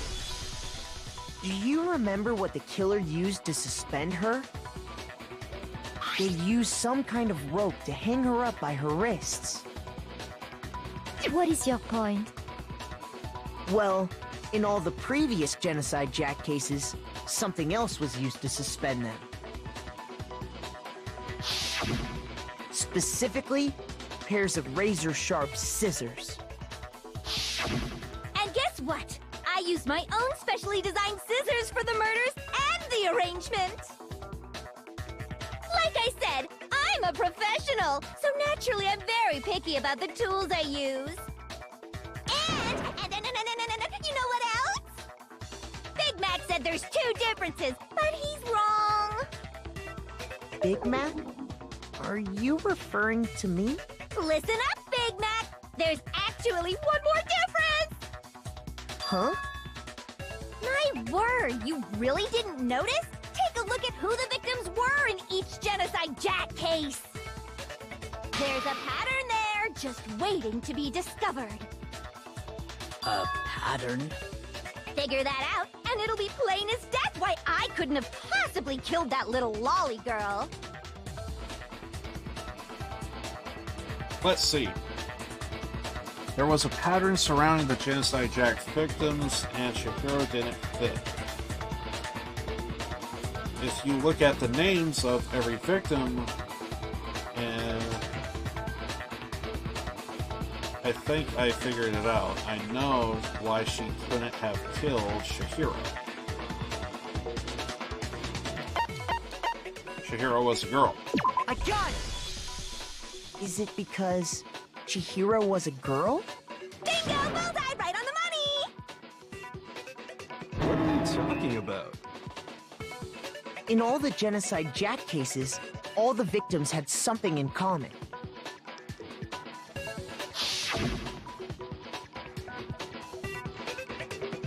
Oh, I gotta read all the names again.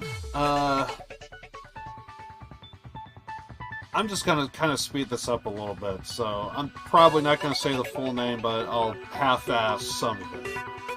Ken, 32. Honda, 17.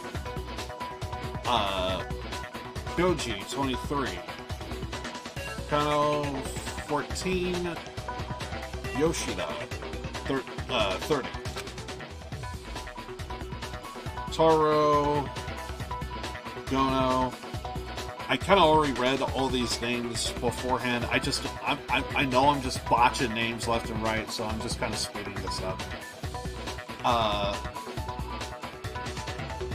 That's Yue, Yuto. There was no end to it. They were all guys? That's right! The people I kill with such passion and conviction are all adorable little men! I can't believe I said it! I'm so embarrassed! The hell is wrong with you? I can't help it! I'm just a full-throttle boy-on-boy fangirl, and the mopey side of me just hates it. But now I'm on the fast track to becoming a full-fledged fan madam! So, since Chihiro was a girl and not an adorable little man, you wouldn't kill her? Would an Italian chef suddenly start making ramen just because they're both noodles? Don't be stupid. I have too much passion and conviction to cross that line. That's the absolute reality of the one and only. We get it. You've clearly explained your hobby and your philosophy. But that's not all there is to it. It's a different matter entirely, when you're forced to kill in order to survive. Quiet, lowly cur! Lowly? Cur? I would never kill for a reason as petty as mere survival. And if by some fluke I did kill to survive, why would I bother with the message and arrangement? It'd make me the obvious suspect! That does make some amount of sense. Plus, whatever reason I have for killing, I would never leave out my prized scissors. Who would go out of their way to use a big, stupid, heavy dumbbell? Maybe you used the dumbbell because you couldn't find any scissors in the school? Any scissors? I don't just use any scissors. I only use my own set of high-class envy of the entire world scissors! Okay, whatever. There still aren't any in the school. Are you sure about that?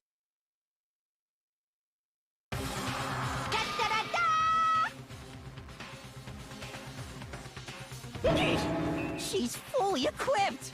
That's right! So I can kill anywhere, anytime! Why would I resort to dumbbells or rope when I have my trusty scissors by my side? Go ahead, tell me I'm wrong! You can't, can you, gutter dogs, all of you! Not to mention, I have no clue how to tie a good knot! So rope's totally out of the question anyway! I have no idea what's going on anymore. Could such a heinous villain really be innocent? But the body really was suspended, right?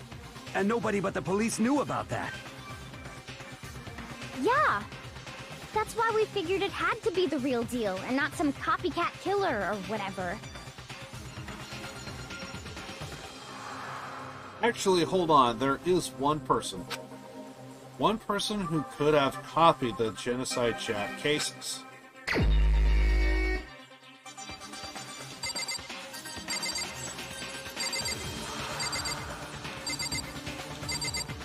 Well, if there is anybody else that knew, right? Here's my answer. Byakuya, it's possible you could have found out, isn't it? You'd have no problem gaining access to classified government documents or internal police records. Plus, you'd already looked through the Genocide Jack file before this all happened, hadn't you? Are you saying Mr. Togami did it? Then, the reason he pushed the theory of Genocide Jack being the killer so hard was because he wanted to pin the crime on her. So, he rearranged the scene to disguise it and make it look like I put my stamp on it. The adorable glasses man was behind it all. Oh, I'm on fire! Well, Byakuya, what's your response? I see. So now the suspicion falls on me. Then I must ask, when would you say I began acting suspicious? Surely you must have an answer. Looking back and thinking about it now, the way you were acting right before we discovered the body was a little strange.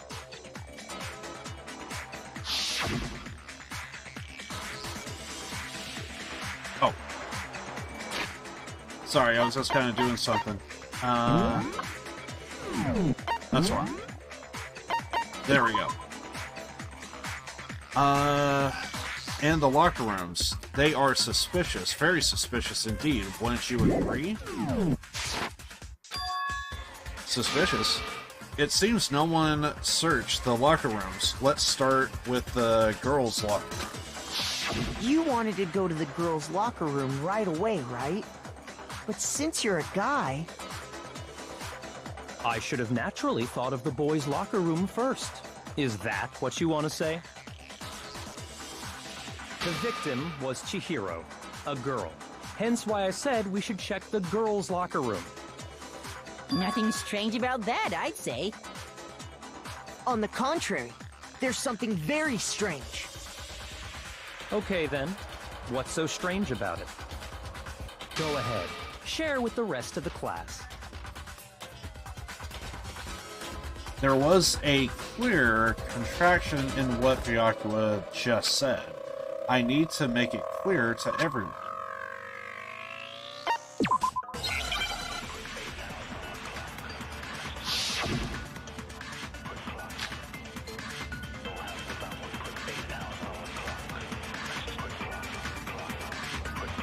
So, you said Byakuya was acting kind of weird before we found the body.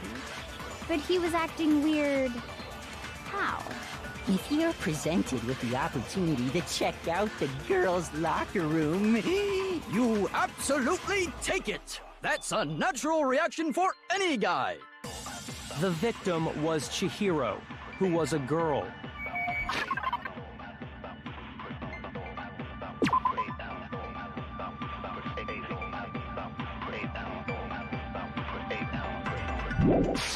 So, of course, I would suggest we check the girls' locker room first. There was no time for pointless distractions.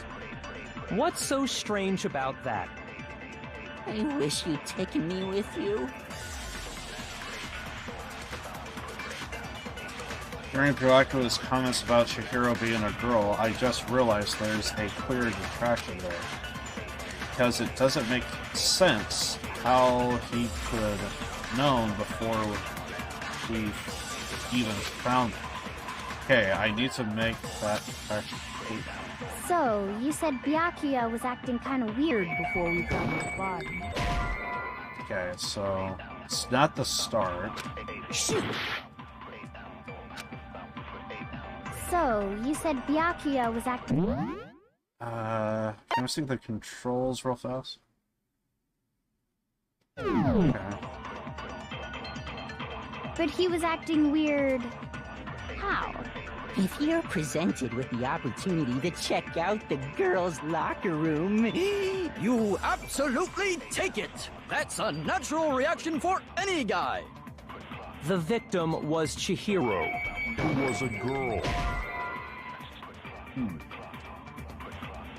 Shoot! I think there's something else at play here. So, you said Byakuya was acting kind of weird before we found the body. But he was acting weird... How? if you're presented with the opportunity to check out the girls' locker room, You absolutely take it! That's a natural reaction for any guy! The victim was Chihiro. No, that's wrong.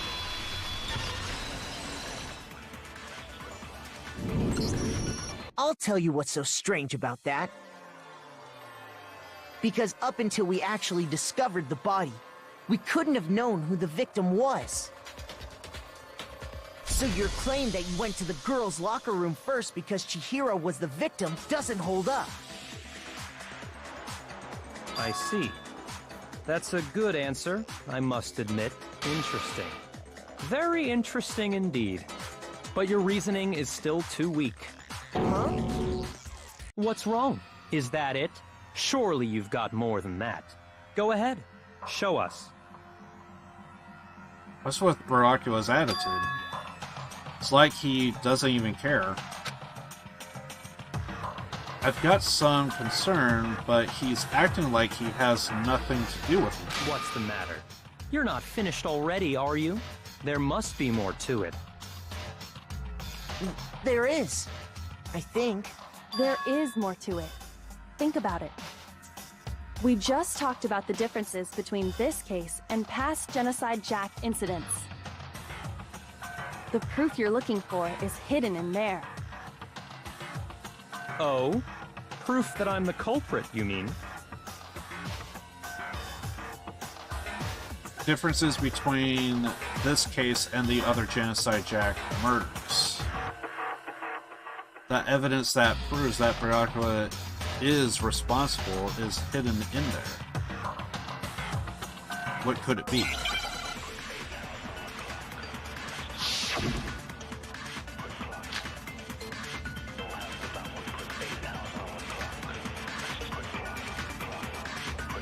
What? The difference between the cases? You want me to explain it again? When I want to kill, I use my very own special scissors. And I use those same scissors to arrange the body. But Chihiro was suspended with... It was some kind of rope. Was it not? That's right! It absolutely was! then there must be something very fishy indeed about that rope. Hey, Byakuya, where'd you get it from, huh? I'd never seen that rope before in my life. Nope. Death slam. He knew.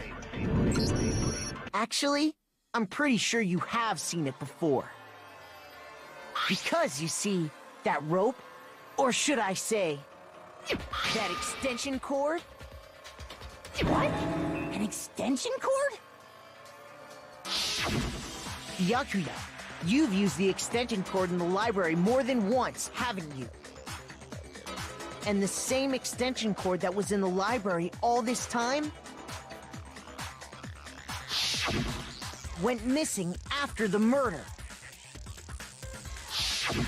And there's no way someone who uses that extension cord as much as you do wouldn't discover that fact. Then Byakuya must be the one who took the extension cord. I can't imagine any other possibility. That's really what you think? Then your conclusion is something like this? I killed Chihiro in the girls' locker room, then hung her up and wrote that bloody message. I intentionally made it look like Genocide Jack was behind it. Is that about right? He's doing it again. He's totally calm, totally unconcerned, as if he's not even involved. Wait, not even involved. What's wrong? I asked you if you think that's what happened. Hell yes, that's what happened. So that's it, right? Byakuya is the killer. I don't disagree with not disagreeing. He kept calling this a game, right? So he'd be totally willing to do something like this to win. Sorry, but could we hold on just a second? I think we need to talk about this a little more. Huh? Do we really need to? We've already decided who did it. I know, but still, there's something that's still bothering me. Is that right? And what, pray tell, is still bothering you? I killed her in the girls' locker room, then disguised my crime. Specifically, I dressed it up to make it look like it was the work of a homicidal psychopath. What about all that bothers you? Wait. What was that just now? Something's not right. Chihiro's body was definitely found in the girls' locker room, but that does mean, can I really accept what Byakuya has said? I don't think so. Definitely something off about what he said. Scene of the crime? I got it! You say you killed Chihiro in the girls' locker room, right? But are you sure about that? Isn't it possible that the murder took place somewhere else? How disappointing. What kind of question is that? Even in the world of disappointments, this is a true letdown. She was found dead in the girls' locker room. There is absolutely no question about that. How could the scene of the crime have been anywhere else? Well, I think it's entirely possible that she was killed somewhere else, then carried there later, along with the rest of the murder scene. The rest of the murder scene? That was awfully specific. Please tell me you have a reason for saying all of that. I believe I do. Hey, Byakuya, did I just take you off your guard when the story was suddenly moved to the crime scene? Byakuya, who'd been so confident up until now. But Byakuya never even realized that the actual scene of the crime had been somewhere else. Don't just move on without permission! What do you mean she was killed somewhere else? Come on, Makoto. If there's any chance the murder took place somewhere else, let's see the proof. Evidence that shows the murder took place somewhere else. There was something that was switched between the boys and the girls' locker rooms. Multiple things. But I think you could argue that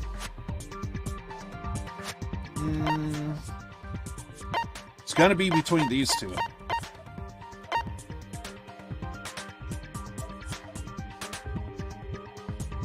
Posters? I got it! The proof that she was killed somewhere else is the poster that's hanging in each locker room. Your proof is some posters? The poster in the girls' locker room was a picture of a big boobed supermodel. But don't you think that's kind of strange? Why would the girls' locker room have a poster like that? I bet those massive jugs of hers were totally fake! Meanwhile, the boys' locker room had a poster of the super popular boy band Tornado.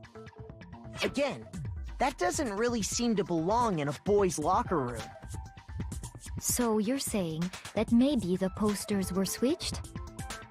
And there's one other thing I noticed about the locker rooms. You know what I'm talking about, right, Sakura? You're referring to my protein coffee, aren't you? Protein coffee? While I was in the girls' locker room earlier, I spilled some protein coffee on the carpet. But I noticed that after the murder, the stain had been totally scrubbed away. No, it's not that the stain was scrubbed away. It was moved.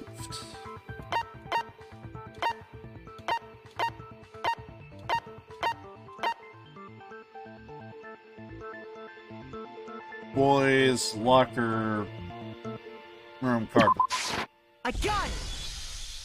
The stain on the girls' locker room carpet wasn't scrubbed away.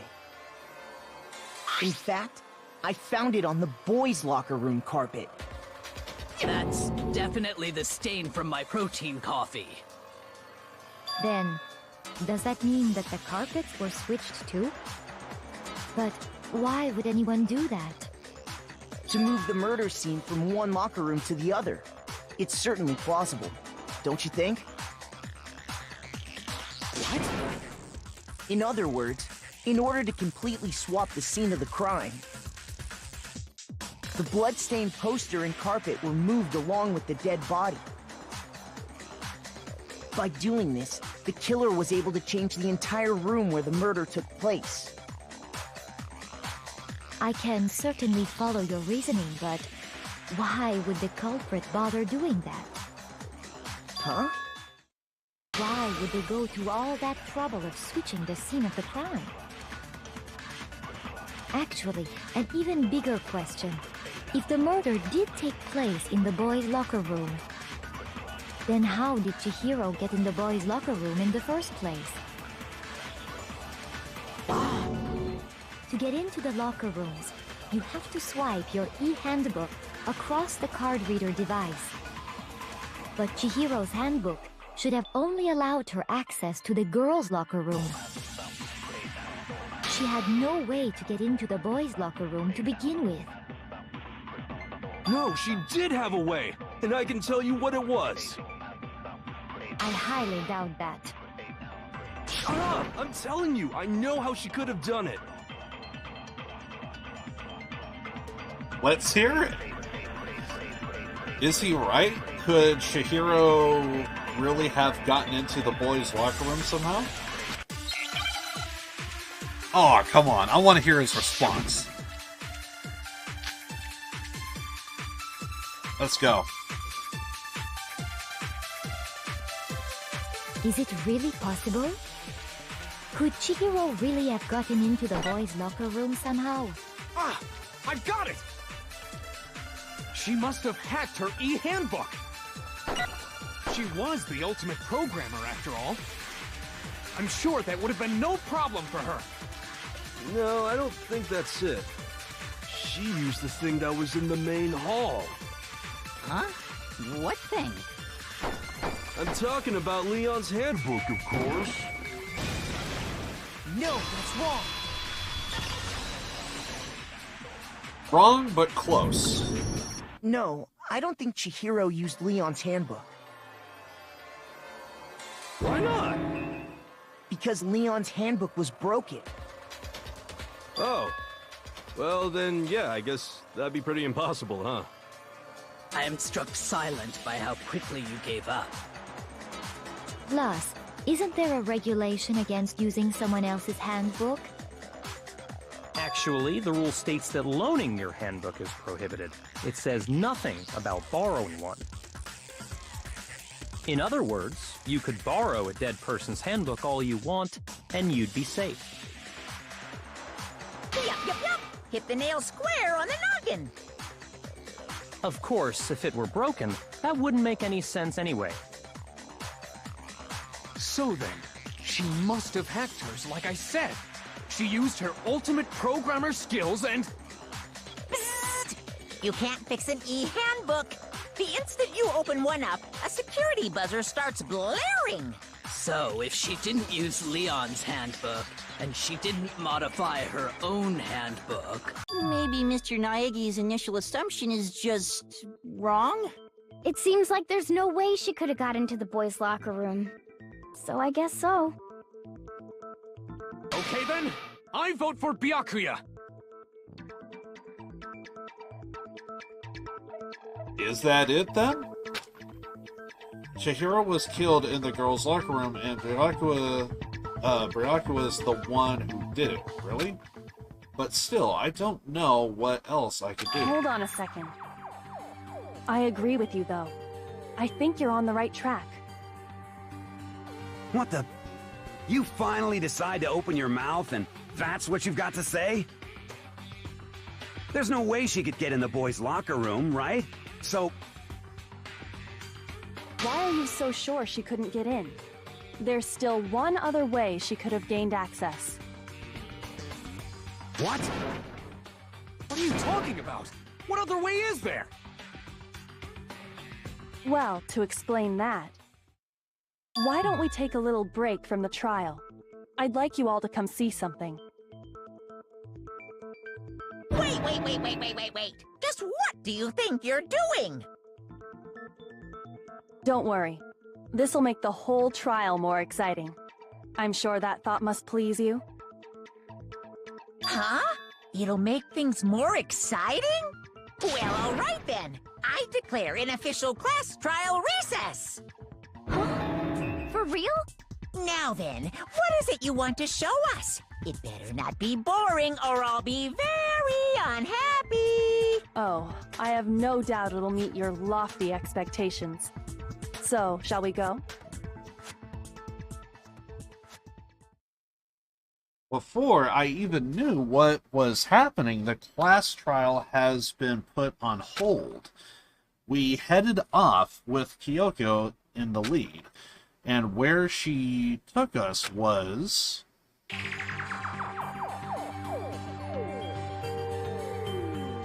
The girls' locker room?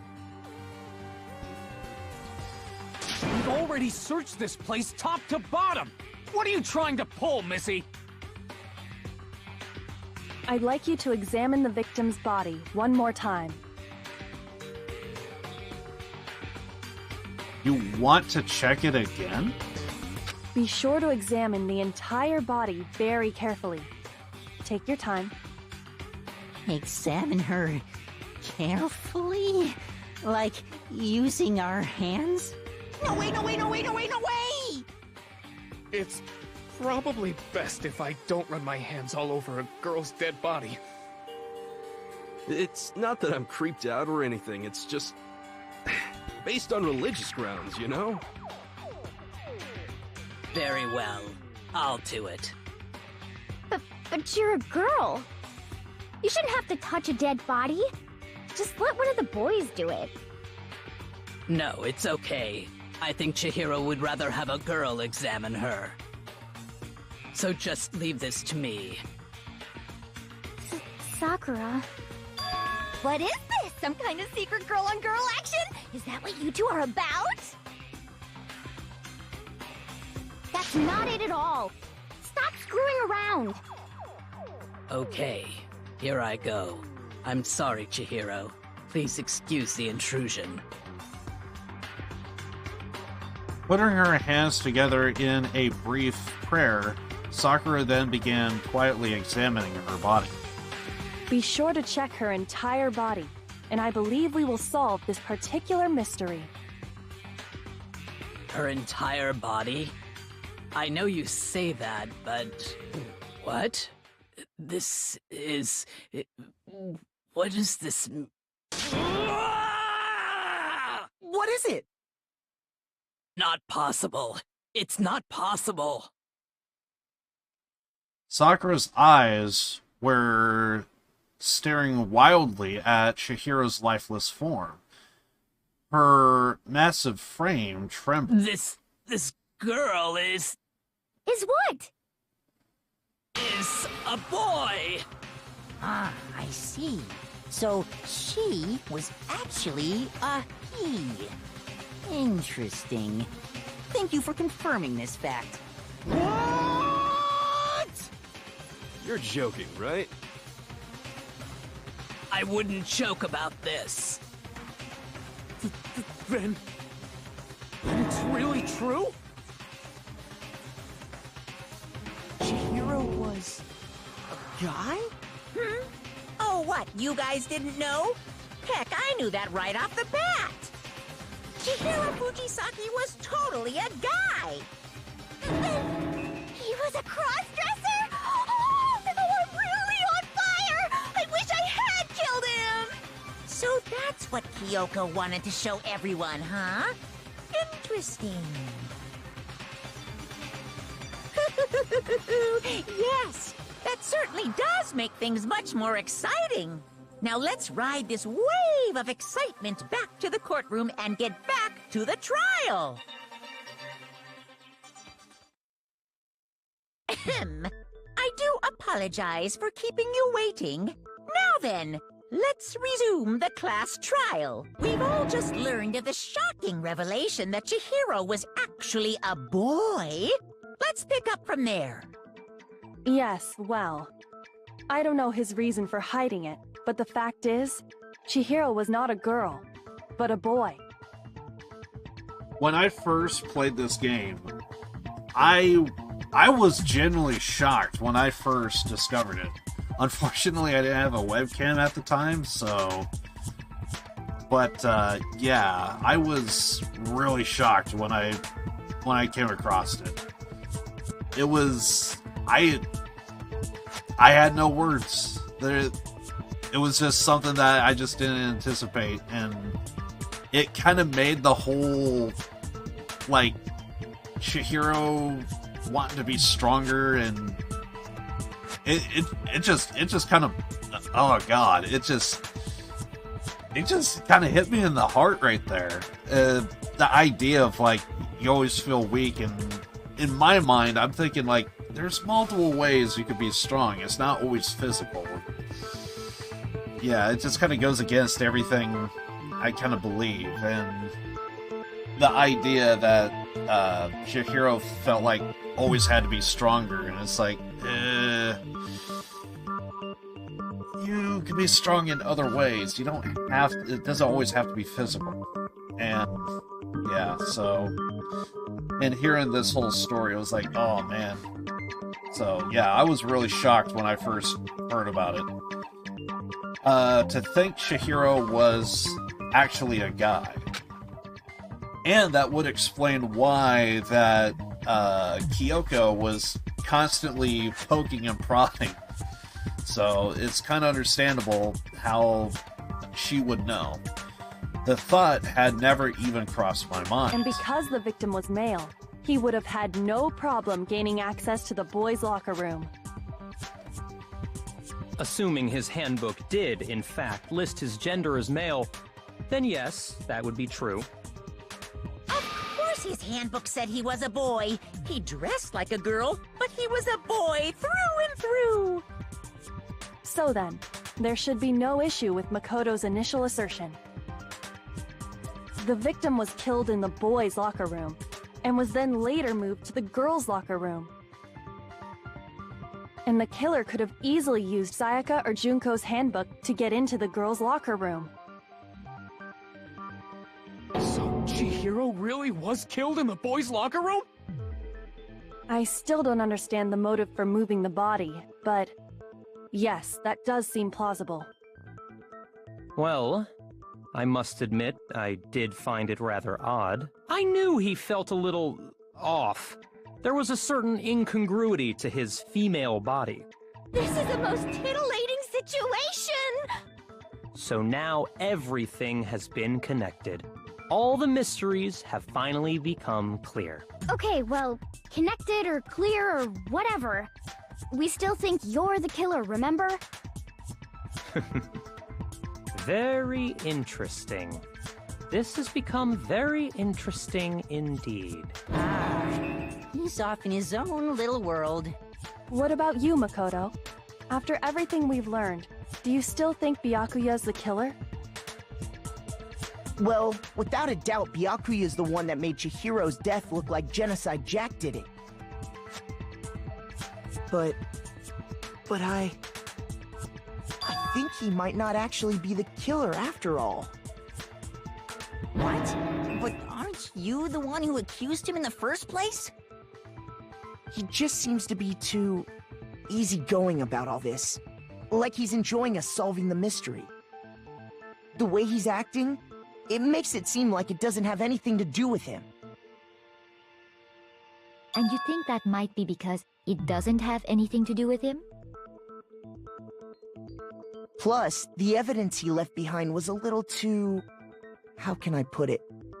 Overt. He consciously chose to use the extension cord, knowing it could connect him to the murder. At least, that's how I see it. And Byakuya, when you found out the murder took place in the boys' locker room, it seemed to rattle you. And then again when you found out Chihiro was actually a guy.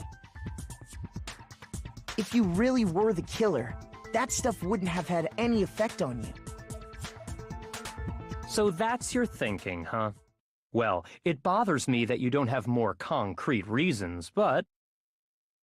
it's fine. I guess I'll mark it as correct, for the time being. Mark it as correct? He's right. I am not the culprit. I just happened to come across the corpse in the girls' locker room and decided to alter it. Are you fucking with us right now? No, I am not effing with you right now. I'm telling you the truth. Well, I find it very hard to believe. Go ahead. Find it very hard to believe. You're free to be executed along with the rest of us. If you're really telling the truth, then why? Why do you do that to his body? My reasons hardly matter right now. Uncovering the culprit is much more important, wouldn't you say? Now then, if it wasn't me, who was it? Well, I don't think I can say for sure without talking about it a little more. We're seriously gonna keep going? We're all good, aren't we? I thought it was clear Byakuya did it. No, I'm with Makoto. If there's any doubt whatsoever, we need to explore every possibility. Because if we're wrong, we all die here. That's true. Very well then. I'm with you too. Damn straight. Count me in. Do you not have a mind of your own? Of course I do. What am I, an ant or something? Anyway, let's discuss this all as a group one more time. We still have time to make our decision. That's very true. Our lives are all on the line. Excellent. Then shall we resume our game of hide and seek? But if Byakuya didn't do it, then who's the real killer? Who murdered Chihiro? There's no one thing we can be sure that we know about the killer. The killer was able to gain access to the real murder scene, which means... killer is a guy, right? I got it! Since the crime scene was the boys' locker room, you would need a boys' handbook to get in. Since Leon's handbook is apparently broken, the killer would have to use their own. In other words, it had to have been a guy. But there's still not enough. I need to find more clues.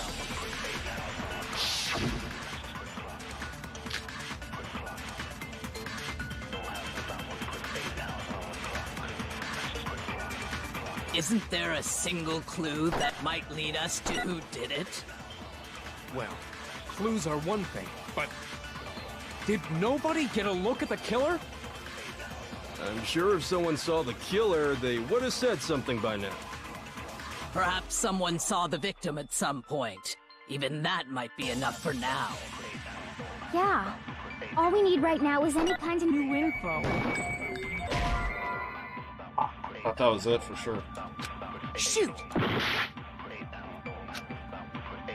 Isn't there a single clue that might lead us to who did it? Well, clues are one thing, but did nobody get a look at the killer? I'm sure if someone saw the killer, they would have said something by now. Perhaps someone saw the victim at some point. Even that might be enough for now. Yeah. All we need right now is any kind of new info. It's over. It's all over. You want to know who saw the victim? The killer. And only the killer. No, that's wrong.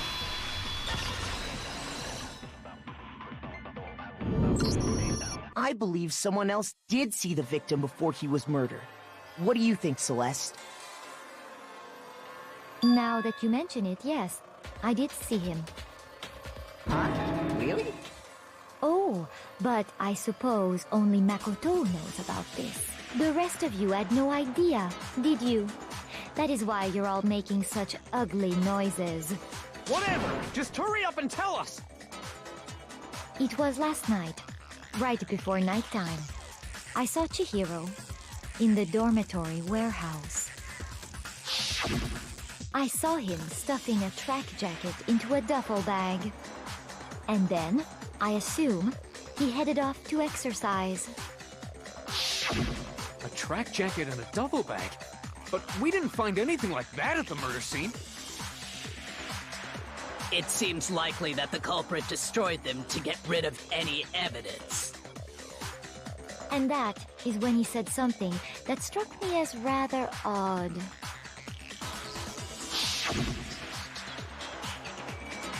Well, I'd better get going. I kind of in a hurry. Chihiro told me he was in a hurry. But why would he be in a hurry? Only if someone were waiting for him, I should think. So, Mr. Fujisaki was on his way to meet with someone, and then they were going to work out together? But Hina and I had invited him to exercise with us plenty of times, and he always declined. Probably because he was afraid you'd find out the secret he was hiding, right? Which means that conversely, he must have trusted whoever he was meeting with very much. Enough so that he was willing to risk his secret being revealed. What a marvelous friendship! The point is, whoever he met up with is the culprit, right? So we just gotta figure out who it was. But knowing what we know, I can't even guess. No, you already have what you need to make the connection. Huh? You know who the killer is. Seriously? Who is it? Who's the killer? Think back to the track jacket and duffel bag the killer disposed of. Focus on the details of these items, and it should become obvious who was waiting for him.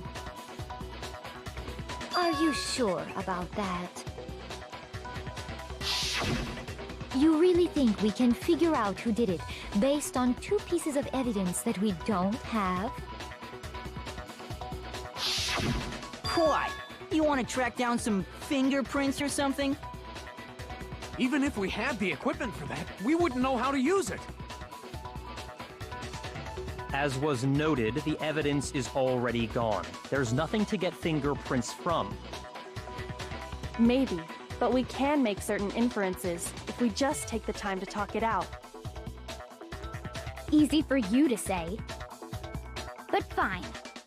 Celeste, did you notice anything special about the bag or jacket? The bag was just a normal duffel bag from the warehouse. All the bags in there are the same, so I can't imagine what would make that one special.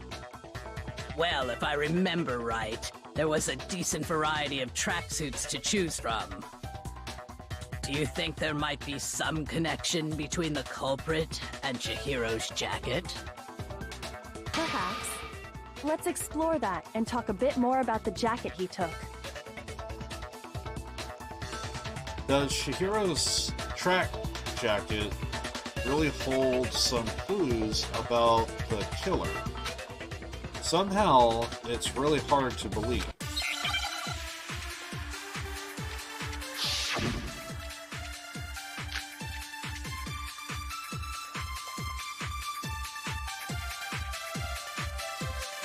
First of all, we know where Chihiro was headed. He was on his way to go exercise. So next we have to ask, why did he choose the specific tracksuit that he did? What do you mean, the specific tracksuit? I got it! He picked that tracksuit because it matched the one the culprit was wearing. So, what you're saying is, the killer was wearing the same blue tracksuit as him? My tracksuit is black. I don't even have a tracksuit. 'Cause exercising sucks. I have a white tracksuit, personally. I got it from the warehouse, if you must know. Did any of that really help us get any closer to figuring out who the culprit is? No way. Not a chance. You heard him, right? What he just said without even realizing it? Yeah, I heard it loud and clear. She's right. What he said just now is odd. How did he know something like that? First of all, we know where Chihiro was headed. He was on his way to go exercise. So next we have to ask, why did he choose the specific tracksuit that he did? What do you mean, the specific tracksuit? I got it! He picked that tracksuit because it matched the one the culprit was wearing. So, what you're saying is, the killer was wearing the same blue tracksuit as him? My tracksuit is black. Ah, crap. I thought that was it. Shoot! First of all, we know where Chihiro was headed. He was on his way to go exercise. So next we have to ask, why did he choose the specific tracksuit that he did? What do you mean, the specific tracksuit? I got it! He picked that tracksuit because it matched the one the culprit was wearing. So, what you're saying is, the killer was wearing the same blue tracksuit as him? My tracksuit is black. I don't even have a tracksuit. 'Cause exercising sucks. I have a white tracksuit, personally. I got it from the warehouse, if you must know. Did any of that really help us get any closer to figuring out who the culprit is? No way. Not a chance. You heard him, right? What he just said. I know I'm on it. I just don't know the we know where sequence. Chihiro was headed.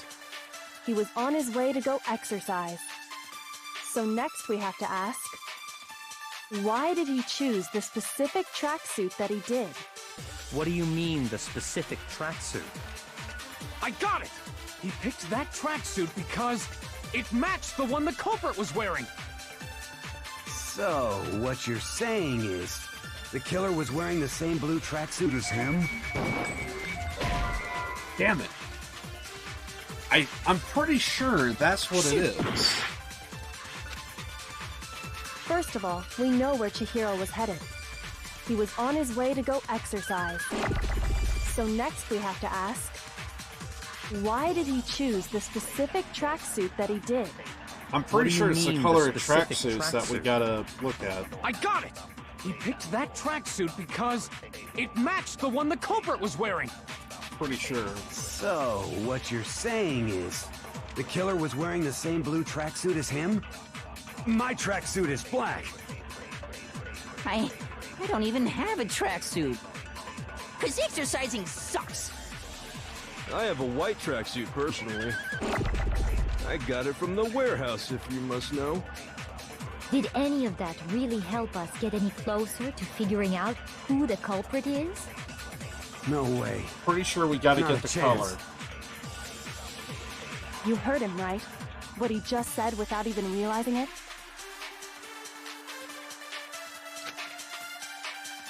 She's right. What he said just now is really odd. How did he know something like that? First of all, we know where Chihiro was headed. He was on his way to go exercise. I'm pretty sure it's blue and black somewhere in there. Why did he choose the specific tracksuit that he did? What do you mean, the specific tracksuit? I got it! He picked that tracksuit because it matched the one the culprit was wearing. So, what you're saying is, the killer was wearing the same blue tracksuit as him? My tracksuit is black. It's something along those lines. I gotta get the color right, I'm pretty sure. First of all, we know where Chihiro was headed. He was on his way to go exercise.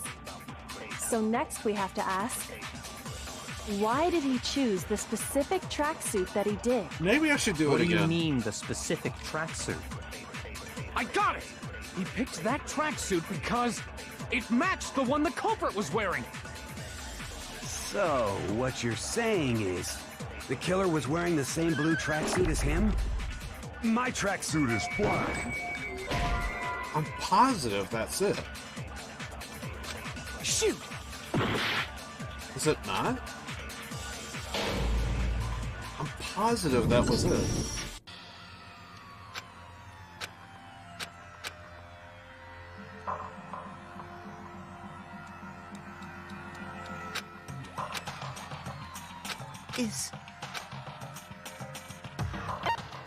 I refuse to give up yet!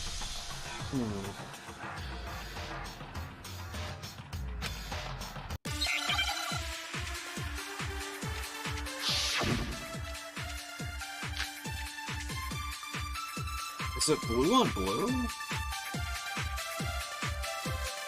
First of all, we know where Chihiro was headed. He was on Maybe his it's way blue to on go blue. exercise.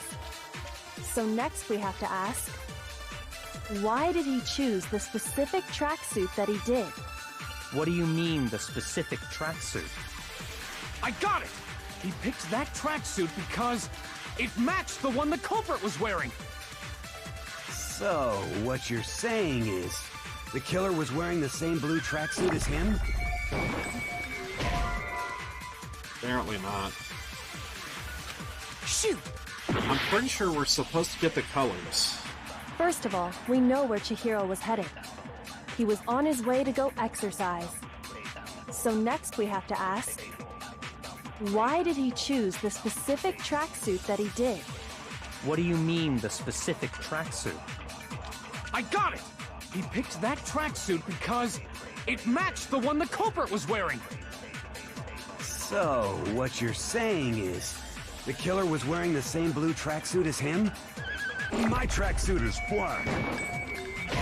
That's it. But I know for a fact we gotta get the colors down, but... First of all, we know where Chihiro was headed.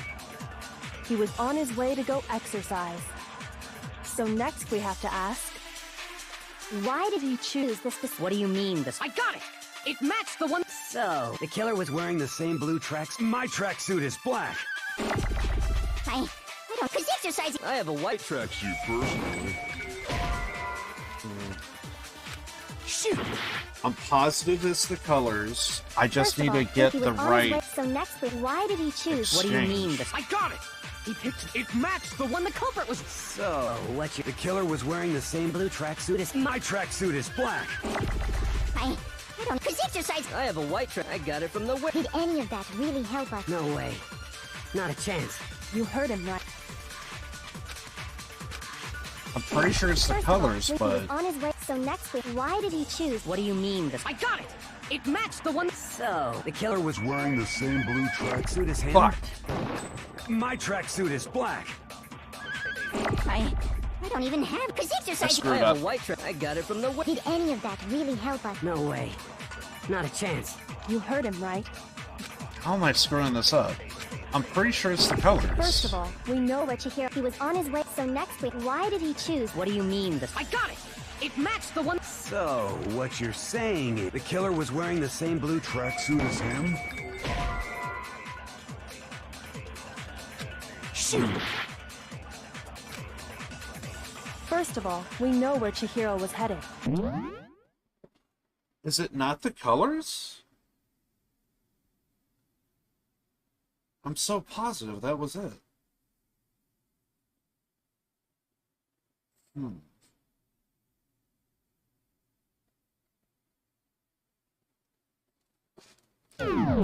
He was on his way to go exercise. So next we have to ask, why did he choose the specific tracksuit that he did? What do you mean, the specific tracksuit? I got it! He picked that tracksuit because it matched the one the culprit was wearing. So, what you're saying is, the killer was wearing the same blue tracksuit as him? My tracksuit is black. I don't even have a tracksuit. Cause exercising sucks. It's still I funny. have a white tracksuit personally. I got it from the warehouse, if you must know. Did any of that really help us get any closer to figuring out who the culprit is? No way. Not a chance.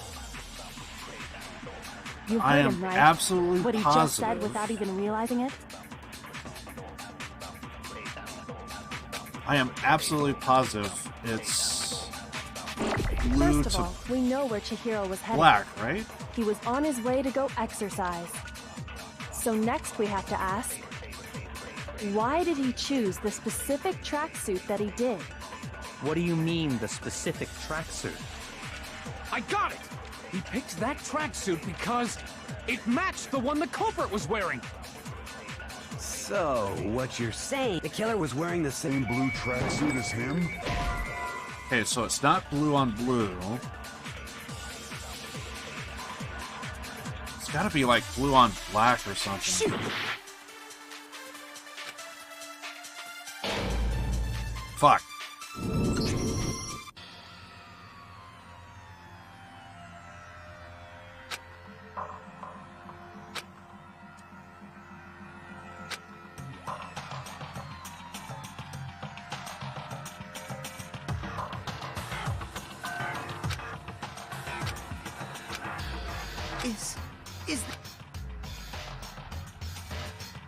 Yeah, I refuse to give up yet.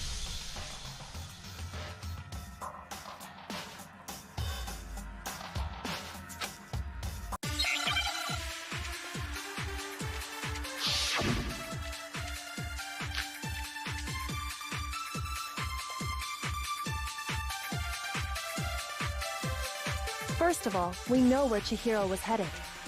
He was on his way to go exercise. So next we have to ask, why did he choose the specific tracksuit that he did? What do you mean, the specific tracksuit? I got it! He picked that tracksuit because it matched the one the culprit was wearing. So, what you're saying is, the killer was wearing the same blue tracksuit as him? My tracksuit is black. I don't even have a tracksuit. Cause exercising sucks. I have a white tracksuit personally. I got it from the warehouse, if you must know. Did any of that really help us get any closer to figuring out who the culprit is? No way. Not a chance. You heard him, right? What he just said without even realizing it?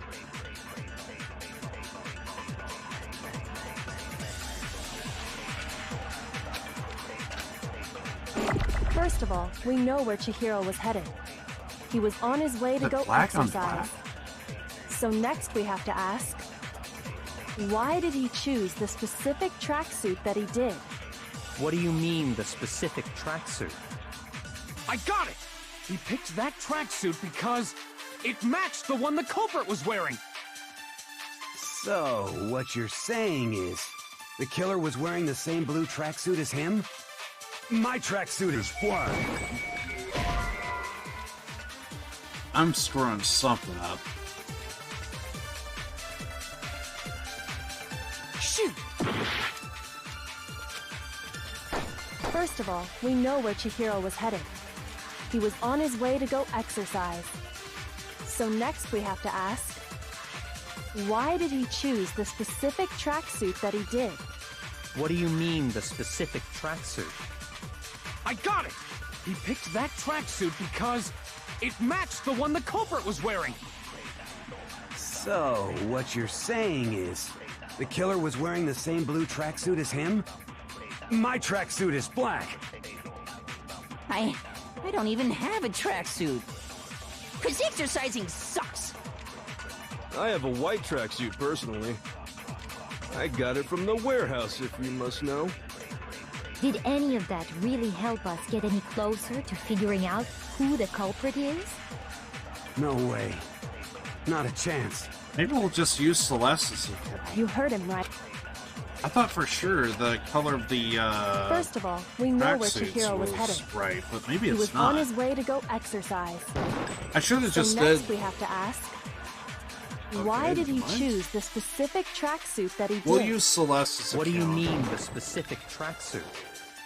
I got it! He picked that tracksuit because it matched the one the culprit was wearing. So, what you're saying is, the killer was wearing the same blue tracksuit as... No, that's wrong. I'm an idiot.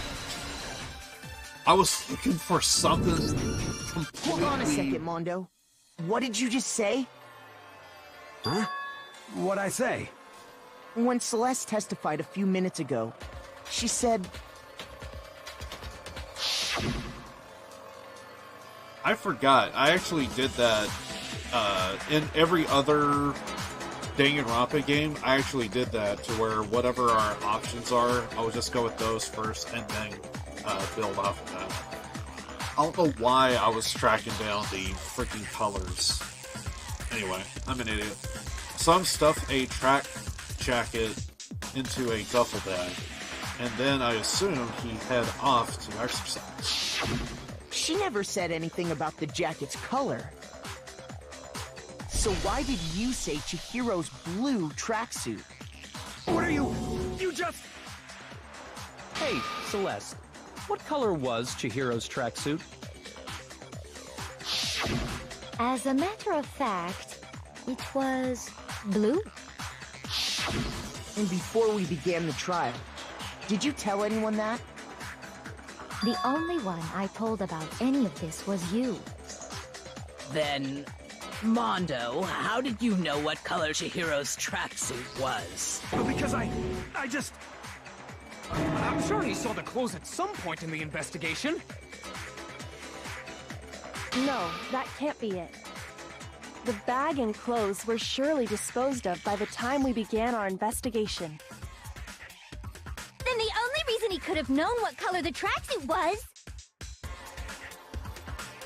is if he saw Cherry with it before he died! That's the only possibility! Cherry? Are you talking about Chihiro? So, how about it? Did you see the tracksuit or didn't you? Just by chance. I just happened to see it last night. He walked past me, and he was carrying the tracksuit in his hands. No, that can't be it either. According to Celeste's testimony, She stuffed the jacket into her bag in a hurry. It was almost like as if she was trying to hide it. And just like that, she was gone. when Celeste noticed it, Chihiro made a point of making sure the jacket was completely in the bag. If you just ran into him briefly, you couldn't possibly have seen what color the tracksuit was. It would appear you've dug your own grave. Perhaps. But you handed him the shovel, didn't you? That's why you said what you did. Focus on the tracksuit and it'll be obvious who he met with? What a bunch of nonsense. Ah, now I understand. It was all one big bluff, wasn't it? Your true intention was to draw a slip of the tongue from the culprit. That's why you said you knew who did it, to put them on edge. That's right. However, Mondo was my target all along. I had my suspicions about him from the very beginning. But why? What made you so suspicious? That's a good question.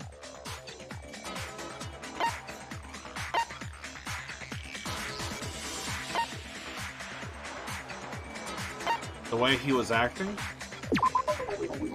There was a certain turning point that tipped me off.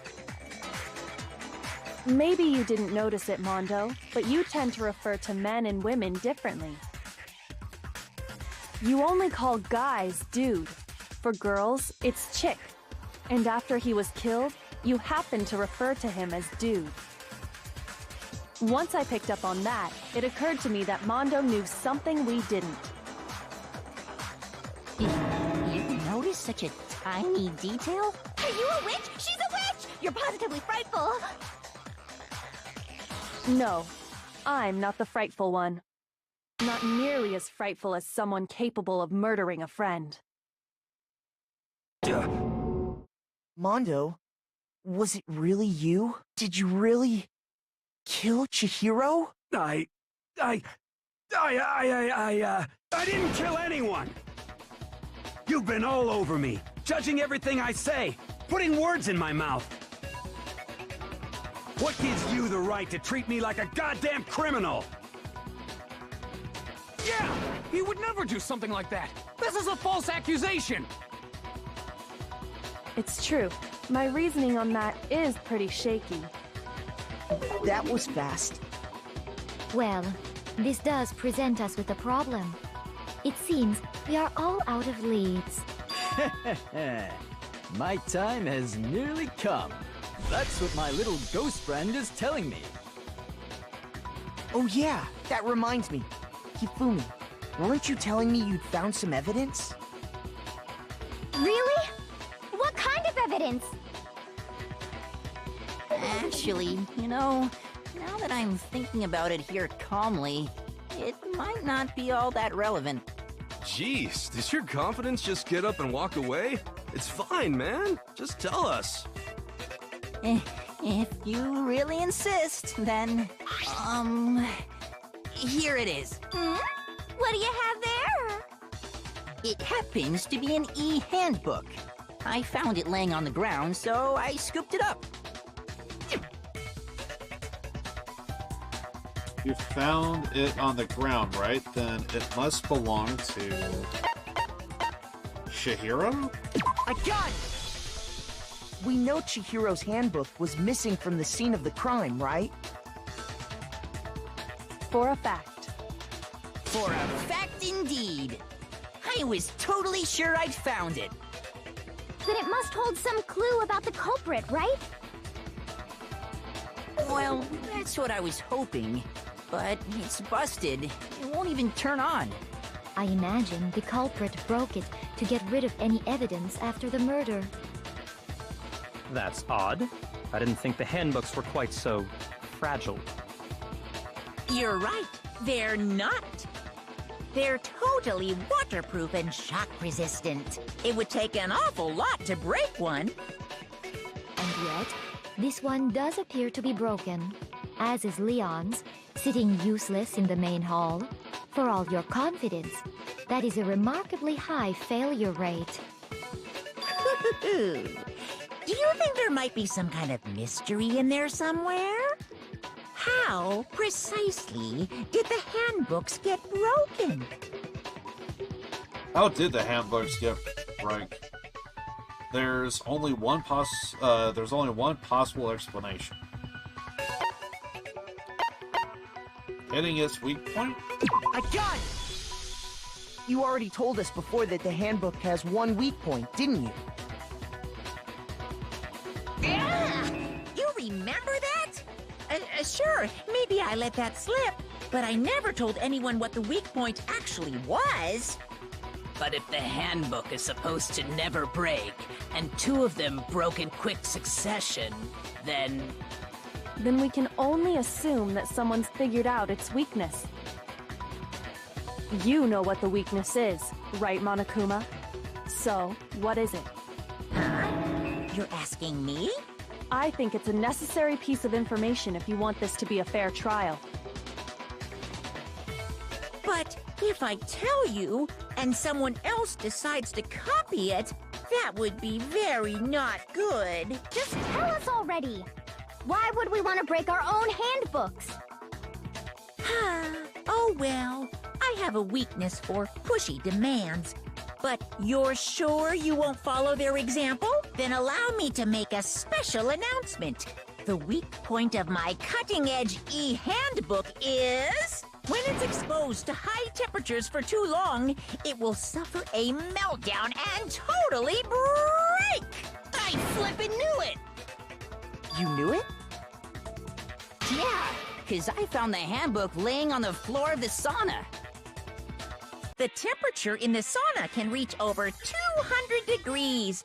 Strange how you don't get burnt, huh? It's because as your sweat evaporates, it creates a cooling layer of air around your skin. If the hot air of the sauna were somehow pushed directly onto your skin, you'd definitely get fried. That layer of air would get blown away. That's why you may feel a burning when you move around. So when you're in a sauna, make sure to keep nice and still. Wow, interesting. I learned one new fact today. That is a mere trifling speck of knowledge. Anyway, if you found the victim's handbook in the sauna, then the killer must have been purposely trying to raise its temperature in order to break it. Meaning the culprit somehow knew its weakness. But how'd they find out? Monokuma said he didn't tell anyone, right? Indeed. Quite the mystery. What if they found out by accident? What do you mean by accident? What if the killer took their own handbook into the sauna, not knowing its weakness, and it broke? They'd realize it was broken, of course, and it wouldn't be hard to figure out why. And once they had Chihiro's handbook, they knew they had an easy way to dispose of it. I won't say it's not possible, but who would have done something like that? I don't know of anyone who took their handbook into the sauna. I might know someone who did. Whoa! Seriously? I think the one who may have taken their handbook into the sauna was...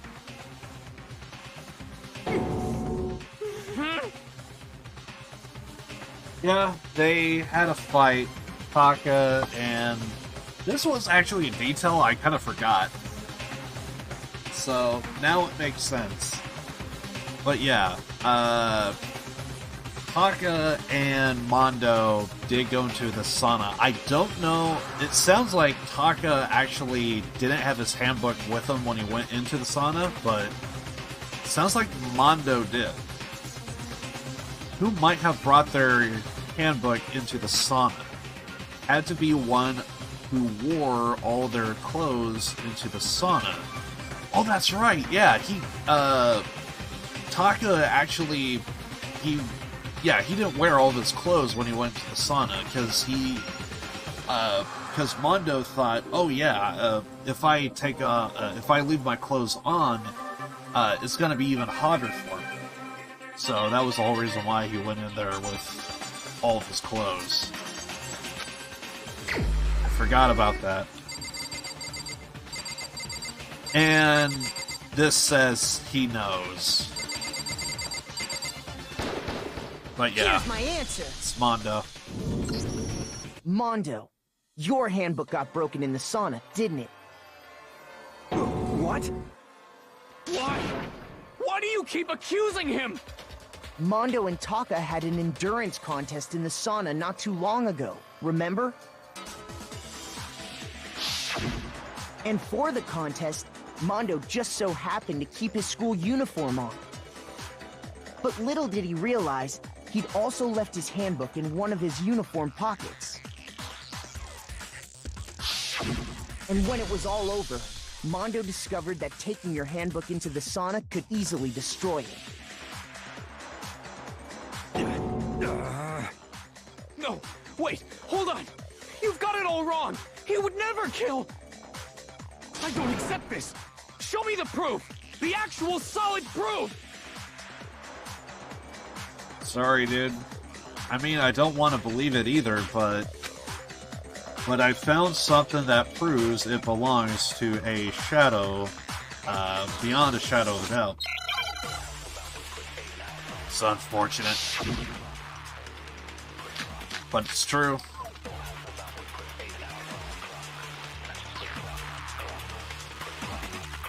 Let's test Makoto's assertion.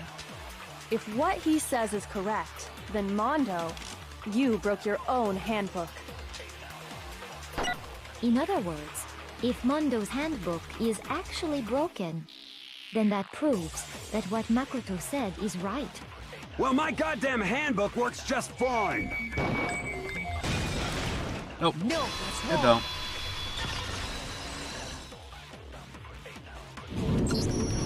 Mondo, the handbook you have right now, is it really yours?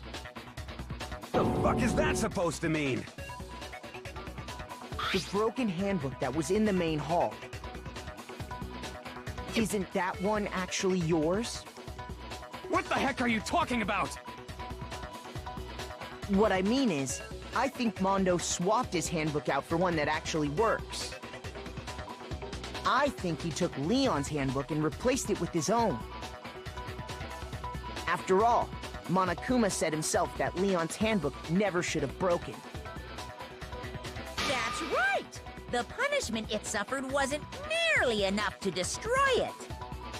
So then, the broken handbook in the main hall is actually Mondo's, which would mean that the handbook Mondo has right now is actually Leon's, yes?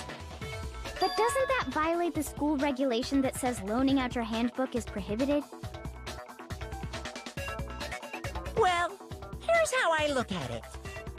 There is a rule about loaning your handbook to another student, but if they're dead, they're not a student.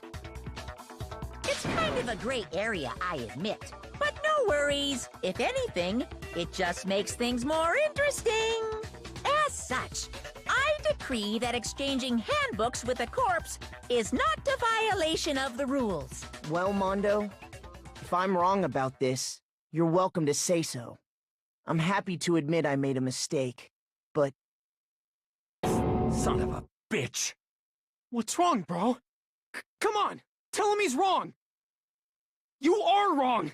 You have to be wrong! Everything you just said is wrong! You made it all up! Okay, then why don't we look back on this case one more time, from the beginning? That way, everything will become clear, and we'll all see if I was right or wrong.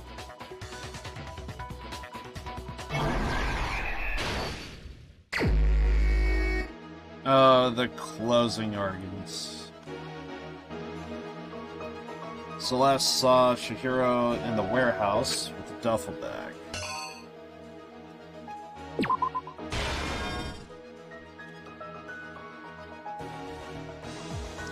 Something everyone has that you need to get.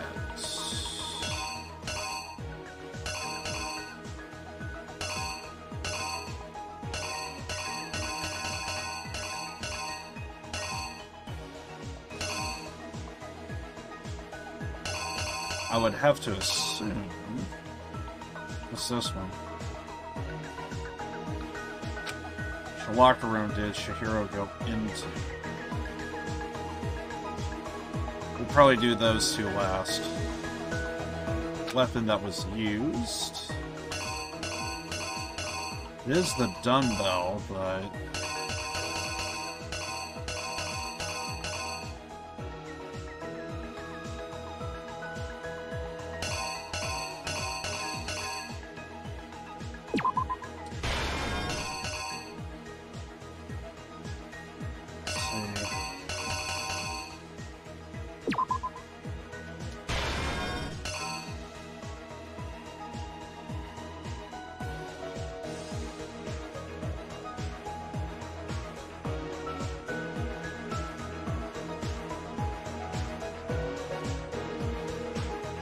As the murder took place, some blood splattered onto something. would be...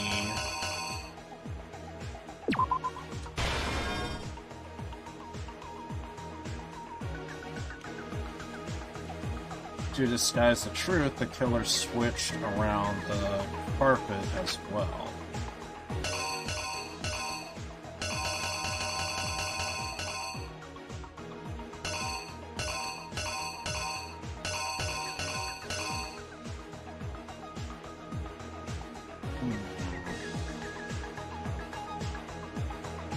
Which locker room did the killer move to?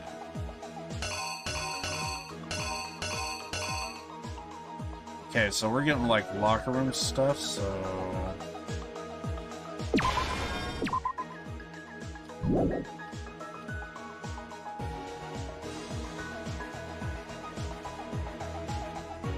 Okay.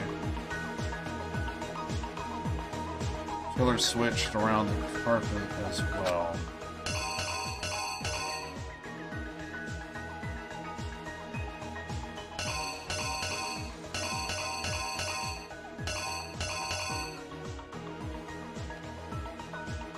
Well, I guess at the end...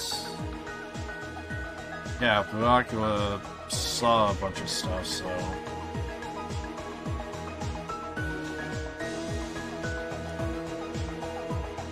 Arrived at the scene, what did he use to disguise what had happened?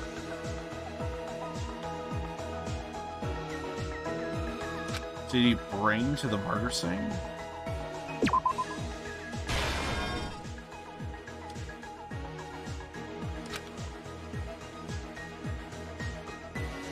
What did the killer go after? They were done.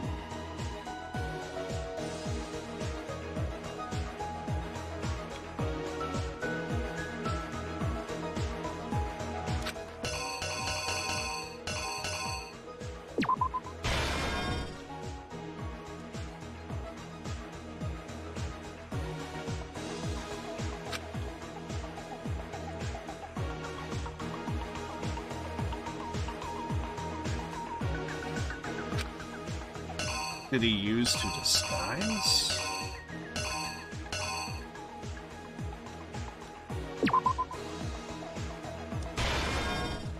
I'm gonna say that. So...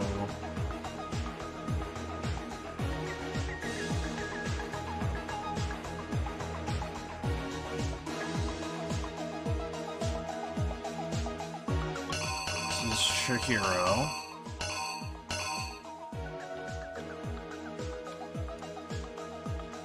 Something that everyone had. I would think that would be the handbook, but...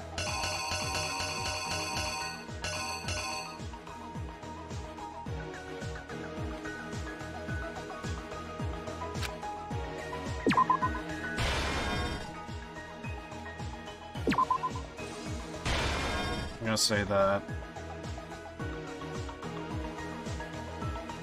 Even if we're wrong, we're in the ballpark. Which room did the killer move to?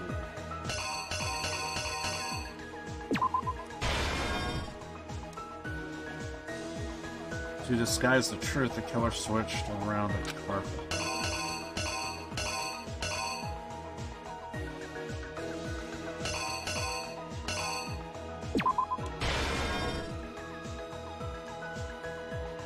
Killer took something from the other room to switch for the scene. Damn it!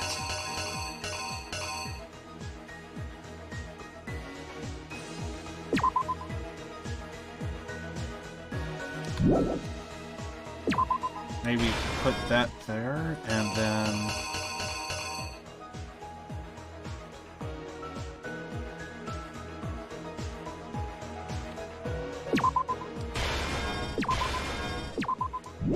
Let's see, which one's which? Killer took something. Okay. So which one of these motions looks like he's taking something? Probably that. I want to say that's close. Oh, forgot this one. Where did the killer go after they were done? That would be to the sauna, I believe. Here's exactly what happened. First, let's take a look back to before the incident. Last night, Celeste saw Chihiro in the warehouse, correct? At the time, she was apparently stuffing something into a duffel bag.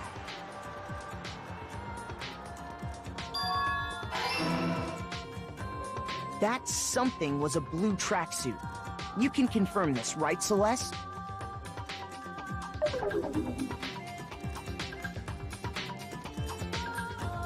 With bag in hand, Chihiro headed out, even though it was officially nighttime. She made her way to the locker room, specifically the boys' locker room. But how could the victim, who was apparently a girl, access the boys' locker room?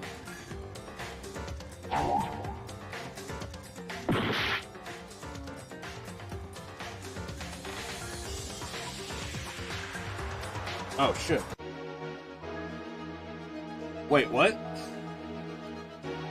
Oh, did we miss something?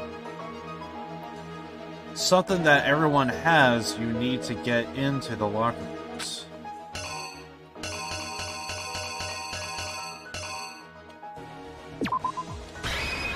Here's exactly what happened.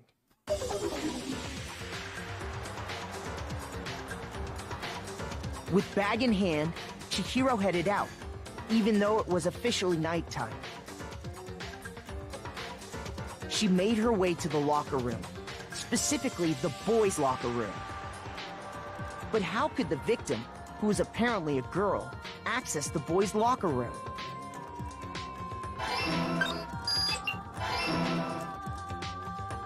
Simple, because she was really a he, which is why he was able to use his own e-handbook to gain entrance to the boys' locker room.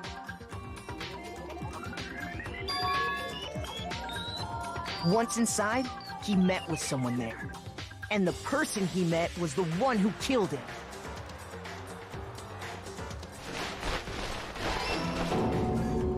It seems likely that the killer grabbed the nearby dumbbell, approached the unsuspecting Chihiro,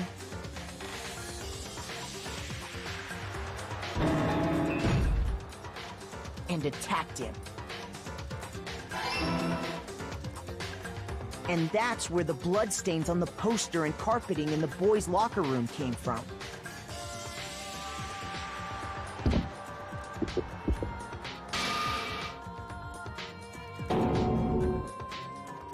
It was likely in the heat of the moment. The body was arranged, but the murder itself felt unplanned.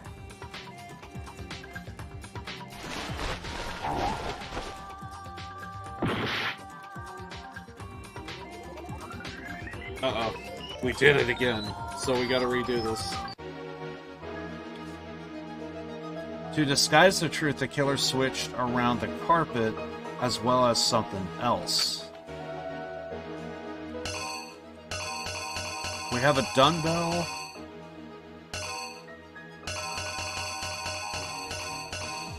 Maybe the dumbbell? Here's exactly what happened. See if that works. Still? God damn it. We're probably gonna fail this.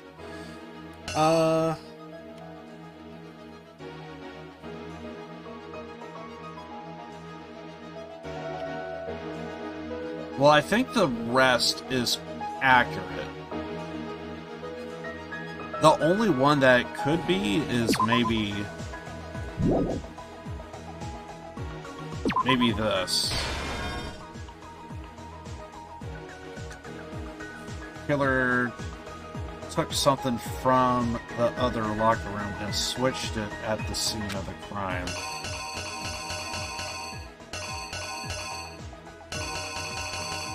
Took something?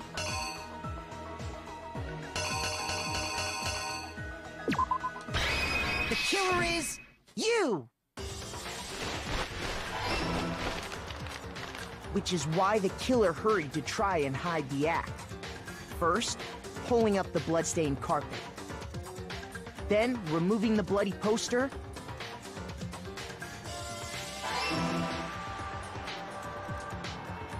and finally carrying the corpse into the girls' locker room. A girl's handbook was necessary to get into the locker room, of course.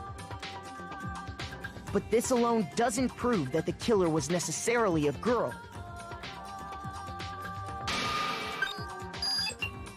After all, Sayaka and Junko's handbooks had been placed in the main hall.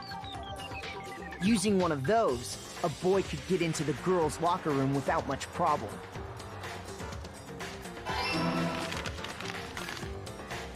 And that's exactly how the killer did it. With the carpet and the poster they brought with them, they got to work.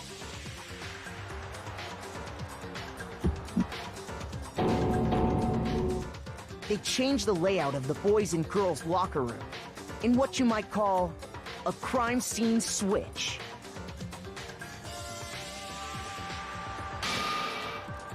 That could have been the end of things, but no. Byakuya discovered the body and decided to intervene in the situation, making things even more complicated. So, after stumbling on the crime scene, he went and grabbed the extension cord from the library, and then he got to work.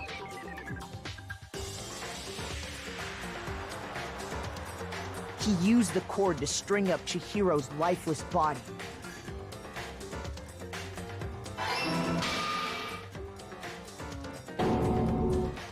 Then, using the victim's own blood, he left a grisly message there at the scene of the crime. He wanted to create the illusion that Genocide Jack was responsible for the slaughter.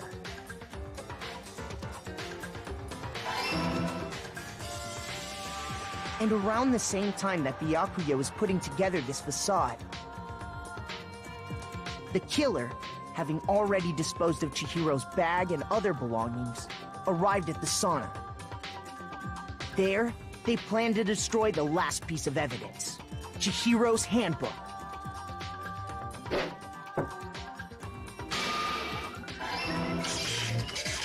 And just as the killer expected, the steamy sauna was enough to ruin the electronic gadget. Somehow, the killer knew that the handbook couldn't stand up to the heat of the sauna. And the reason they knew that is because the sauna had already wrecked their own handbook. And that's how it all played out.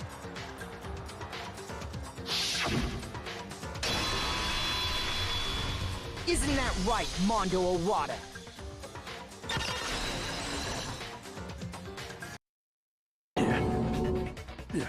Wait!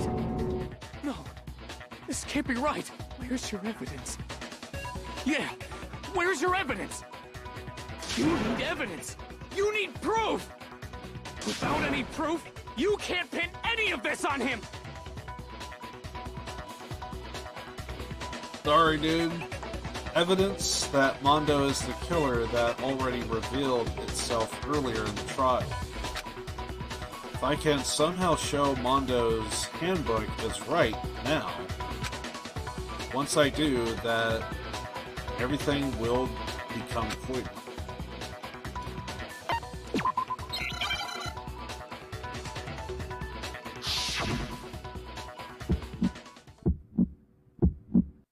Show me some evidence! You're wrong! I won't listen! I refute you! False! Show me some evidence! I won't listen! False! I refuse to vote! Show me some evidence! You're wrong! I won't listen! I refute you! False! Show me some evidence! I won't listen! False! You're corrupt! Show me some evidence! This should prove it!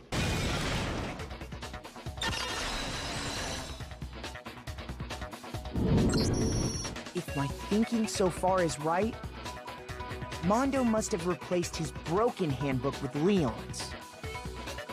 In which case, we can just check each of our handbooks right now. Once we do that, we'll... We don't gotta do that. Huh? Yeah. Yeah, I did it. I killed him.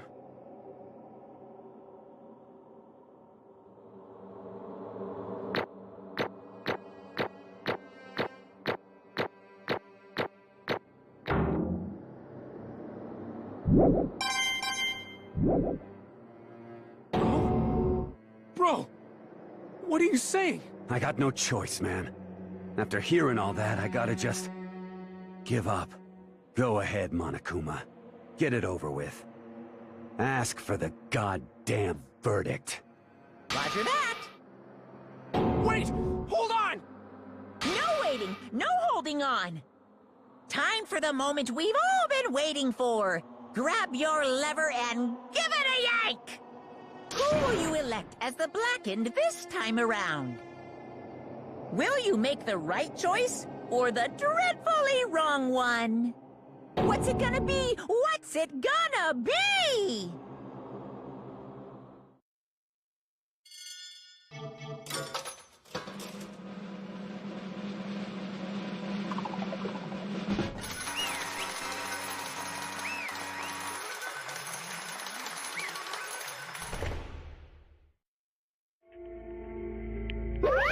What?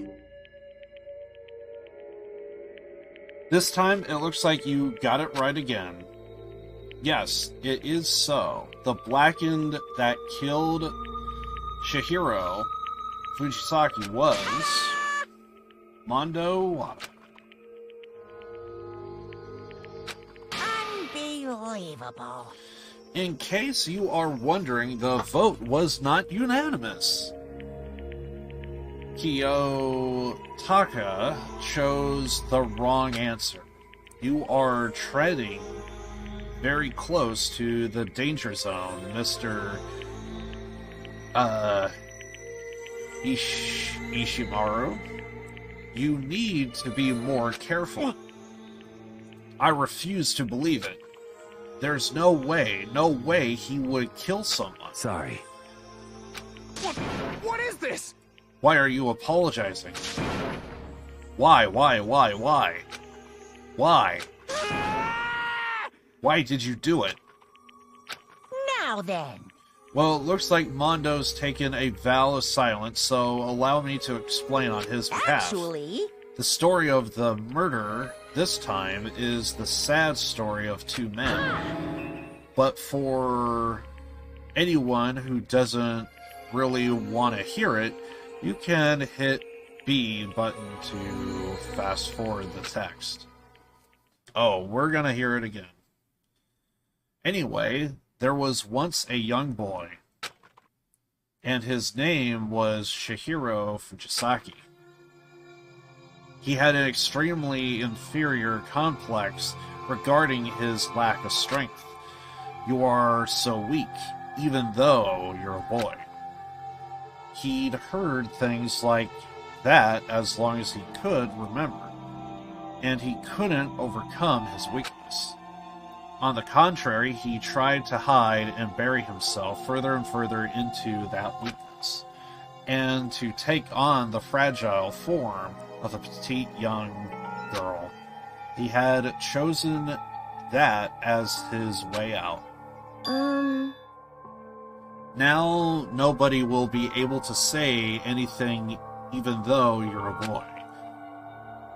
But no matter how tightly he wrapped himself in that shell, the inferior complex had already taken root deep inside of him and was not so easily weeded out.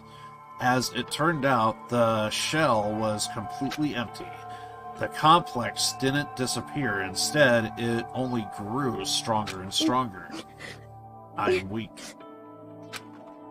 Weak.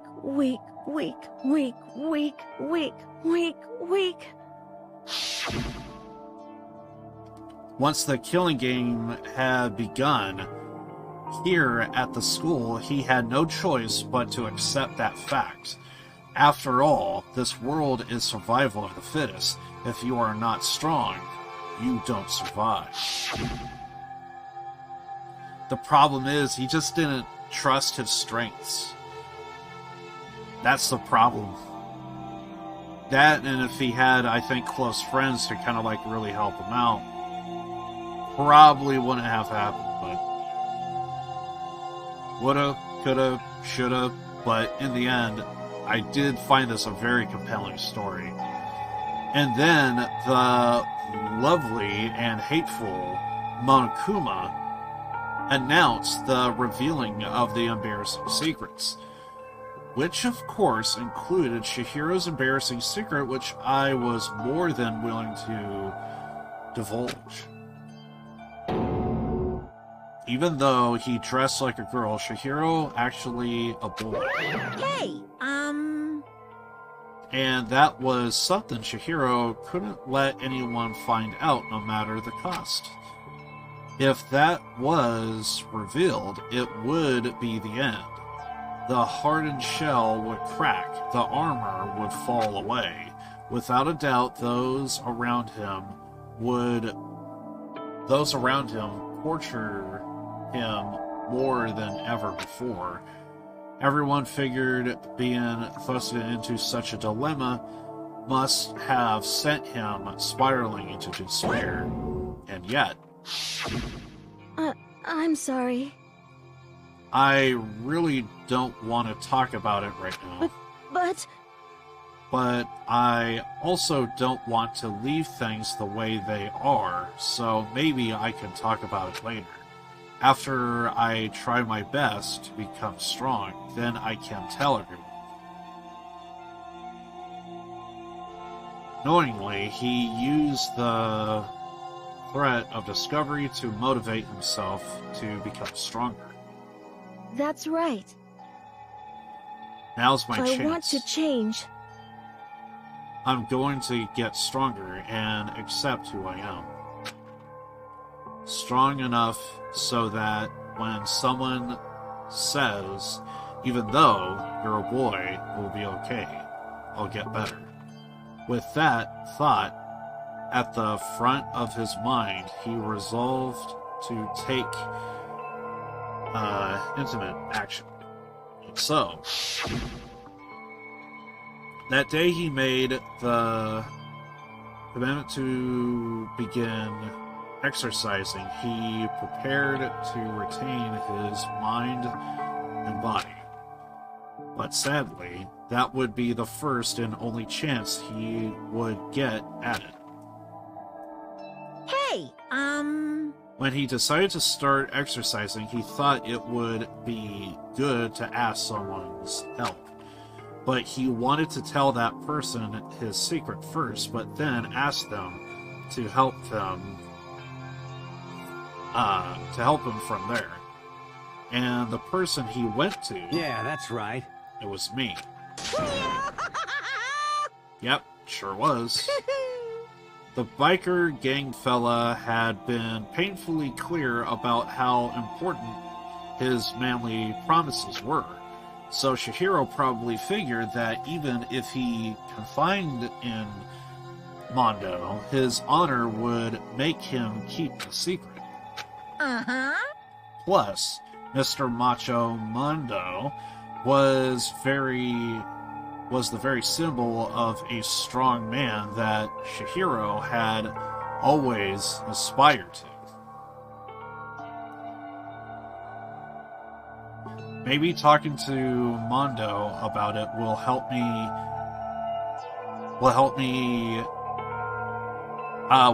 give me some courage. And he went and asked Mondo to help him to become strong. That was his aspiration, and he thought that only with Mondo's support would he ever be able to come close to that. Correct. So then, that must be why Mondo did what he did to keep the promise he made to Chihiro. did what he did. You mean that's why Mondo carried Chihiro from the boys' locker room into the girls' room? Indeed. Yes, that's exactly what I mean. Wasn't that to cover up what he'd done? Certainly. That would have been part of it, but I don't think it was the main reason. The real purpose was to keep the promise between men he'd made to Chihiro.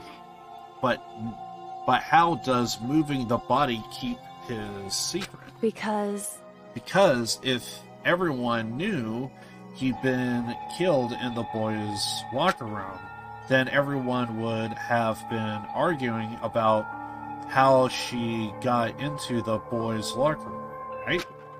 Once that started up, at least a few of us would have to immediately begun to suspect his identity. So, he tried to protect Chihiro's secret by putting him in the girls' locker room and stealing his handbook, you see? Then Mondo did all that to keep the promise he made to Chihiro, who he'd also killed. Why would he do that? The more I hear you talk, the more I don't understand. I mean, you guys trusted each other, right? So why? Why did you? Because no matter what, I didn't want anyone to know. I knew it. So that's what triggered it after all. The possibility of having your embarrassing memories and secrets exposed. What is this? That's impossible. Nothing could have been that bad. Something he didn't want anyone to know, even if it meant killing someone. Wrong. It's impossible. Don't make me repeat myself. How many times must I repeat myself? To judge others by your own standard is the height of folly. Even if you can't comprehend it, he obviously can. That's all there is to it. Well, while we are on the subject, why don't I tell you? That embarrassing memory, that secret he didn't want anyone to know. Hey, You know what Mondo did? He killed his own brother. Yeah, that's probably gonna hurt. Mondo, the ultimate biker gang leader, makes all the hoodlums and riffraffs across the country tremble.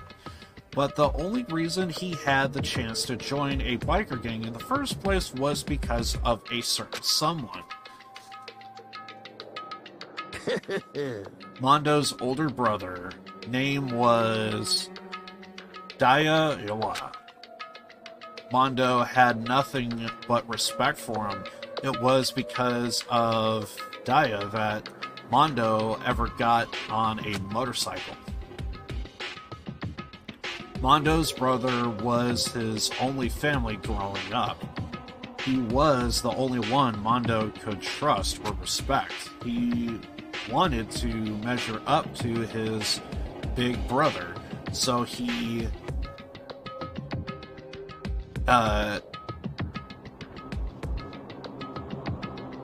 imitated him in everything he did. Mondo was the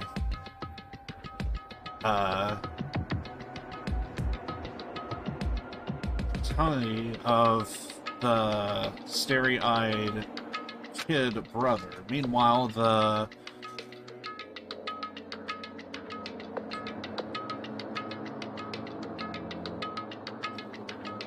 right now I'm just kind of like trying my best to just kind of like slow down, and I could feel myself wanting to like just snowball, so I'm just going to be botching things left and right, and I do apologize.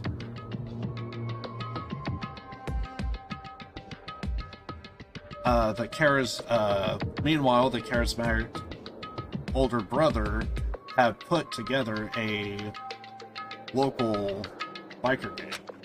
And before anyone knew it, it had grown into the biggest biker gang in the country. Daya, the older brother, number one in the gang, and his number two, his younger brother, Mondo. In the beginning, everything was peaches and gravy. But when Mondo started to think about how he would have to take over the gang from his brother someday, his brother's greatness, his reputation began to gnaw on Mondo's very soul. I could just feel myself. I need to wrap things up. If I could just like take a break, I think it'll be a lot better, but I can just feel myself wanting to just... There are just times where I'm just weird. It's just the easy way to say it. The kid's gonna take over for Daya, huh?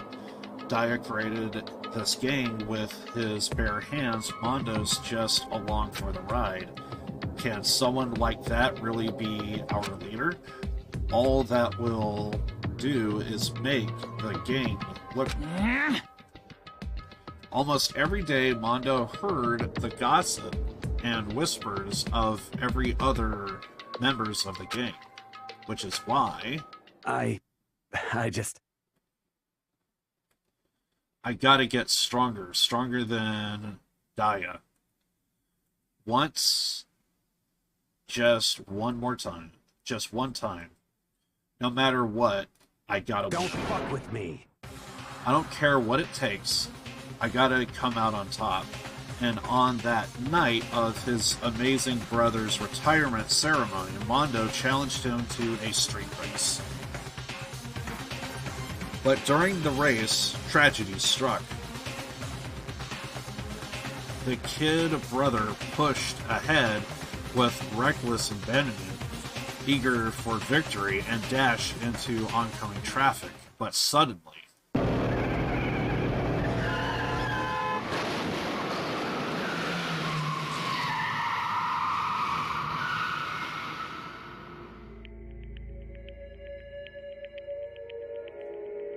Lying in his brother's arms, the older brother delivered his final words. "My bad, kid. I fucked up. Sorry."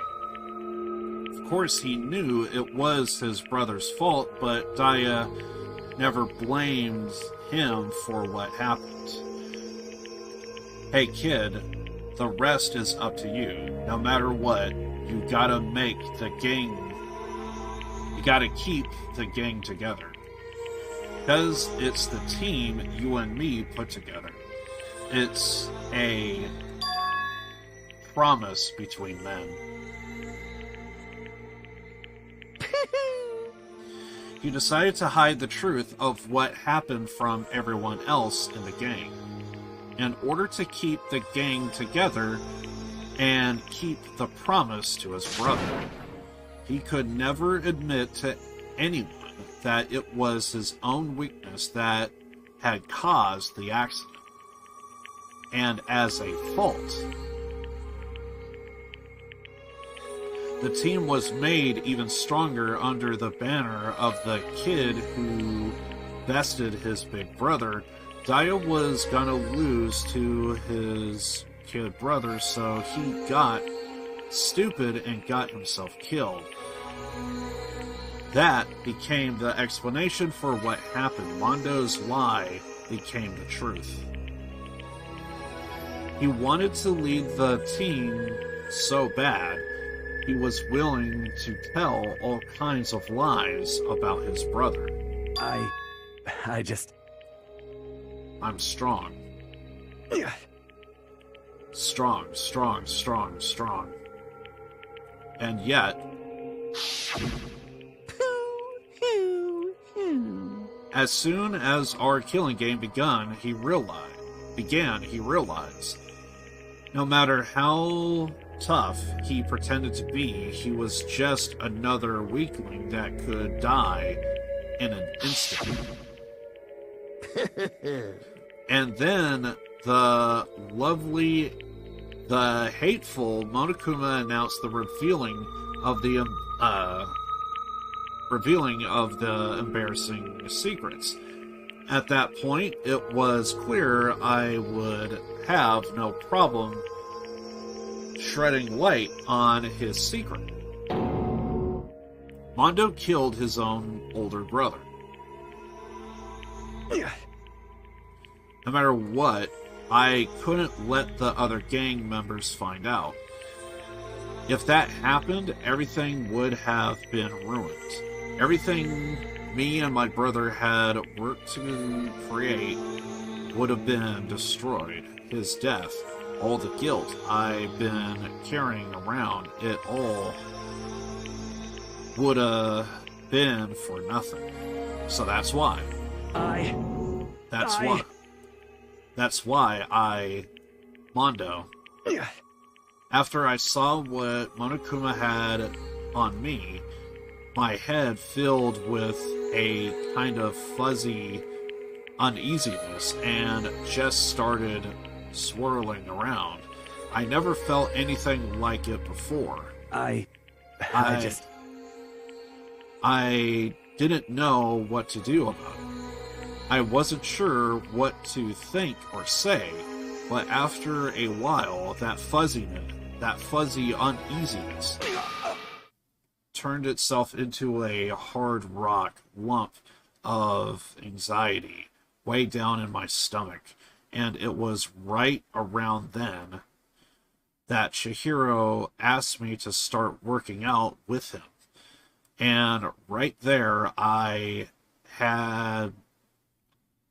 and there, he told me a secret. Seriously? Jesus. I'm sorry. Yeah, I'm sorry I lied to you. But why? Why not? Why are you telling me this all of a sudden? Huh? Because, I mean, you kept the secret all this time, right? If anyone found out, you would... But... You're right, but... I want to change. I wrap myself in lies. I'm weak. I want to destroy the version of me forever. His words were like a knife in my gut. I felt like he was exposing the lie I've been living myself. I had to change. I don't want to be weak anymore. You are so strong. It can't hurt you, right? Whatever secret Monokuma might tell us. You piece of... So what, you're saying I should just say it? What? What? You are saying if I really am, I should just be able to tell everyone my secret? I was jealous. I was jealous of Chihiro's strength. He had the strength to face his own weakness, to try and overcome it. It was the kind of strength I never had. So I was jealous of him. And that jealous broke me. I think this is exactly the reason, the exact same thing I was talking about. There's different ways to be strong, and you're kind of seeing it play out right now. Chihiro's seeing Mondo as somebody that is physically strong, but Mondo is seeing Chihiro as somebody who is kind of more, kind of in the realm of probably something like mentally strong, someone that is understandably, like, they understand what's about to happen, about like facing your fear, kinda. Chihiro's willing to face his fear, but yet Mondo's completely different. And I think you're right here in this very scene, you're kind of seeing the parallels of essentially somebody that is mentally strong and someone that is physically strong. Or at least that's probably not what Chihiro probably interpreted as, but it's somewhere in that realm. You know what I mean? And that jealousy broke me. What? What? Are you making fun of me? I'm strong? Are you fucking with me right now? No! I'm not making fun of you. You really are strong, Mondo. Again, because Chihiro's is seeing the physical strength.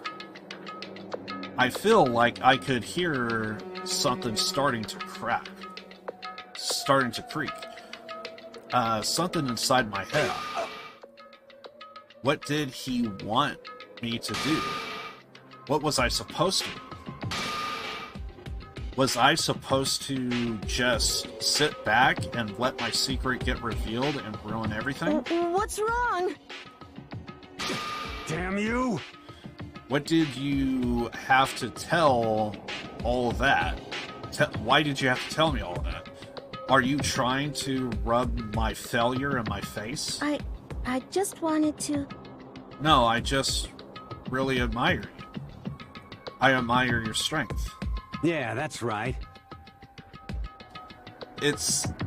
I almost kind of wish that Chihiro could probably say physically strong, because if you're a little bit more direct with it, maybe Mondo could probably snap out of it here, but when you're just kind of vague and just use the term strong, again, strength could be multiple things. That's right, I am strong. Strong. I am strong. Strong. Stronger than you. You son of a bitch! And stronger than Daya. I don't remember anything after that. When I woke up again, he was laying on my feet, covered in blood. I had the dumbbell in my hand, and I was just staring at him, down on the ground. Hey.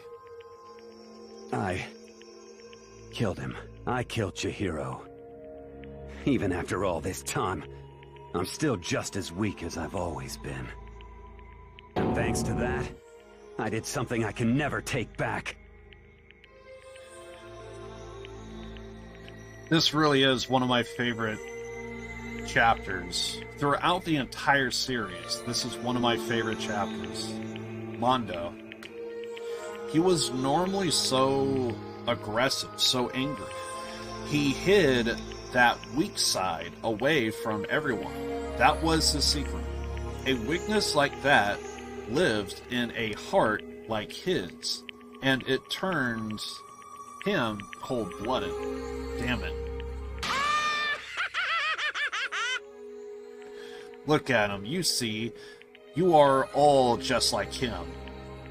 For a secret from the past, for a memory. For that, he killed another living human in cold blood.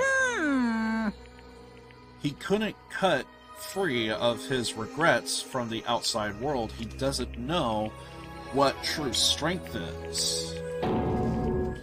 Do you see hope anywhere in there?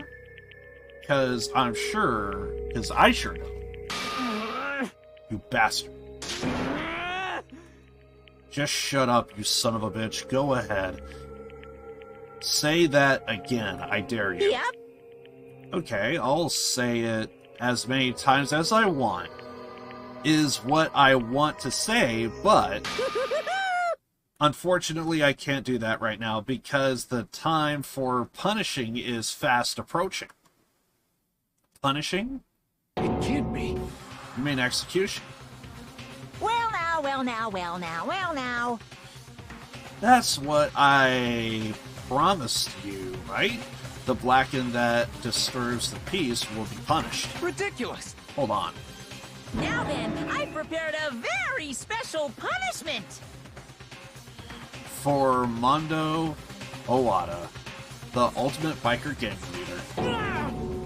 No, wait. Let's give it everything we've got. It's punishment time! I said wait. Sorry, man. I couldn't keep the promise we made. From one man to another.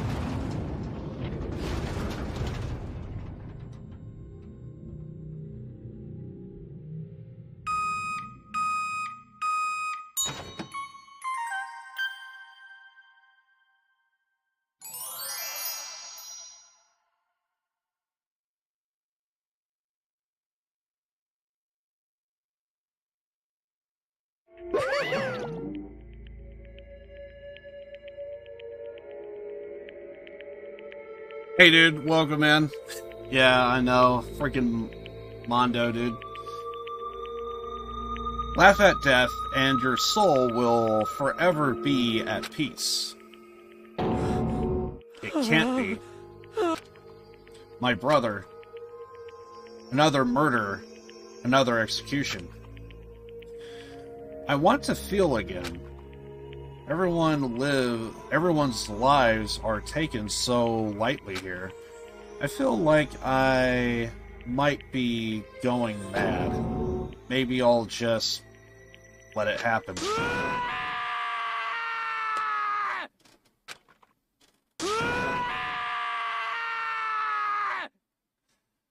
Appreciate the follow. Much appreciated.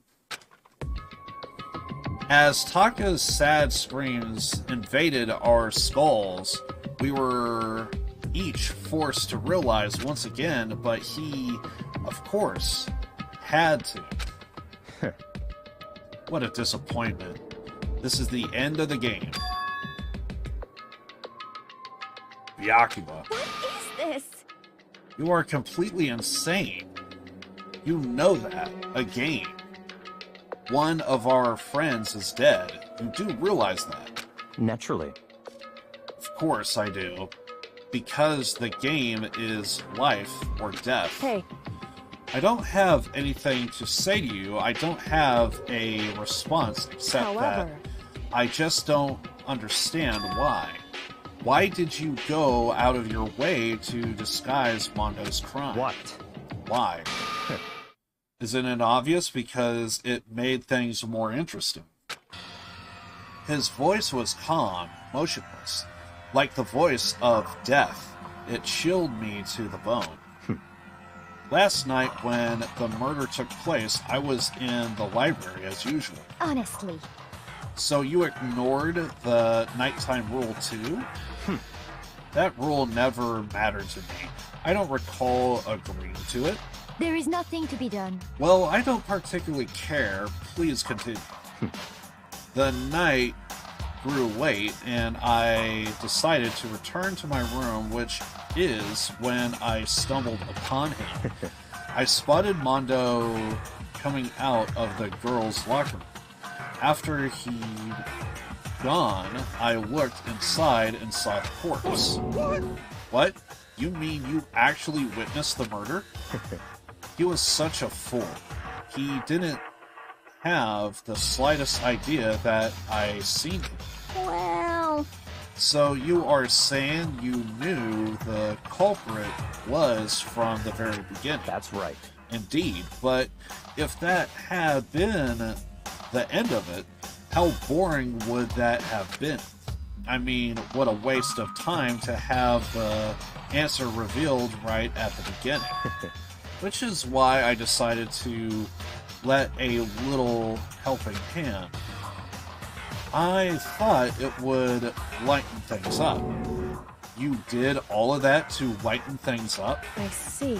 So after hearing about Genocide Jack from Toko, you decided to use them to create the fake murder scene? But damn, man, if we hadn't figured out who'd really done it, you would have been dead too, right? Well, obviously, I would have revealed the truth before it reached that point, of course. Byakuya turned and looked at me in the eye. I could feel his sharp eyes piercing into me. Thanks to a certain remarkable someone, I never did, and I was able to perform an interesting experiment. Once I do decide to become blackened, I know who I'll have to watch out for. What? Correct. So that was your reason. Are you satisfied? Indeed. Yes, we are done listening to your story. Moving on. Hey. There's something I'd like to ask Monokuma. What's this? I'm up next? You like to perform these elaborate executions each time, correct? My question's why? Do you like them?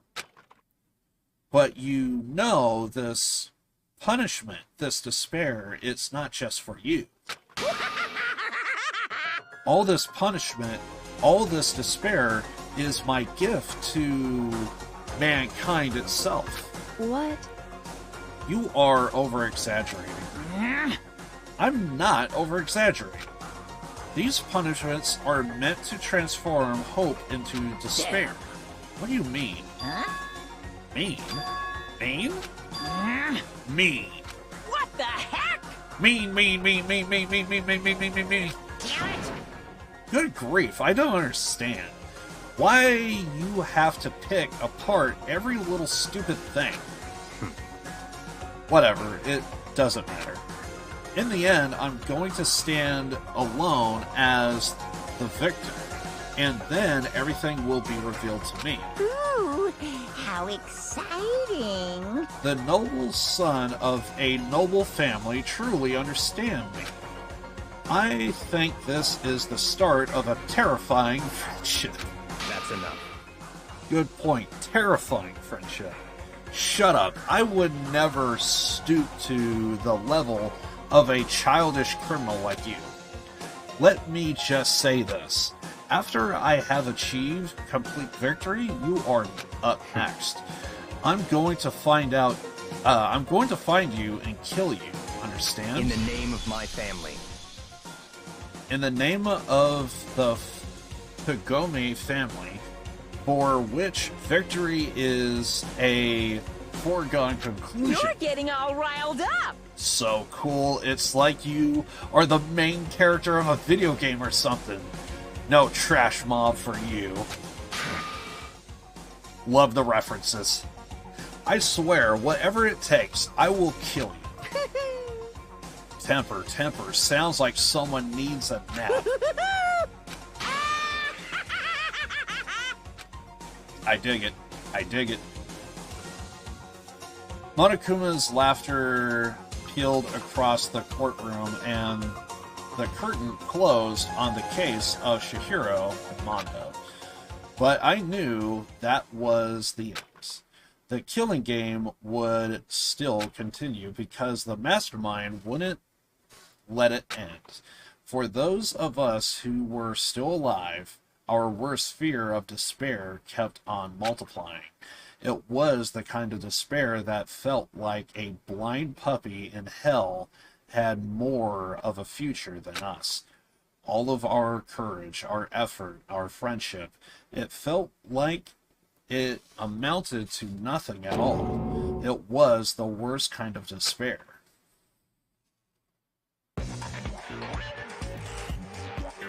Well, anyway, like I was saying, this is a pretty good spot. Yeah, a really good spot. Anyway, isn't it amazing how that girl went and killed someone before things even had a chance to get boring?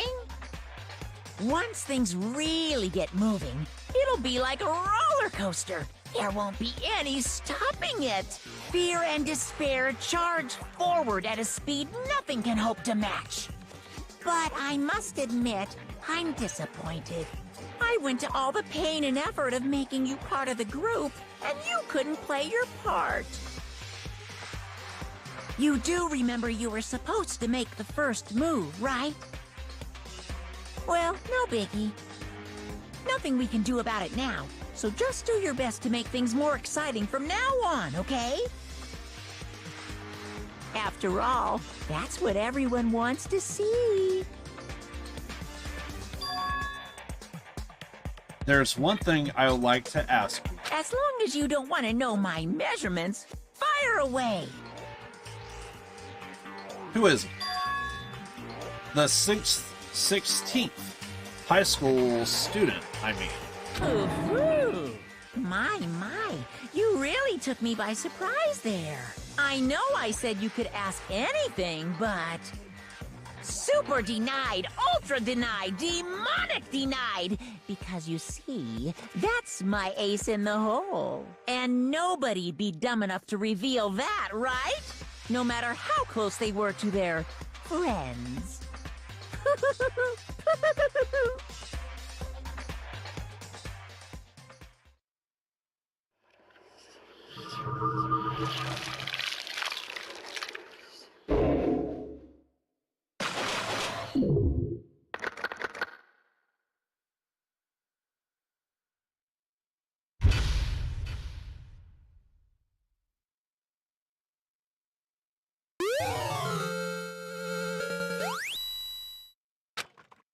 Dear God, I love this game.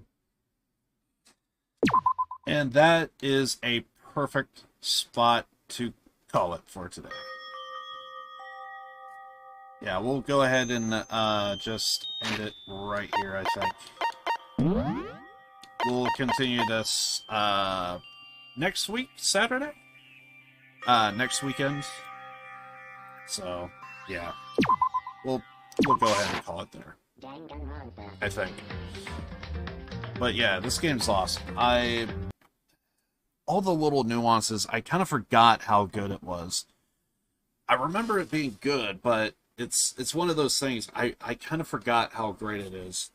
Also, I do want to do a shout out for Detective Sparky for the raid earlier.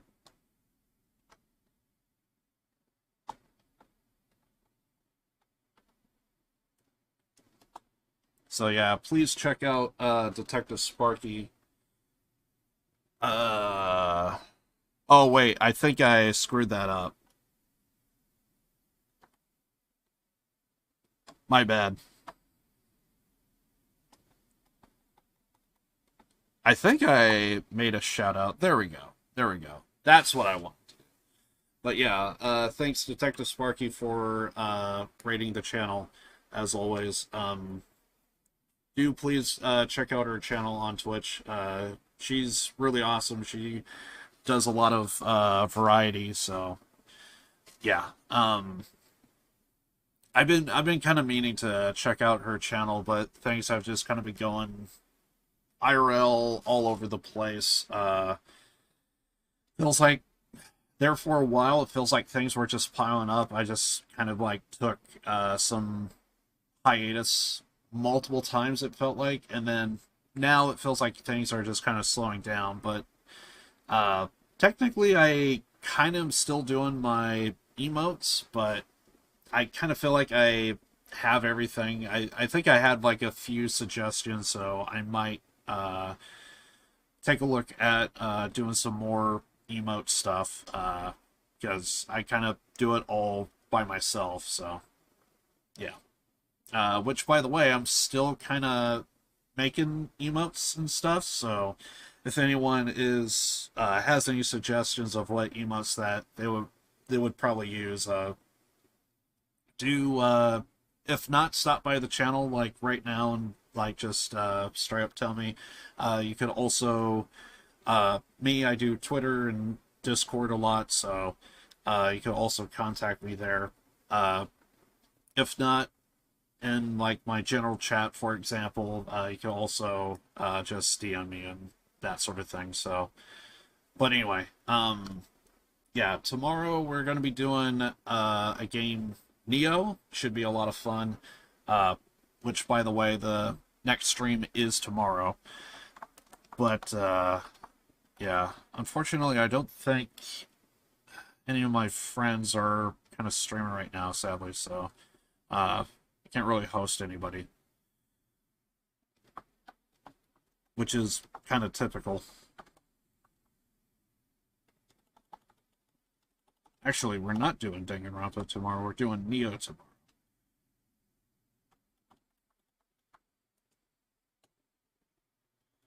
Yeah, Nioh's kind of like Dark Souls, but it's like it's basically Sekiro is what it is. But I think you don't have to rely on the parry system as much. So yeah, I'm gonna be trying that out tomorrow. We'll see how it goes on that front. But yeah, Danganronpa itself, if you are interested in seeing the next stream, it's pretty much my Saturday stream. I stream Wednesday, Saturday, Sunday, and right now I'm kind of doing Danganronpa on Saturdays, so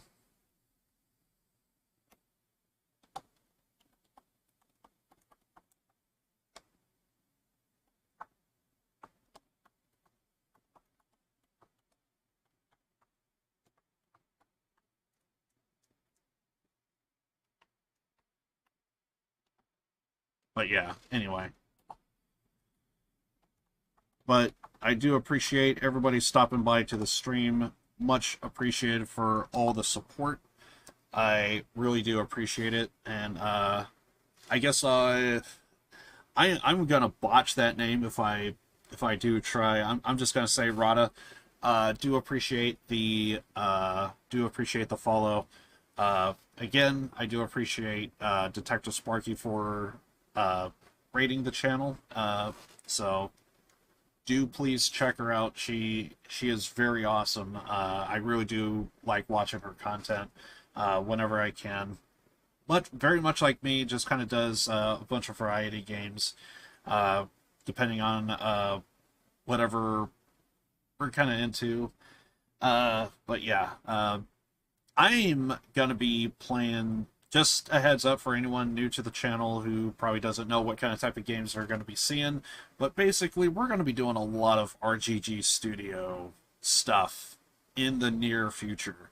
Right now, I'm kind of looking towards Cyberpunk Phantom Liberty. So I'm going to try and like... I'm the next couple of games that I'm going to be playing are going to be games that I'm not too hyped about. So I kind of feel like with Danganronpa and Nioh, I think that's kind of perfect. I could easily kind of like drop those games, dive back into them anytime I want. So, yeah, I'm kind of dropping everything for Phantom Liberty. I want a reason to go back and play Cyberpunk 2077. I absolutely freaking enjoyed that game at launch. I know it's not everyone's favorite, but it's one of my favorites. I would probably say it was my game of the year for, I believe it was released in 2020. So the only other game that I could think of, I think I also may have played,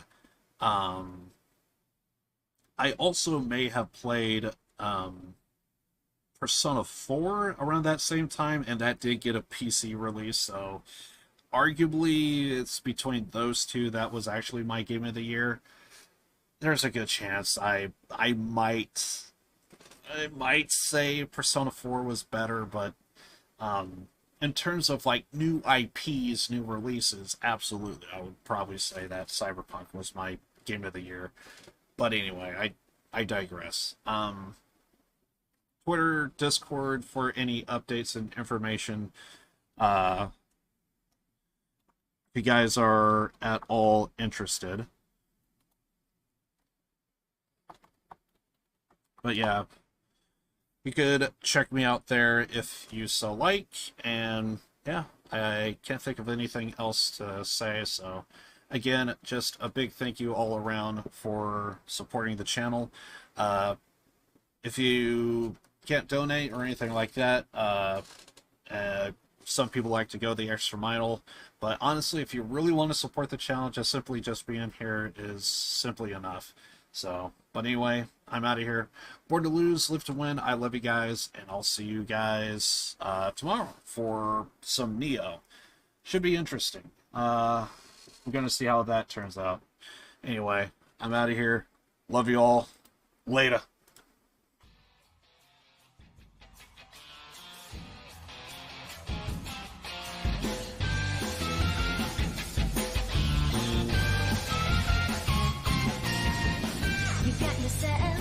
Behind the door, deep inside your heart again. You wanna hide, you wanna come out.